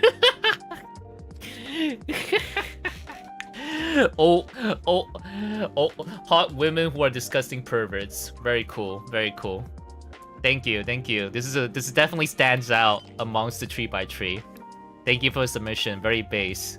Thank you for this, Lucy. Thank you.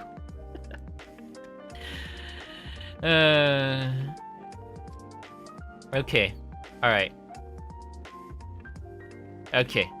Next, we have Luna's 3x3.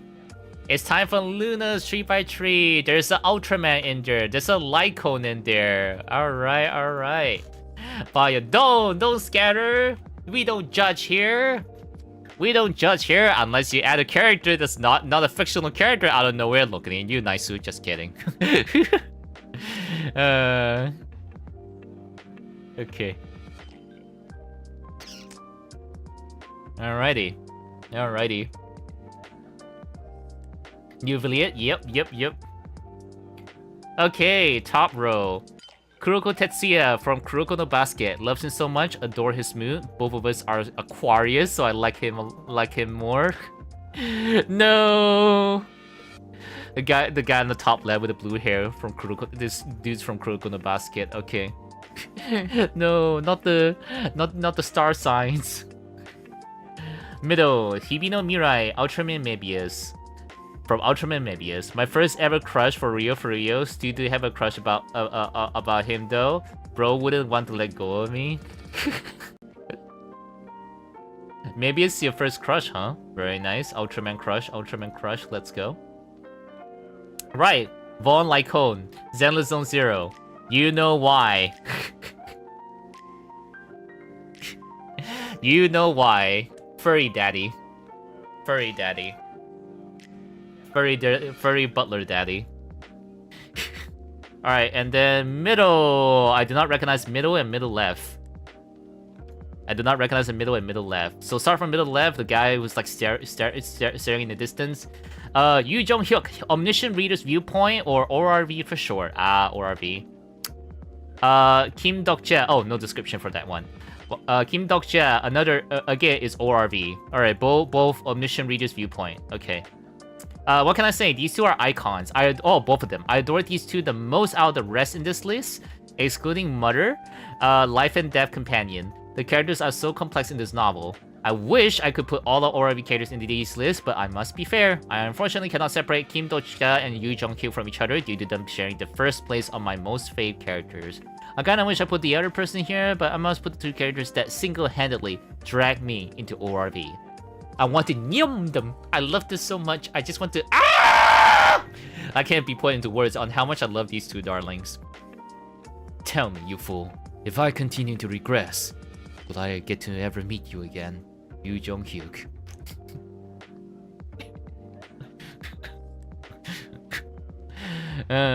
Okay. Alright. Okay. Hello, Chocopolita. Welcome to the stream. I'm just going through some tree by tree right now.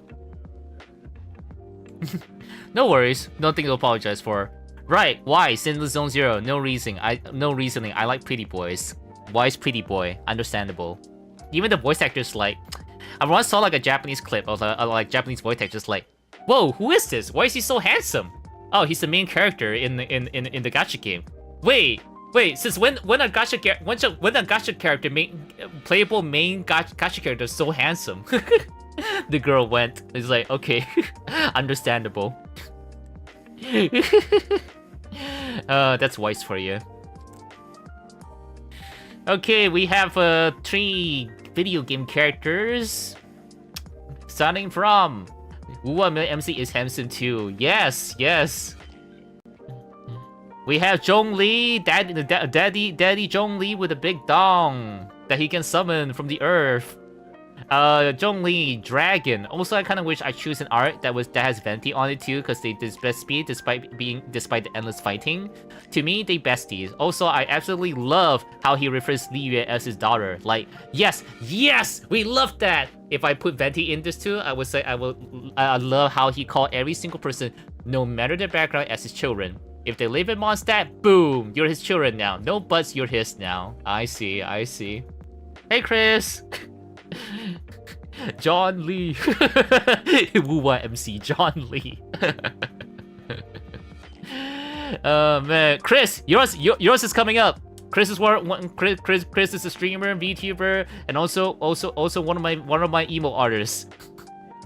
We're about to read his soon. Oh dear. Okay, and then I know Zhongli, but I don't know New Villiers. Dragon, also pretty. Short and sweet, right to the point. I don't know this character. I just know he got Archon powers now because of Furina. Yours were definitely choices. Okay. And then last but not least, from Hades, Nyx, Goddess of Night. Mother, I rest my case. Yes, mommy. Thanatos' mommy. Also the villain that we had to fight in Persona 3 Reload. Case rested. This is an unexpected choice, but it's so cool. Yeah. Yeah, just Nyx and Thanatos in Persona 3 as well, but very different circumstances. We had to fight Nyx in P3. But in Hades, yeah, we can raise our affection with them for our second mother. Just moi. Okay, that is the 3x3 from Luna. Thank you for your submission. Thank you.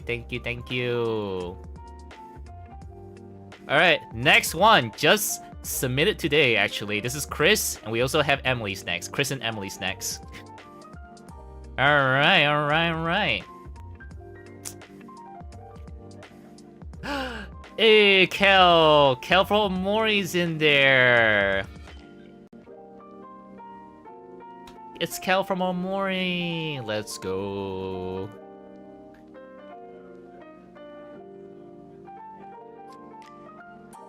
You also have Violet Evergarden. Let's go. Alright, alright. Alright. Okay. Yeah, because Daishi had Violet Evergarden in their 3x3 too. Alright, top row. Violet Evergarden.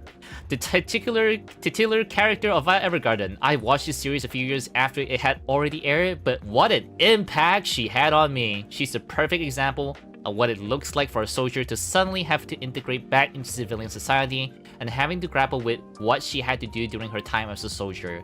Her journey of recognizing not just the emotion of others, but also her own is such a powerful experience. She and her emotional journey throughout the series and movies will stay with me for the rest of my life. Same. High five, bro. High five.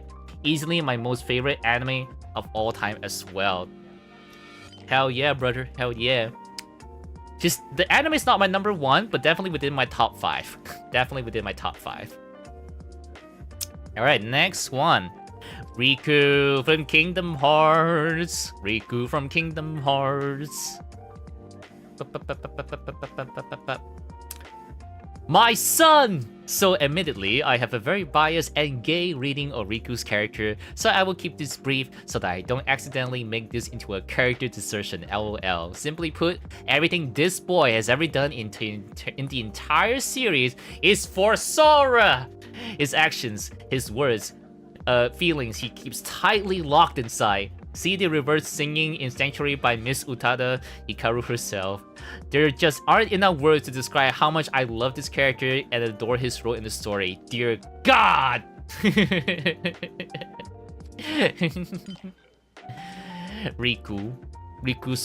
Sora ship.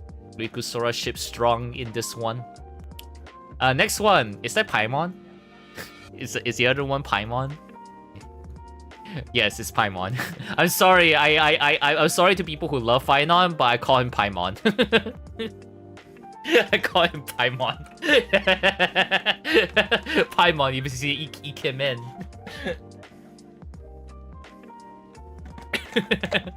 All right.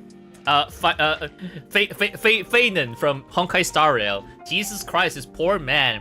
Behold the long-awaited Kevin XP. LOL. So his story isn't finished in the game proper yet, and it won't be finished until November of this year. But when I tell you that this was love at first sight, I am not exaggerating. The way he carries himself, the way he talks, despite all the traumatic things that have happened to him in his life. I won't talk about any leaks, but dear God, all I want to do is give him the biggest hug in the world. Cause God, he deserves so much better than what he got, damn it! I haven't been so emotionally invested in a single character story in a very long time. And depending on how it goes, it'll determine whether or not I straight up quit the game. Lamau. Dang.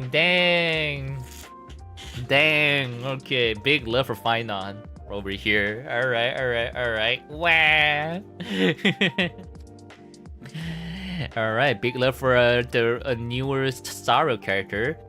Next one from the left, I cannot zoom in, but basically the one on the left middle. Let's see, left middle. Okay. Joey Atreides from Suikoden 2. Okay, Suikoden game. Yeah, Chris is really into Suikoden series. My other son, so he occupies a special place in my heart. Suikoden 2 was one of my first proper JRPGs I've ever played that wasn't Pokemon. And man, did he leave an impact. I won't spoil his role too much. But man, what a complicated character he is. He and the Protect get separated around a quarter mark of the game, and what he does afterwards, he doesn't really want to do in his heart of hearts, but it's kind of forced upon him by both circumstances and by literal fate itself. Following how he and the main character interact in the story is very emotionally harrowing, and if you don't know how to get the perfect ending, the normal ending rips your heart apart.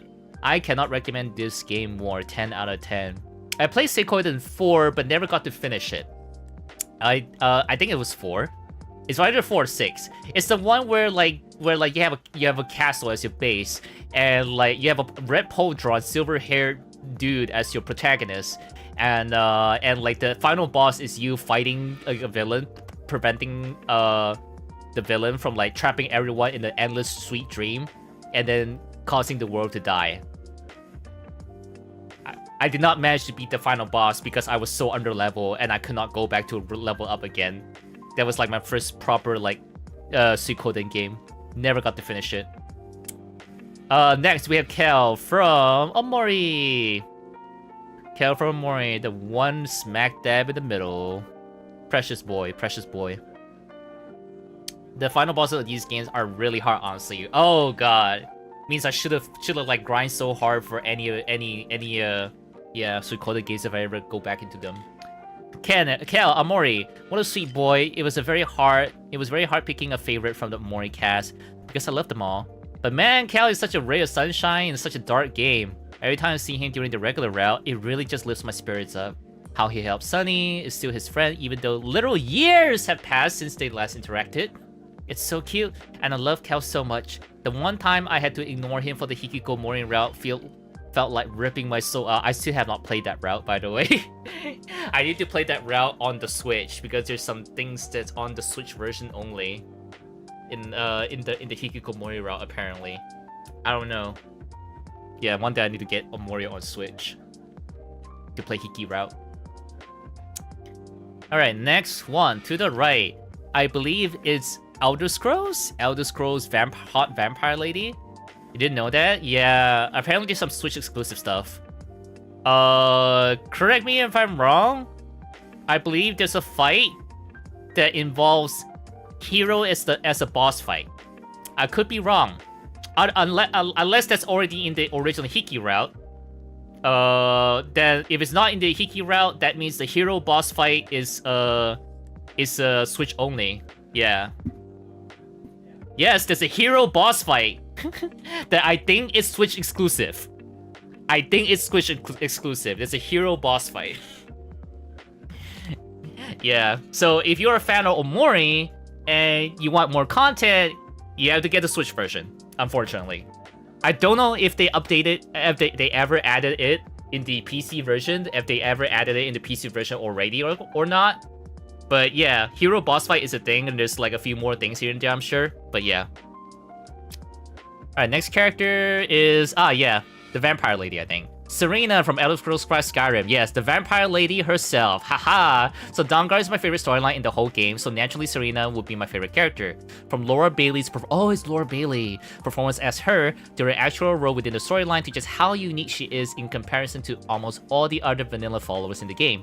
I just can't do a playthrough of Skyrim without her as one of my followers. Yeah, Dawnguard was pretty fun. It was pretty fun. I like the sword as well. Emulator. Emulator. No, we don't support emulating here. Yeah. Alright, now we have bottom, left, middle, and right, which I believe it's from Boy Love. Okay. Sasaki to Miyano Yoshikazu. Okay, I still haven't gave this a go. I need to watch it one day. I have a lot of sons, okay? So not only is Miyano one of my faves, but the series he comes from is such a breath of fresh air when it comes to the BL genre. Not only does it depict very healthy communication between the main couple, but Miyano himself also takes his feelings towards Sasaki so incredibly seriously. I've seen very few series that do this. He wants to make absolutely sure of his feelings before he gives Sasaki an answer, because he doesn't want to lead him on, and I think that is so sweet. The way he figures himself out is also so real and relatable. I really wish I had found BL anime like this when I was a teenager. Aww. No, we hate emulating, yes. BL, yeah, healthy relationship. 10 out of 10, 10 out of 10. Still gotta check out the series one day. And, yes, Given. Yes, Given. Given another one, another BL one. This dude right here with the sparkly eyes. Given. Maybe I shouldn't have gone crazy with this adopting this many sons. Okay, but no, where do I begin with this poor boy? So again, another gay-ass anime, but this one is just as focused on music as it is on the BL aspect.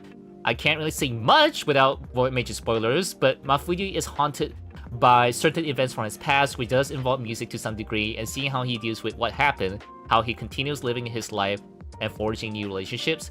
Oh, my poor heart! He deserves all the happiness and love in the world. And also, his singing voice is just chef's kiss. Love him and his boyfriend to pieces. You like your BL ultra toxic. BL fans that like healthy ones are so precious, I swear to God.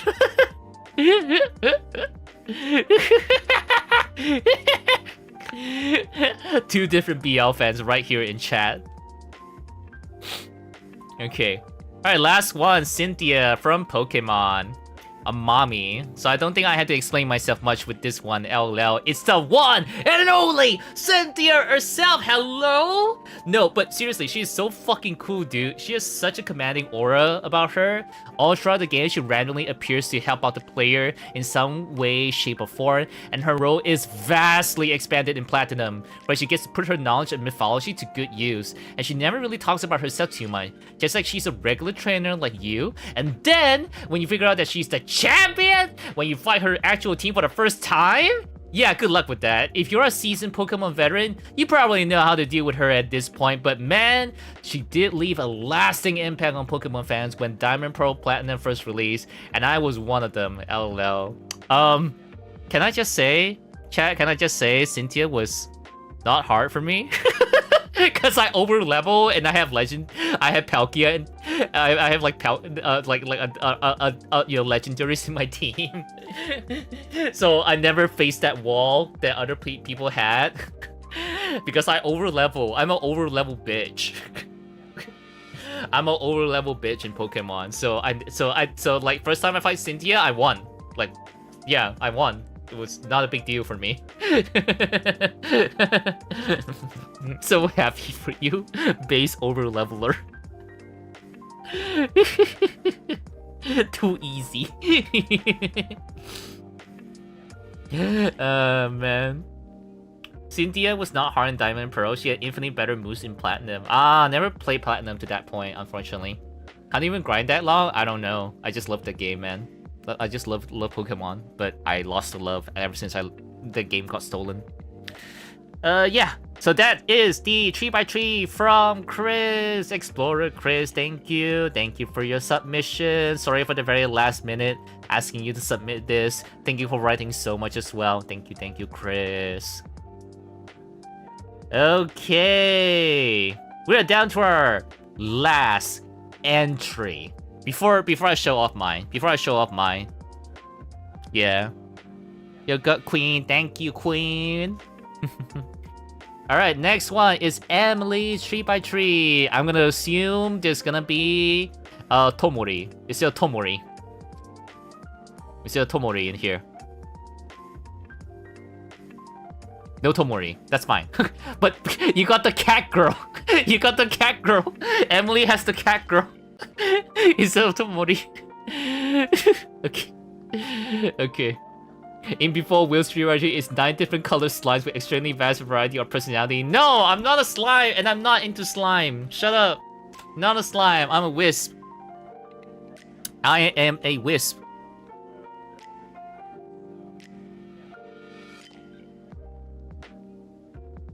Okay, Rana. I think her name's Rana. Alright. First one is Rana from Bang Dream It's My Go. Matcha Puffy. Got me into matcha. Makes me want to start learning electric guitar. That's very cool. Riru is not in it. Shut up. Aoki Hina. I see. Bang Dream It's My Go. Matcha Puffy. The matcha perfect girl. The cat girl. Really into electric guitar. Second girl. Anisfia Win Paletia. Tensei Ojo. Yes, Tensei Ojo. To Tensei Reijo. Like her personality, someone I always wanted to be, but I can never personality-wise, since I am the exact opposite of her. I feel that when I pick some of the characters in my 3x3. Yeah. Yeah, if you never watch the reincarnated princess and the genius noble lady, please watch. It's also completely free to watch if you're in Southeast Asia. You just look up the English title.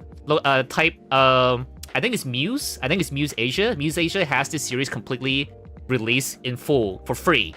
Granted, it's not 1080p, it's 720p compressed in YouTube, but still, you get to watch it for free. Really good series if you like girl love. Really good fantasy girl love series. I really like. I just recently finished rewatching it too. It's so good. Moncrime quality, good luck. It's not that bad. Okay, next one is...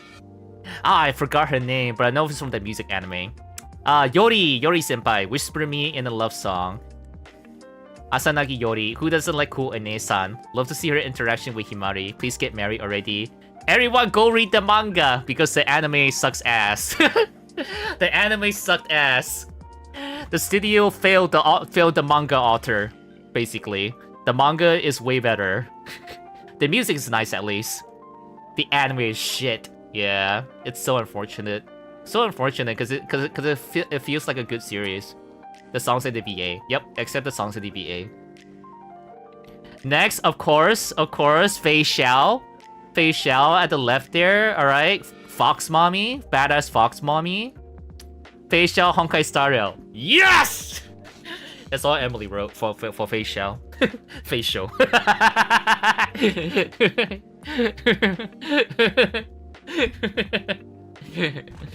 That's all Emily wrote about Fei Xiao. Understandable. Smash me. Next one in the middle, I don't recognize. I don't recognize this one in the middle over here. Kayamori Ruka, Heaven's Burns Red. Okay, MC of the game, always acts silly and dumb, but is very reliable when it comes to serious situations. I just got into the game, so I still need time to explore her character. I see. He one-shot... Oh. Destiny Impulse one-shots everything? Dang. Okay. Alright. They made it harder. I gotta do that later. Heaven's Burns Red. I would like to watch it, but it's a gacha game. God dang it. It's by the same author as Planet, but it's a gacha game. I hate that it's a gacha game. But I don't want to play another gacha game to experience another good story by the author of Planet, man. Okay, then we have Genshin. We have another hot cat lady, tiger lady, question mark. Dia, Genshin Impact. Yes! And that's all she wrote about Dia. Very cool, very cool. She is Zeta. Oh, she's not a cat, but her hair just makes her look like a cat. Okay. All right. Yes. Okay. All right. Bottom left.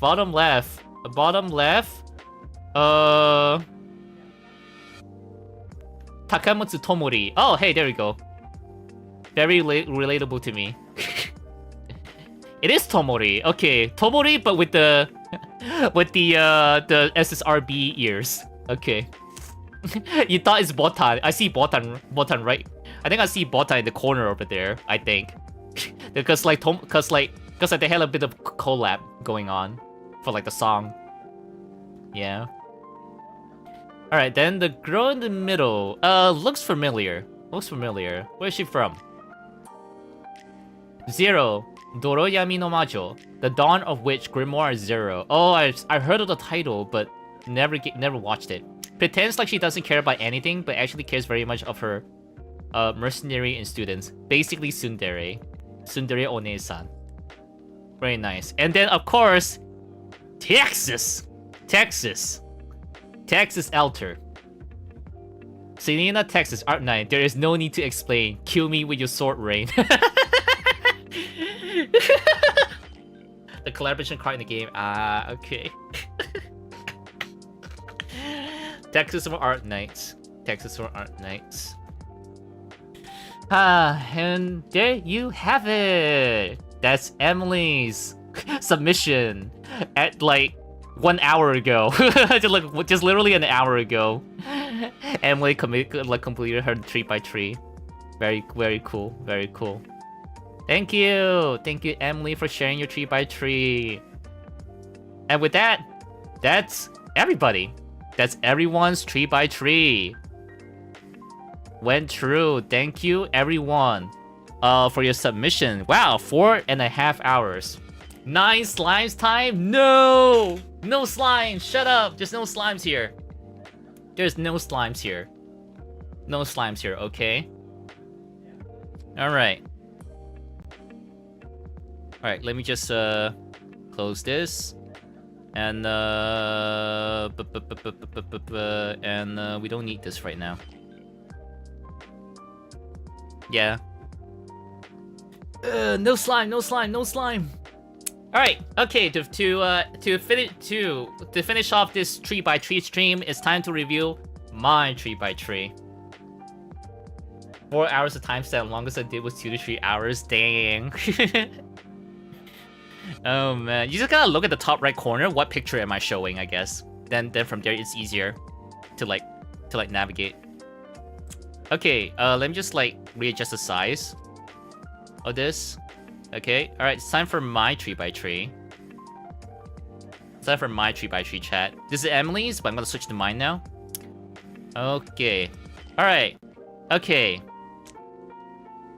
All right, here is my character 3x3. There you go, ladies and gentlemen. How many of these do you recognize, chat? How many of these do you recognize here? How many times? Why is there no slime? Shut up! Shut up! What? Shut up! Of course, there's no slime. I'm not into slime. Why is there no slime? Yeah, man.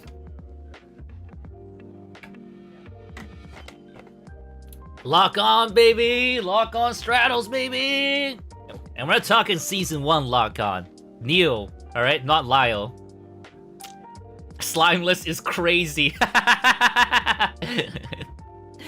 Alright, let me just go from top to bottom, okay? We're gonna go top to bottom. Alright, top left, the guy with the thumbs up. Alright, the OG. The OG Kamen Rider Kuga. We're not talking about the decayed version, alright? The decayed version is fine, but it's yeah, the OG actor for Kamen Rider Kuga, alright? Alright? OG actor for Kamen Rider Kuga. Godai Yusuke. Oh man. Like this series has not left my mind. He has not left my mind. He has not like his influence to this day still affects me. So Godai Yusuke, you can say he's kind of like a Mary Sue character, where he's like, you know, he's like there's not, he's like perfect. He's like there's no flaw. This guy is not evil or anything. This guy is not a perv. Like, he's just a guy who's just going through his day and wants to protect everyone's smile. All right, like an idol. Except he punches the living shit out of monsters for it. You know, doing it. Yeah. So through some circumstances, he got the powers of the Kamen Rider, and then he has in his like role as a Kamen Rider, he fights evil monsters, trying to kill people, monsters that kill people for their rituals and whatnot for the game, and Godai Yusuke, Kamen Rider Kuga, is not having that. He's not about to have these monsters going about and kill people and make people sad, because he's all about protecting everyone's smile, like Fuamoko there. and his signature thing, one of his signature thing, is giving the thumbs up, because growing up, that is the influence he's got from his like high school teacher. And he's always like positive no matter the situation. There is that one episode where he kind of lost it. He kind of lost it at one episode, Kamen Rider Kuga, thinking of all the deaths that happened because of this monster, and lost it, and pretty much like scared the shit out of the monster because of so much rage in him. So much rage in him, thinking about all the victims, like kicks the shit out of the monster out of the school building, and then proceeds to ride a bike and with spikes and stab the monster, like driving across the field to a lake, and then transforms into a form that gives him 2 swords and stab the shit out of the monster. He was so angry, like even the monster was scared of him. The monster was scared of him from all the rage he has. He was so badass. Like it's kind of poetic seeing a character who's like super positive and sunshine and going to like becoming more and more like more and more like more stoic. But in the end, at the end of the day, at the end of the series, you know, he still comes out on top. He still gives a thumbs up and live the life I wanted to give everyone smile, like protecting everybody's smile. Like he's such a to me he's kind of like a positive influence to me. And speaking of positive influence, like that's gonna be a theme for most of the characters I have here. Batman, specifically from the animated series Batman. All right, Batman from the animated series. The classic one, the classic Batman, the animated series Batman. We're not gonna talk about any of the movie Batmans. Even though I like Robert Pattinson Batman too, but he's not the Batman that inspires me. The cartoon animated series Kevin Conroy voiced Batman. All right. In this series, he's not all about like punishing evil and like and whatnot. Okay. All right. He's like, yes, he has that, but beyond that, he is human. He like sympathizes with the villains. He wants to help them. Like I'm sure some of you probably have seen like bits of the show where like this one that gets shared around a lot in social media, for Batman, going out with like Harley Quinn. Buying new dresses, like going out shopping with her, and it's like and she's like, it's like, why are you so nice to me when I've been so mean? And you know what Batman said? I understand. I had a bad day once too, you know. And Harley Quinn's like, you know, nice guys like you shouldn't have bad days. Because you stinky.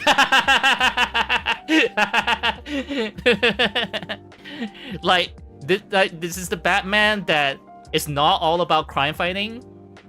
It's like he would listen. He would listen if you if you're willing to talk to him, and he will try to help you if he could. Like he's the most human Batman to me.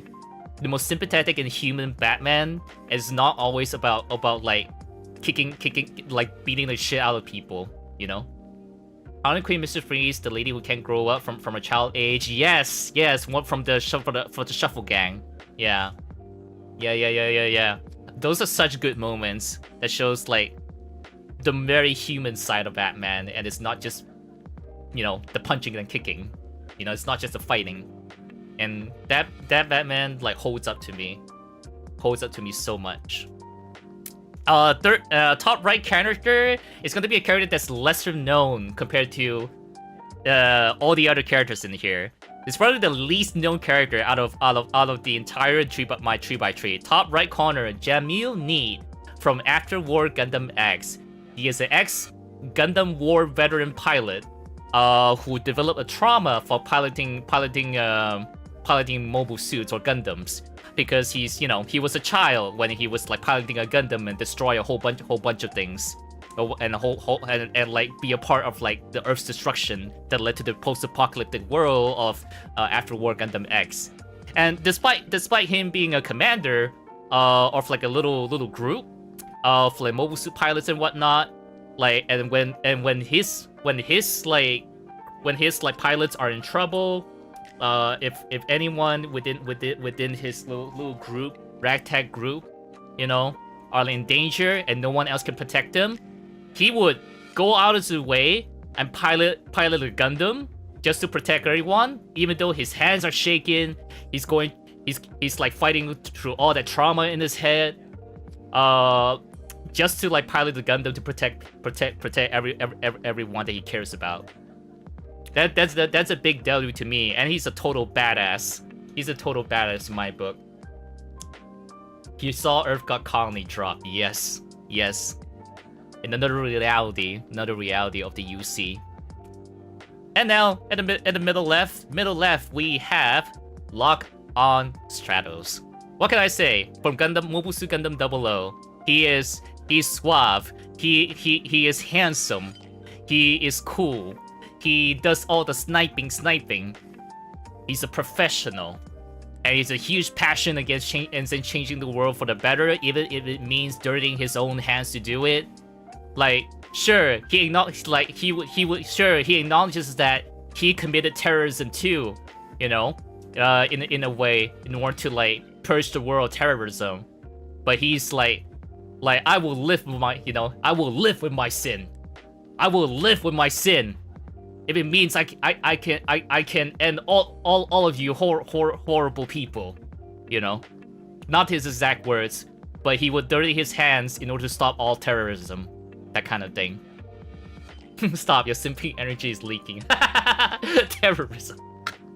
Basically, Lock-on Stratos is part of a Gundam organization that makes the enemies of every nation in order to unite the world to be a better place. By making themselves the enemy, you know. So that kind of terrorism. Yeah. They don't take lives.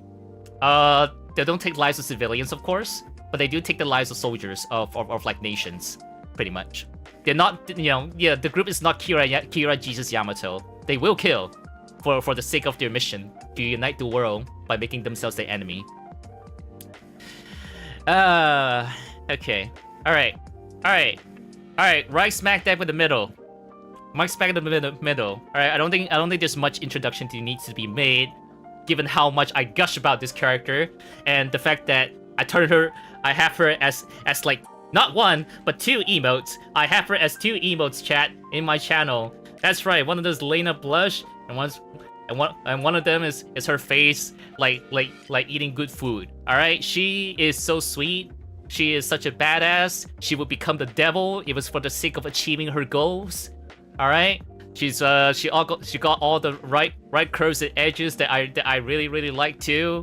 All right, she is a force to be reckoned with. She stands above the rules of her sad piece of a place called of a country, just to save the people she cares about and like uphold like what she believes in, that the lives that she cares for, and don't treat people like tools.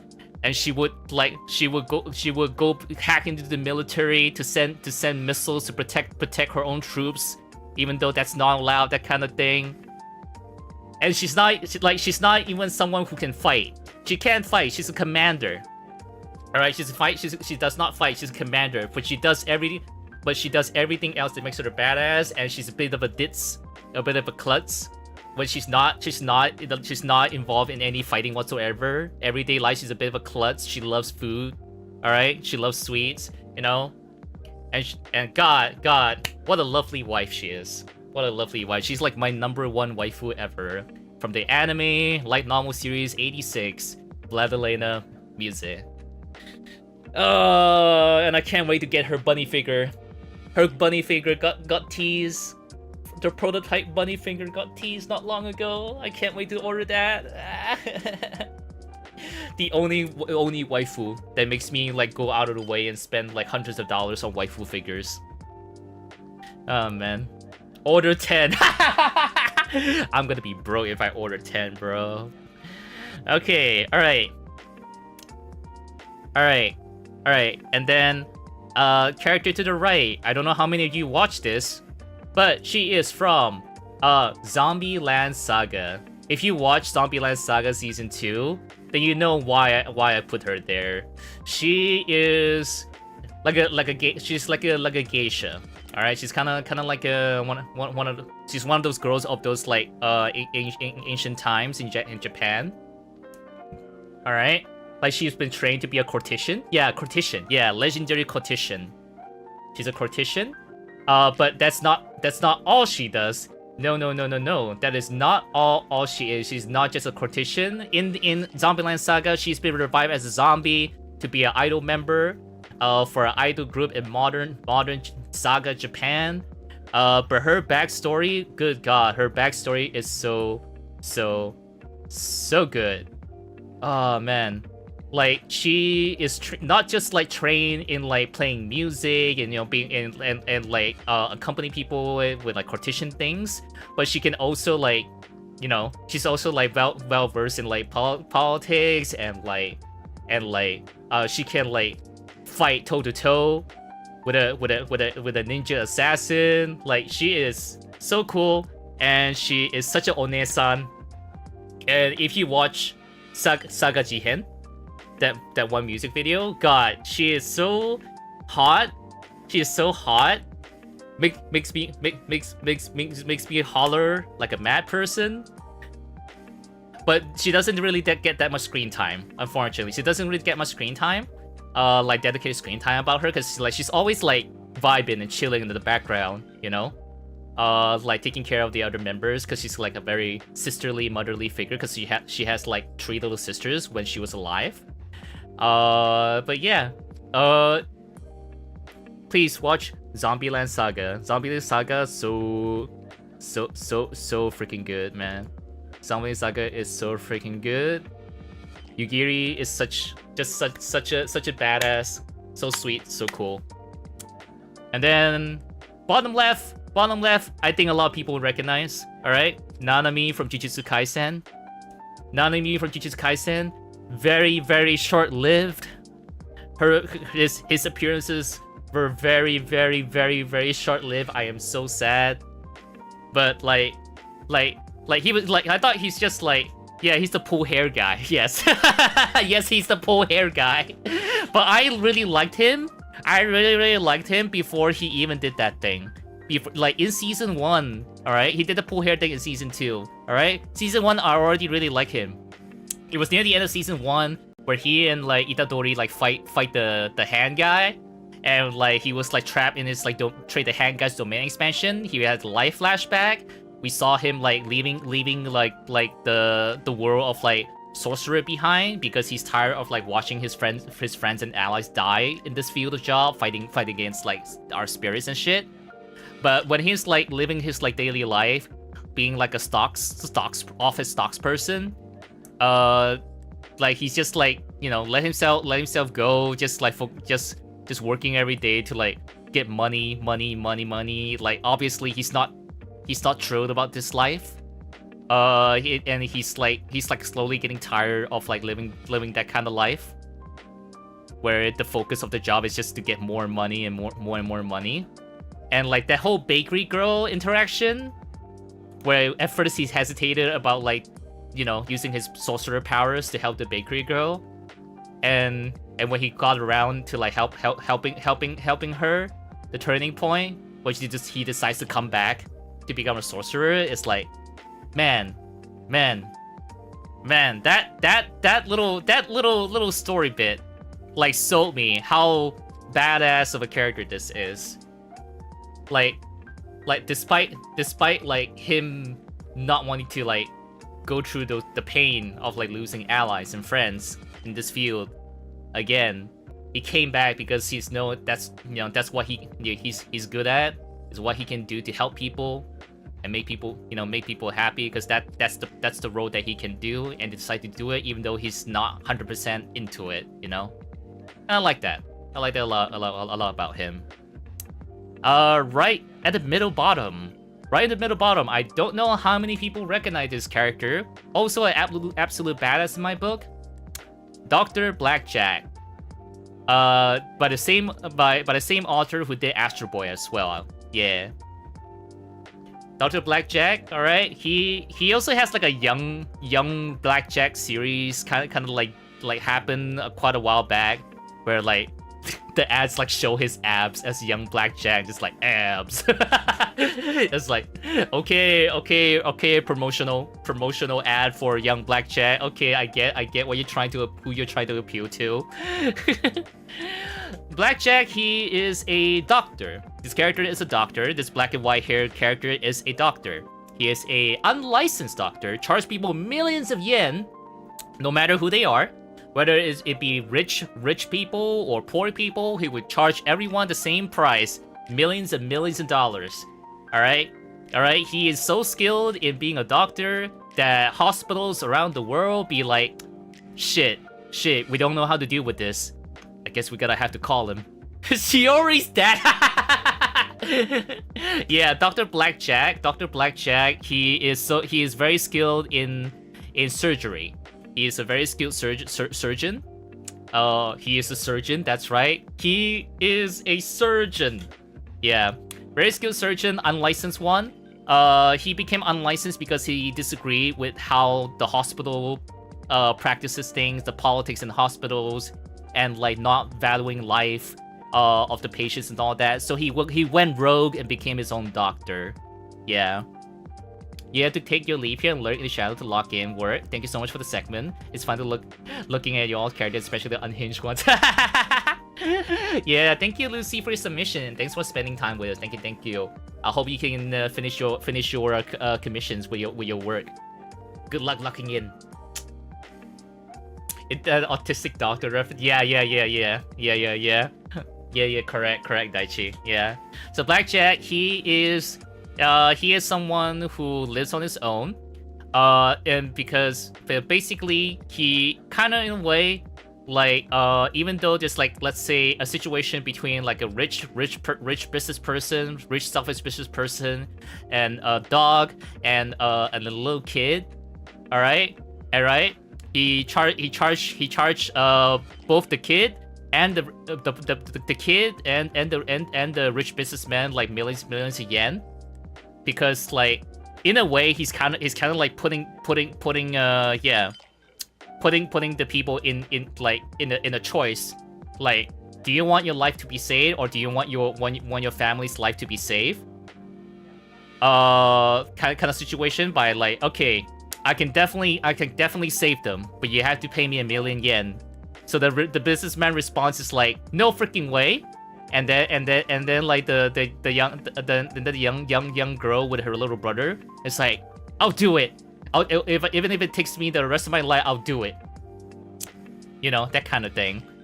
And like basically, like even though, like, yes, the girl is gonna work hard for the rest of her life to pay like Dr. Blackjack, he doesn't go out, like, out of his way to, like, you know, 1 million yen now or anything. He doesn't like pursue them, you know. Basically, it was pretty much just a thing he does to see like whether or not, like, you know, they value the life or they value the life of others. That kind of situation. It has very less so to do with money.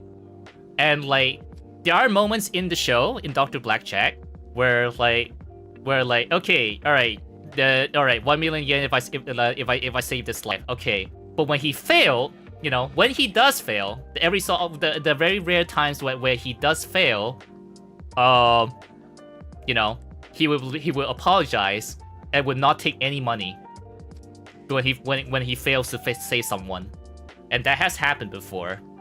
Yeah. He has also. This guy is so nuts as being a surgeon. Dr. Blackjack is so nuts at being a surgeon that like you know how like babies are born, right, chat? You know how babies are born, right? You know, you start from fetus, right? In the belly, right? Okay, so he's somehow, Dr. Blackjack is so cracked at being a surgeon, he saved a unborn child. Unborn fetus, like that's like partially developed fetus, and help the fetus develop to be a proper like person, and help this child rehabilitate to slowly be able to walk and everything, to the point that this person ends up being his assistant. So this person has like a human shell.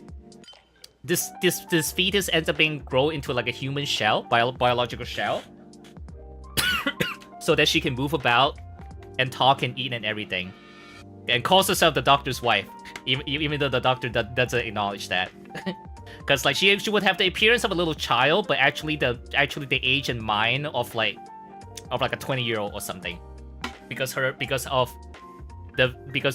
she was born in a very undeveloped state. So she cannot be fully developed and grow into an adult. There's also like episode where Blackjack saves a whale. A whale like by the who ends up like by the beach, like hurt by other like sea creatures, and he befriended this whale by like doing surgery on him. And every so often this whale will come back and visits him and all that. It's like he's just a very, very mysterious guy. He's a good guy at heart, but society's like, you know, against his practices. And I like that he stands by what he believes in, and how dedicated to his craft, to being a surgeon. And there's one I'm gushing about Blackjack here a lot. One more Blackjack thing I share before I move on to Kokodayo.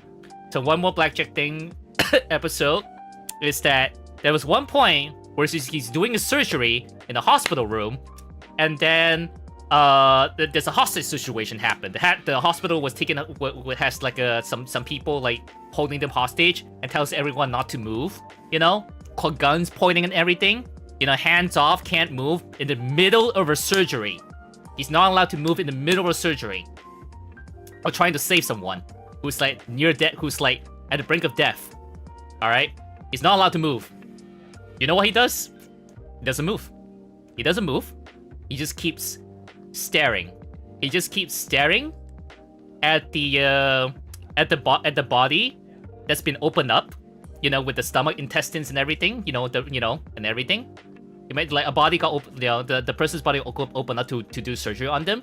He just stands there, says nothing, does nothing about the situation because he's not a fighter. He's just a doctor. So he just stands there and stares at the innards and everything that's been opened up middle of surgery. And then the power went out. Complete darkness. Complete darkness. You know, an opportunity arrives. Complete darkness. You know, the people with the guns and everything are like in a bit of disarray. You know, and power got cut off in the hospital. And you know what Dr. Blackjack does in that situation? He started doing the surgery. He continuing on the surgery. Again, scalpel in hand and everything in complete darkness, no light source.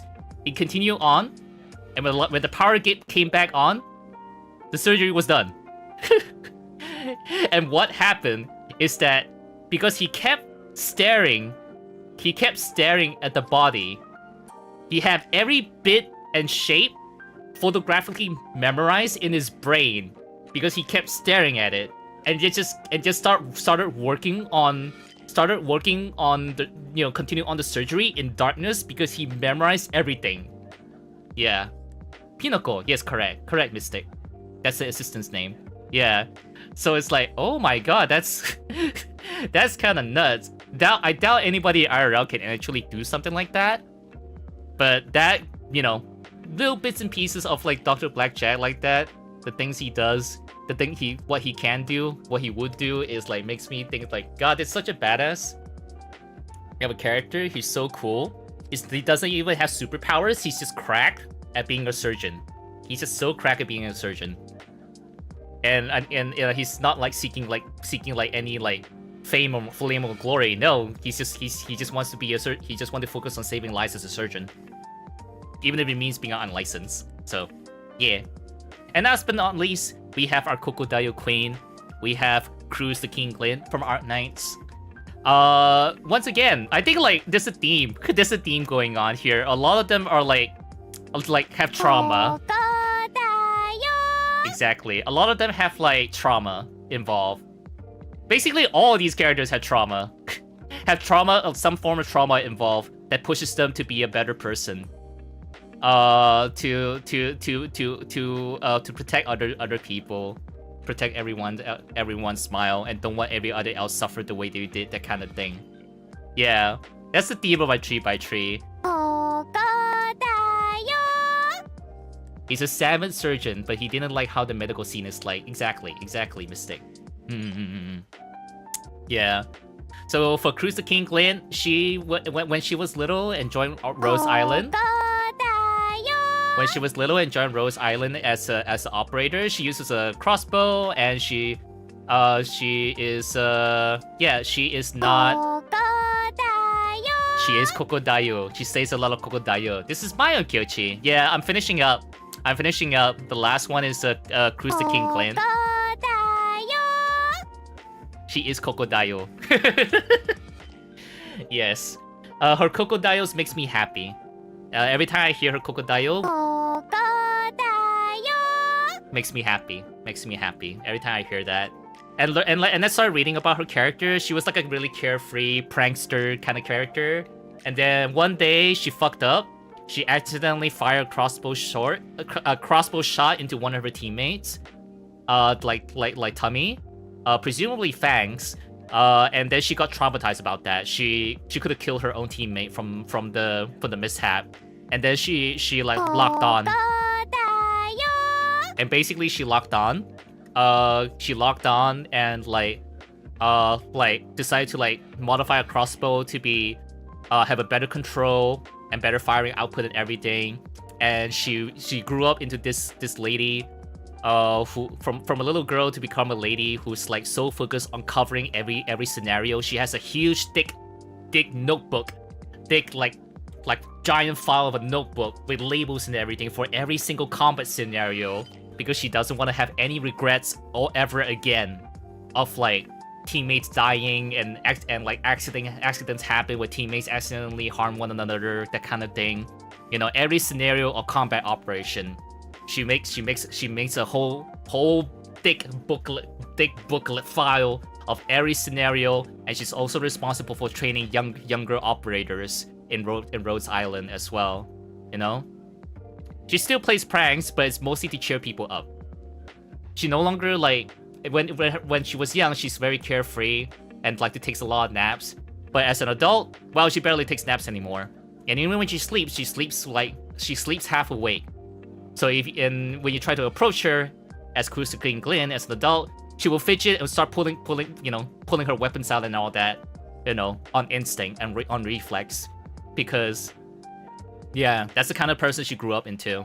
From carefree to always alert and want to protect people from having regrets, like harming their own teammates or losing teammates. Yeah, so that's my 3x3. Oh, this is my 3x3. Favorite character 3x3. Oh, the kind of characters I really like, no matter how short their appearances are, and just how much impact they leave for me on how, you know, what kind of person I want to be. You know, I'm far from having the qualities of all these characters, but it doesn't mean that, you know, they don't inspire me to, you know, to be the person I want to be. And that's that. That is all character 3x3 from you guys and from myself. Oh man, for a whole whopping 5-hour stream. Holy shit. Oh god. Okay. Alright. Thank you everyone for sticking around. Thank you for your submissions. I hope you enjoy me going through them and enjoy me sharing my 3x3. Oh boy. I think I won't be continuing to stream from here. I might just like, yeah, end stream, go eat, rest, and if I feel like it, I'll stream again, because we still have Persona 3 Reload. Yeah, we still have Persona 3 Reload to continue after all. Can we replay that? I just came back. Watch the VOD! I'm glad you guys had fun. Take care and sleep well. Feels bad I missed like half of it, but I'll just keep up with the VOD. Yeah, Daichi's gonna help me out with the timestamp, so that's pretty cool, Daichi. Eat some good food. Okay, I'll make sure to eat good food. Yeah. Have a nice nap. Thanks for the stream. Stay hydrated, eat well too. Yeah. Thank you guys for being here. Thank you. Yeah, I'm gonna end stream here. Maybe we'll do something like this again in the future. Cause this, you know, I'm trying this thing out. But I'm glad that, you know, there are people who happily share them. Yeah. Which lock-on is that? Neil. Season 1. Season 1, older, Neil Delandy. Champion. The name Champion. Because the name Neil means champion, so Neil Delandy. Season 1 lock-on. Season 1 lock-on all the way. Do you have a dildo that can be used, like 2-for-1 deals? No idea what you were referring to, but welcome, and sorry I'm ending stream here. Shake my spear, the rapper poet. Yeah. New best lock-on, yes. Thanks so much for this, it was fun. Yay! I did a unique stream for once that's not gaming and Gunpla. Okay, I'll see you guys maybe later after I rest up and have food. Yeah. Have a good day or good night wherever you are, everybody. Take care. Bye-bye, bye-bye. No slime. And stop licking my ass. No slime, no slime, no slime.